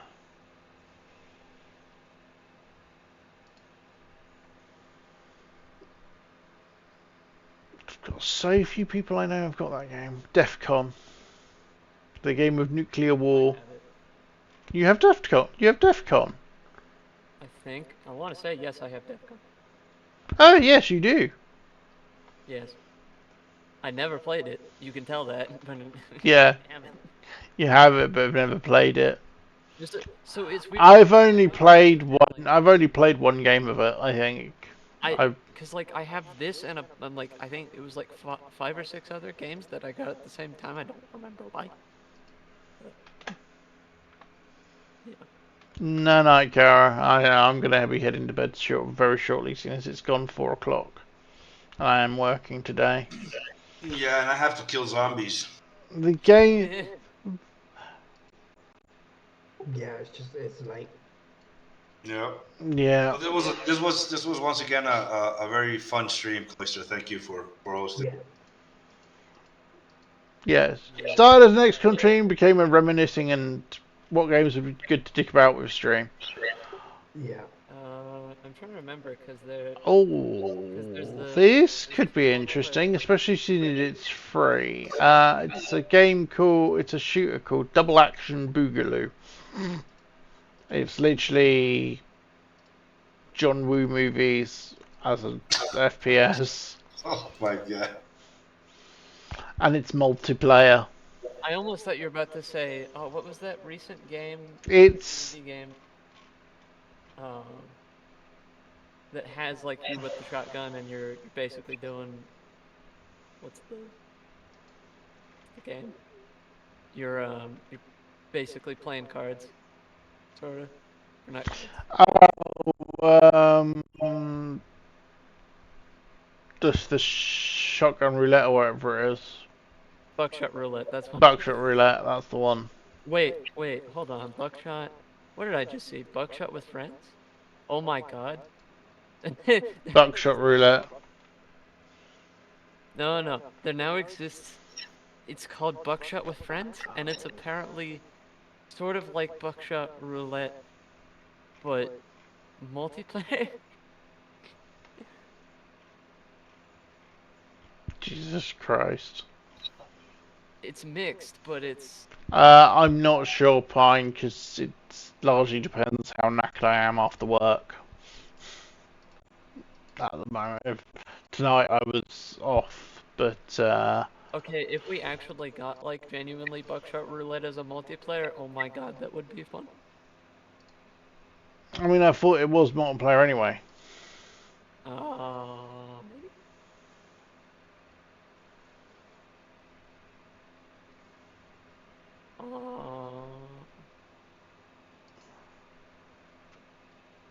No, I think it's just single player, which is unfortunate. Like, imagine that, but 4-way. Oh no. That would be interesting.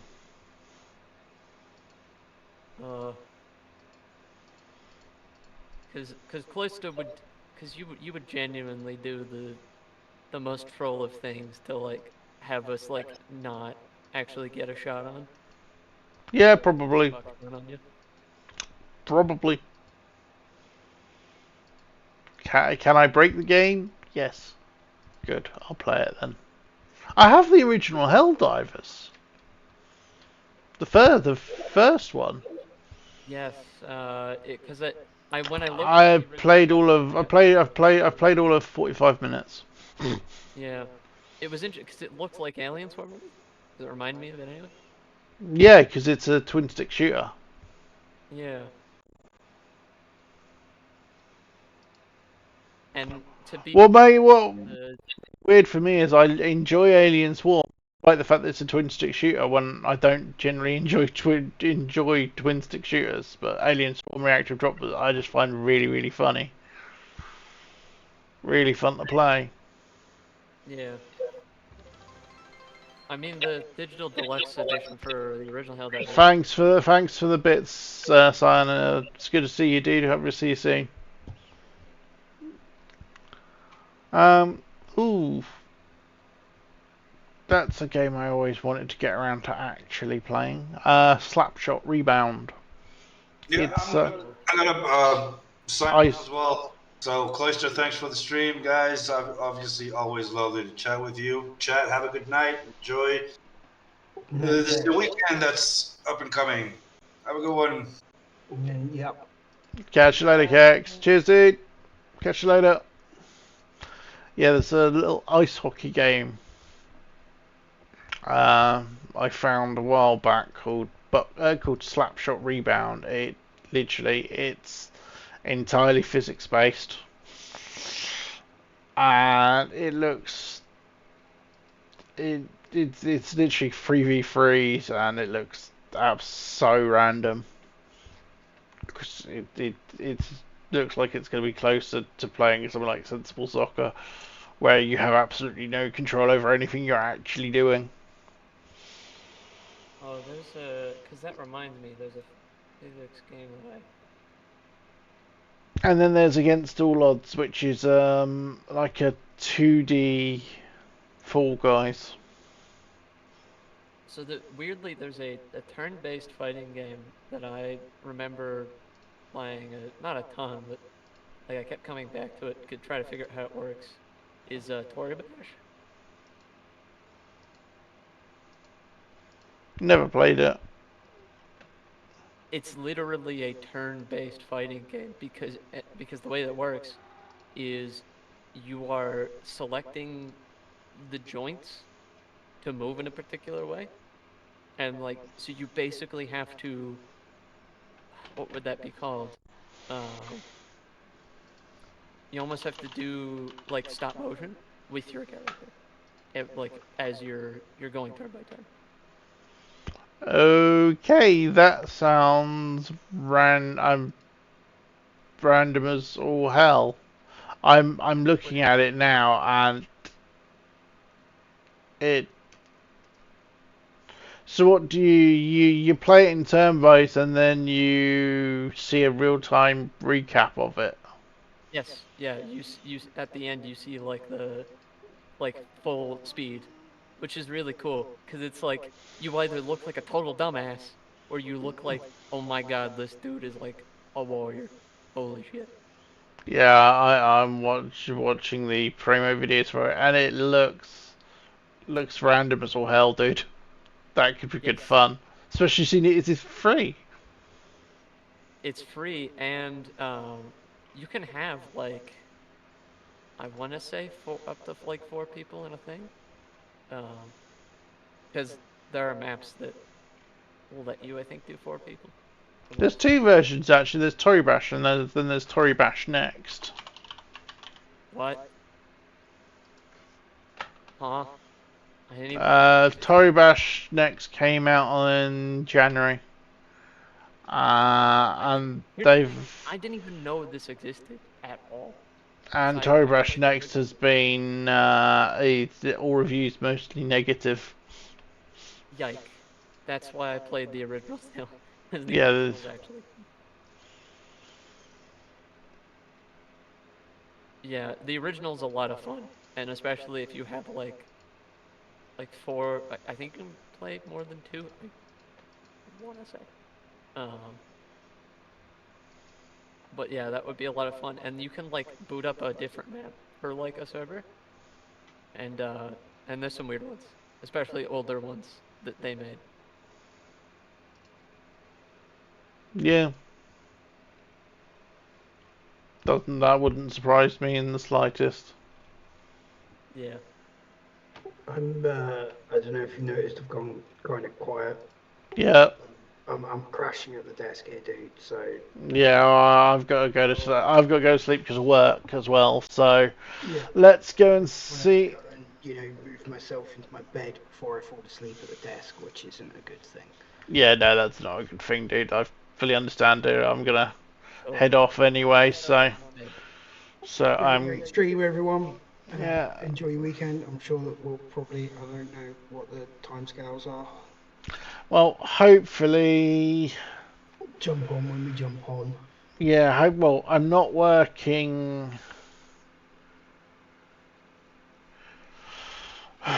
Give me a second. I'm working today, and then I'm working Saturday. Well, today I mean Friday. So yeah, I'm working Friday, Saturday, off Sunday, Monday, but it's bank holiday, and the missus is off Sunday, Monday. So may stream one of them, depending on. Is it bank holiday weekend this weekend? Yep. I very well possibly may have the kids coming over.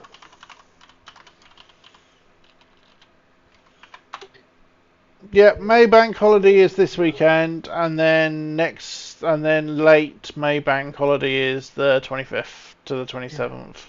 Ex-wife normally has to work bank holidays and normally can't get any child cover. So although they're not supposed to be here this weekend, I have every feeling I'm probably going to get a phone call at some point tomorrow saying I need you to have the kids. Yeah. I didn't realise it was bank holiday weekend this weekend. Yeah. I also completely forgot to vote today, by the way. Yeah, so did I. Yeah. Yeah, I completely forgot to vote yesterday as well. Despite the fact that it was my day off. I got a message from my brother at like 5 to 6. And he was like, don't forget to vote. Your voting station's open till 6. I was like, and you sent me this message as a reminder at 5 minutes to go? Like, come on, bruv. Yeah, and I mean, it was only the police and crime commissioner for the area, local area today, so it's not like it's anybody who's actually going to do anything. Yeah. Let's not get into a politics chat at falling asleep at desk time. No, quite. Yeah. Proper extreme chat of falling asleep at desk time. Yeah, exactly. Yeah, I'm gonna go. Alright, catch you later, dude. Right, I'm gonna go and raid over to 0. And, yeah, well, like I said, probably mostly depends how my Saturday shift goes. I might stream Saturday night, Sunday morning. Probably the most likely next stream, and that will probably be a shorter stream, but non-XCOM. Zero's got a lot of people in tonight. 86. So he's got a nice run going at the minute. So let's go and let's go and see Zero. I can see he's looking through PEXM stuff at the moment. So sounds like a good time to do it. So thank you very much, guys. I will see you all soon.